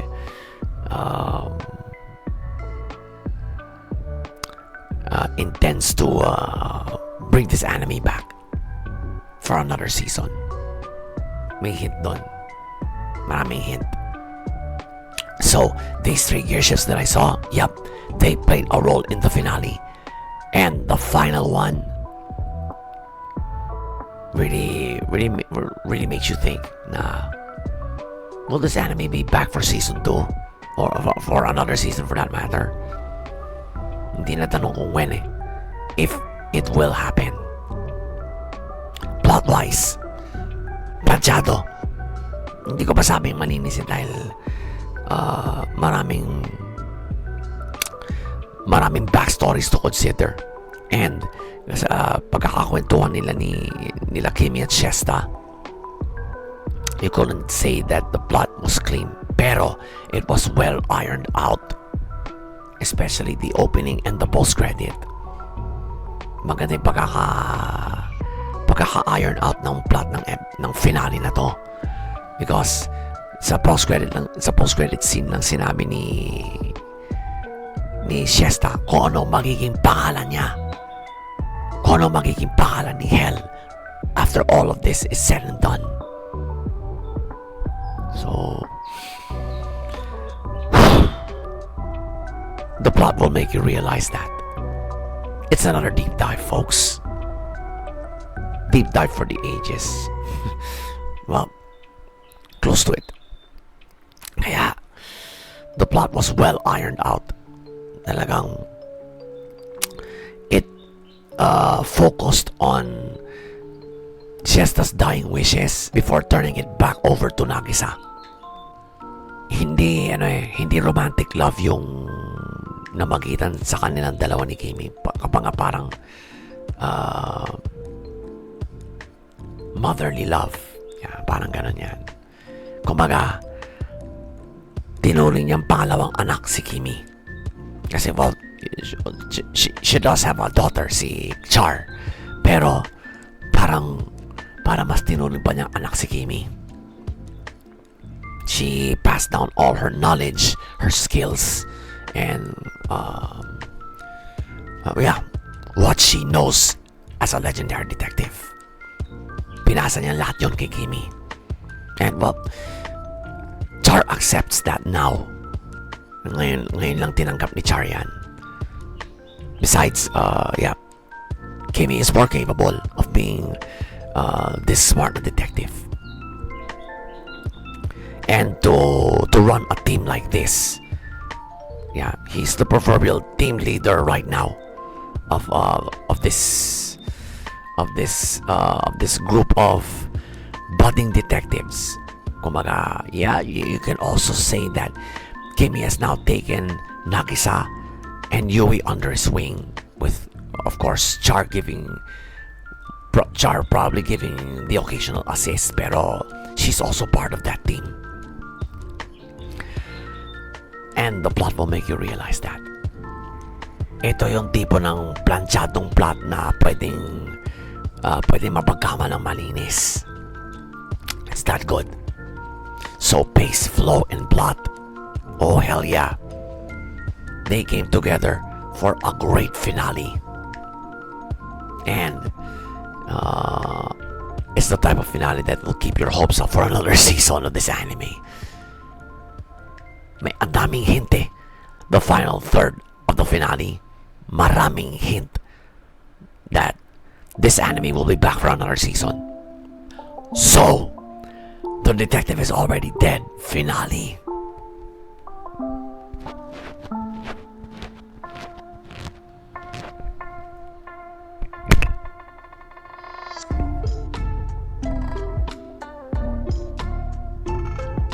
Wow, it's been such a journey for Kimi, no? From what do you call this? From a teenager doesn't want to stand up because he's a trouble magnet, to sidekick, to the world's greatest detective, then a startup detective that just formed his own team. It's quite a character development phase it took an entire anime for his character to develop. You would feel somewhat satisfied as to the point where he's in right now. Huling habilin talaga ni Siesta ito. Take down Spes with these friendships, with this team. He's going to be riding on this. Definitely. Well, if and only if Engi decides to bring this anime back for another season. But right now, wala pang balita eh. Wala pang balita na sasagap if this anime will be back for another season. But sana bumalik. Yeah. It's got a great storyline. The detective is already dead. Thank you for giving us a great run. Although it's a pilot run, but wow, it totally opened my eyes on the perspective of detective and sidekick. It's not the stereotype started by Holmes and Watson. Ibang-iba to. So, well, let's see if this anime will be returning for another season. Pero sana. So again, for the final time, the detective is already dead. finale. Finales like this deserve another mic drop.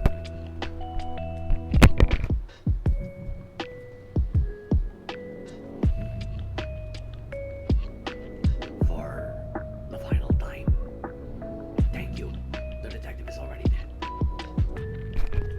So what do we expect now? For Engi's official announcement, if the anime will get another season. But for now, we can only speculate. But hey,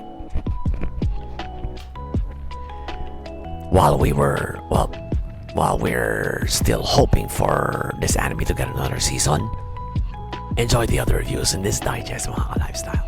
Enjoy lang.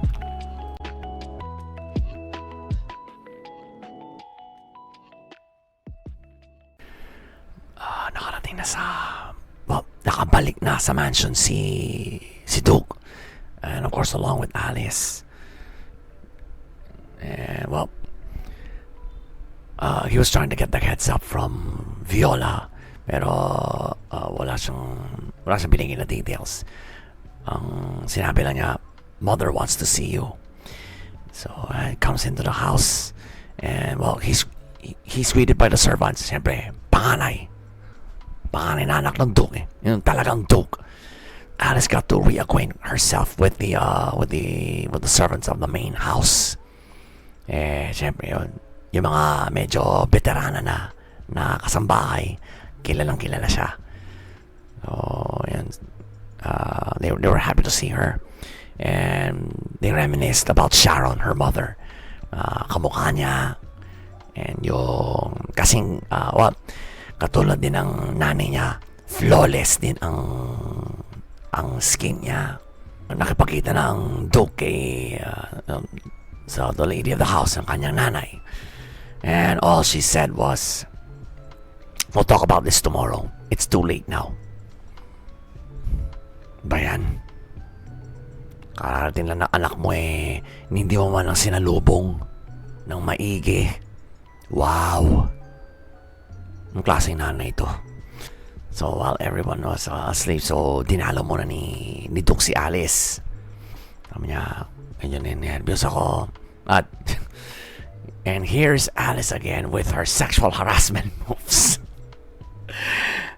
God damn, that's the way she does it, and how the Duke reacts.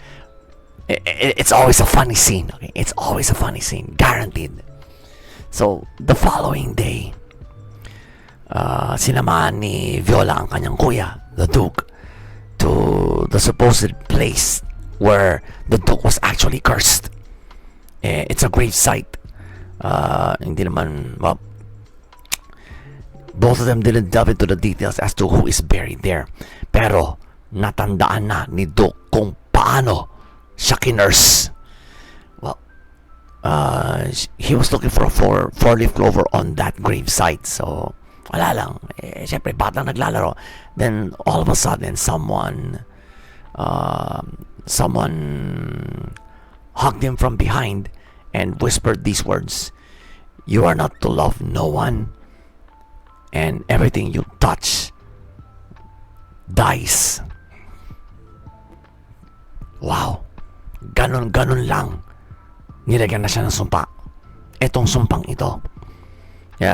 Pinakita that the same four-leaf clover that he found dies. Talagang what you call this, nalanta agad the moment that curse was placed. You could actually imagine how that kind of a kid would react if he saw that plant die right there when he touched it. So dinner time came, and yun, ang pag-uusapan pala nila ay yung kanyang ama, the actual Duke, who has been hospitalized since what you call this, for a long time now. Pero sabi ng nanay nila, it's not looking good. The prognosis is poor. So, sabi niya, we need to talk about who is going to inherit the family title. You or Walter. Well, she still considers the fact that the Duke is still, he is the firstborn child. So, automatic dapat yun, siya ang magmamana. But, ininsist pa rin ng nanay na he has to get rid of this curse by spring. No more, no less. Or else, Walter gets the title. So, yeah. His mother made it clear to him already. Kailangan mawala na ang curse na to by spring. Sabi ng Duke, there's something else I'd like to discuss with you, mother. Yeah. And that's Alice. So, sinabi niya, sinabi rin ng nanay na she's already met Alice. Ang nanay niya at saka siya were very close. Pero, sinabi niya na mukhang yung ugali ni Alice hindi nakuha ng nanay, hindi galing sa nanay niya.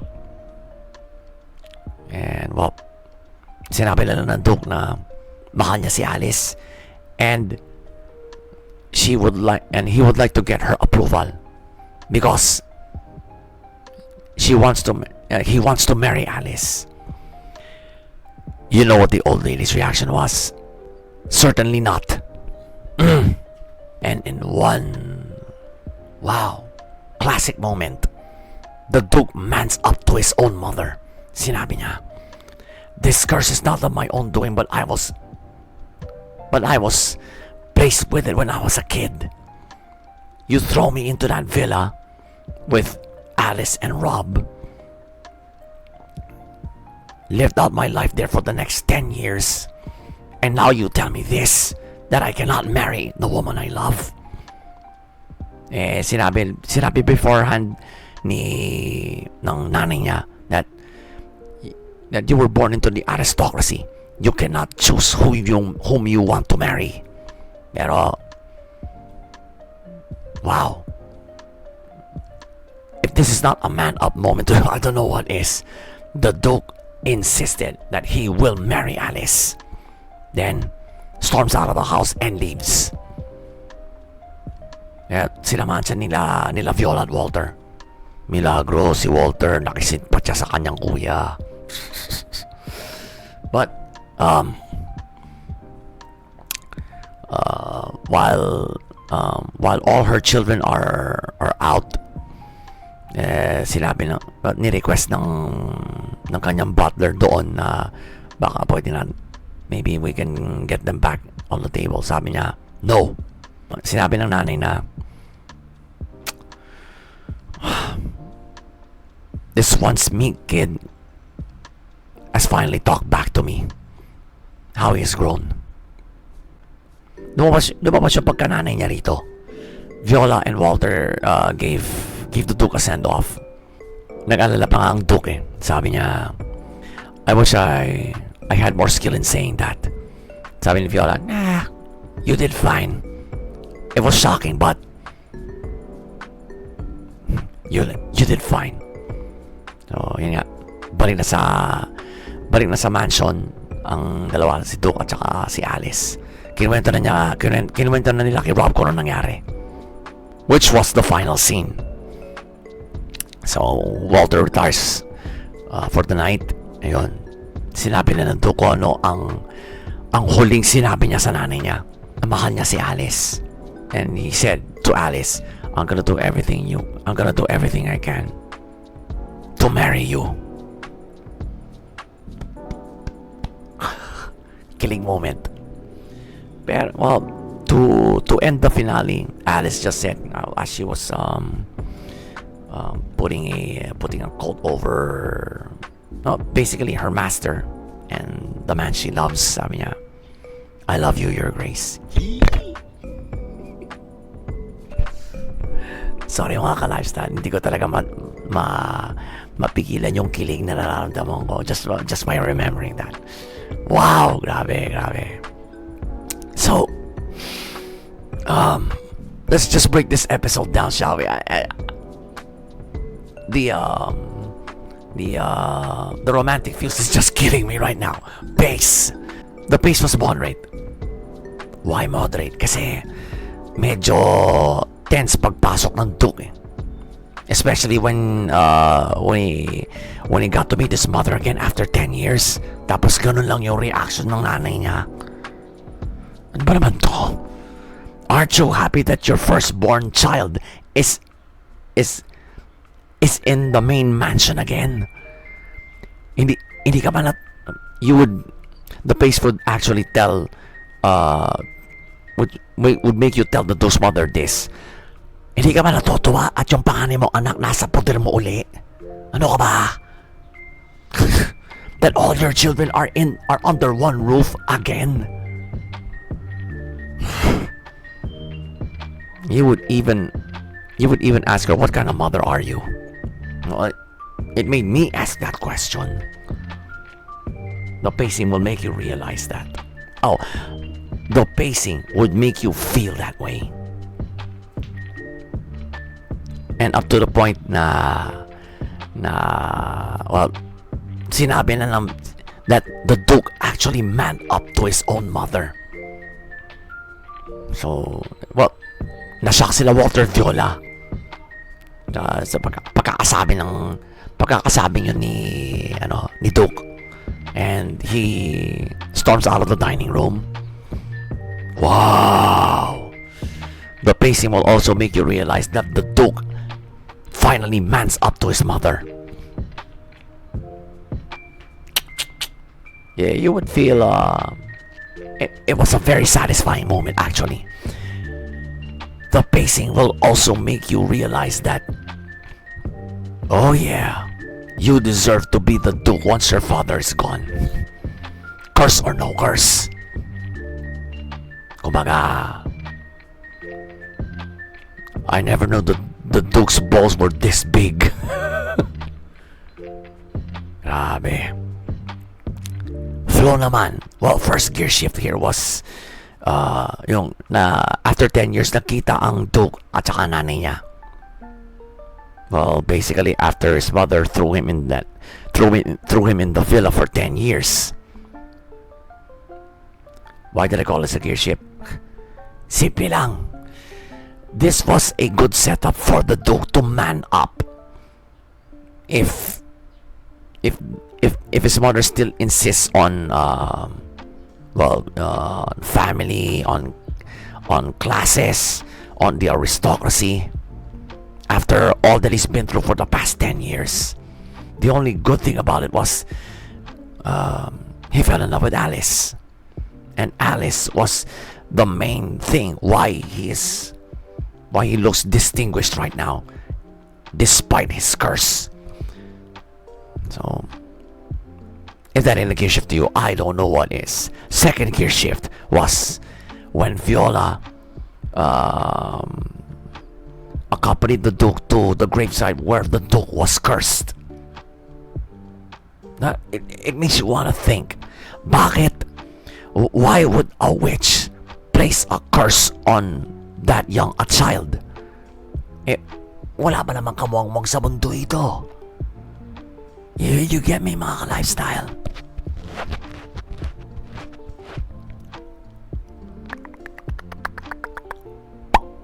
There's something about that gravesite that compelled this witch to place a curse on the Duke. Parang sa buong anime hindi binanggit kung sino yung nakalibing dun eh.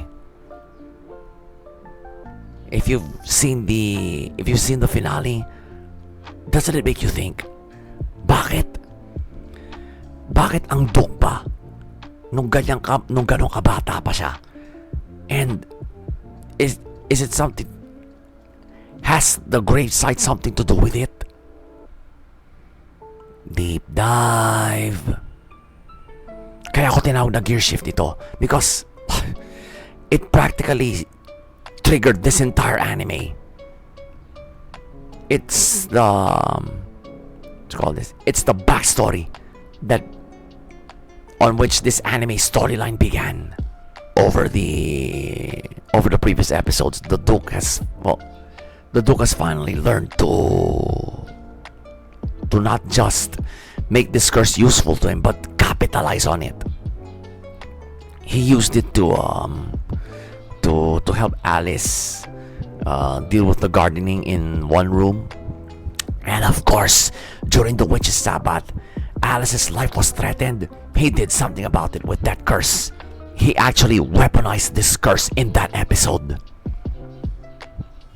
If the Duke were to use this curse full time as a weapon, he's one scary character.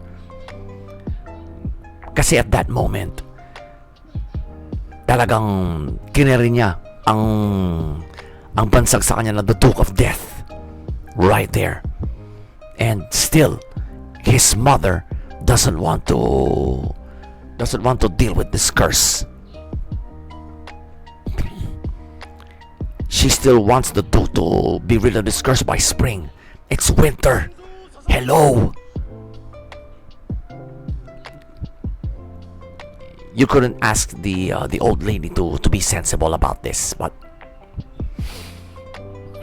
if I were the Duke, I would just give the title to Walter. Yun lang yung sablay dun sa man up moment na yun. If he actually told her, his mother, to just, once father dies, just give the title to Walter. I don't give a shit. It would have been a more it would have been a really classic moment if he did that. That's what this gear shift was telling me. That's what this gear shift is making me think right now. Final gear shift was, the man up moment. But anyway, a man up moment is a man up moment. If you have this kind of a scene in an anime, oh hell yeah. It's gonna be one great episode or one great finale. Talagang sinabi niya sa nanay niya, mahal ko si Alice and I want to marry her. Despite his mother telling him that you're an aristocrat. Marrying anybody you wish isn't a luxury for you. But the Duke insisted. Talagang his balls were that big in that scene. And well, I guess Walter's balls aren't that big. Talagang inassert niya rito ang pagiging panganay niya. That he is going to marry whomever he wishes. But now he wants to be with Alice. Kasi sinabi rin niya rito sa gear shift na to that Alice was the one thing that made me into the man I am today. Something to that effect. It's a classic man up moment. So I think this gear shift defined not just the finale but the entire anime. Kasi kung titignan ninyo, Alice is just a maid and the Duke is an aristocrat. So there will be that social classes issue once he tells his mother that he loves Alice and he wants to marry her. Natural, hindi agree ang nanay. But hey, the Duke absolutely manned up to his own mother. Ikasiguro ng Duke, why, kung ganon, I'm going back to the mansion and well, screw these classes, screw my title. He just walked out of the dining room. Hindi nga niya ginalaw yung sabaw. But anyway, it was a really satisfying moment. That's why I called it a gear shift. It's the gear shift that defined the entire anime. Curse or no curse. Because, well, pinakita rito ng Duke kung gaano niya kamahal si Alice. That he cannot live without her. And she's the main reason why he's handling this curse really well. Of course, nandyan din si Rob, nandyan si Viola. There's also Zane and Cuff helping him out to solve this mystery of this curse. Pero ang daming tanong eh. This gear shift is also telling me that this anime is going to leave some questions unanswered. It's warranting a season 2.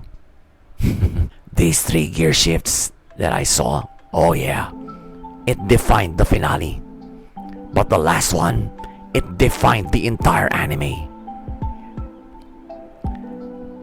Plot-wise, malinis. Although there were several flashback moments kasi I think it was JC Staff's idea to completely stress the Duke's point when he told his mother that he loves Alice. Talagang flashback sequence siya. It was more than enough to make the Duke's point clear to his mother. These flashback scenes, talagang wow. The plot is telling me right now that the Duke's balls were that big in this scene. He didn't forget to bring his testicles. Yeah, ganun kalinis ang plot. And mind you guys, this is the finale of the Duke of Death and his Maid. So if it weren't for this clean a plot, we wouldn't have these satisfying moments with the Duke, especially that time where he manned up to his mother about Alice.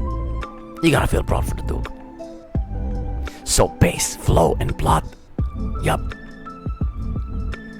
they all came together for a great finale. So, the Duke of Death and his Maid finale.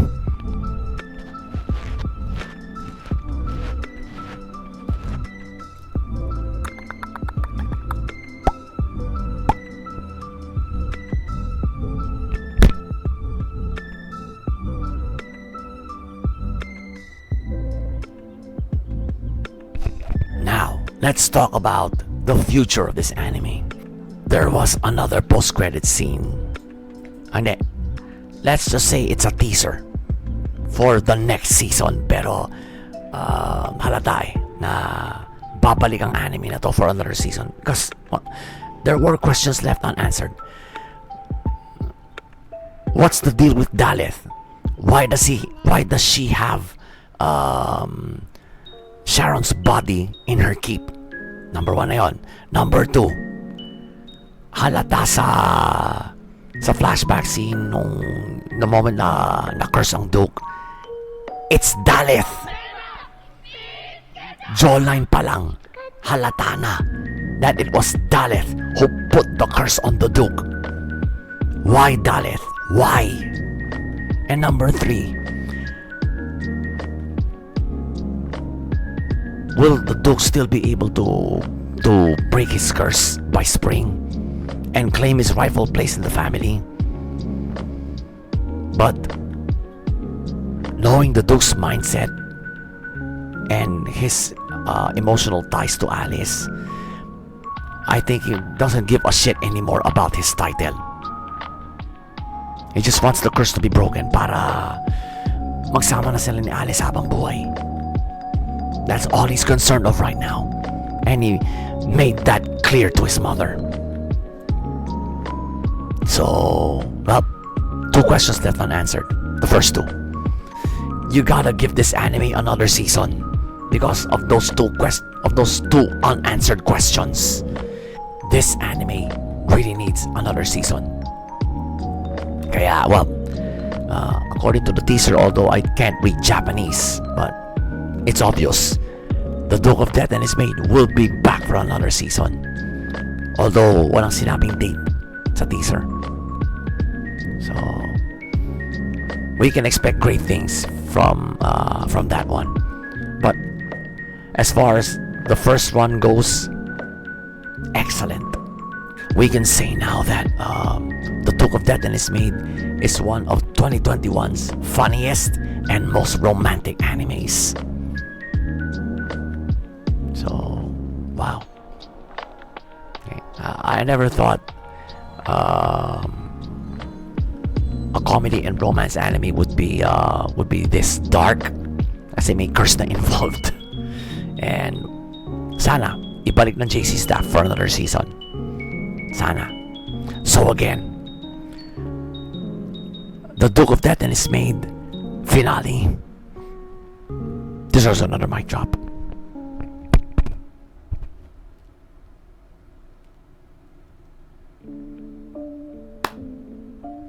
Thank you. Thank you, The Duke of Death and His Maid. So, well, this shall be all for now for this anime. Kaya uli, thank you to The Duke of Death and His Maid for giving us a really nice run.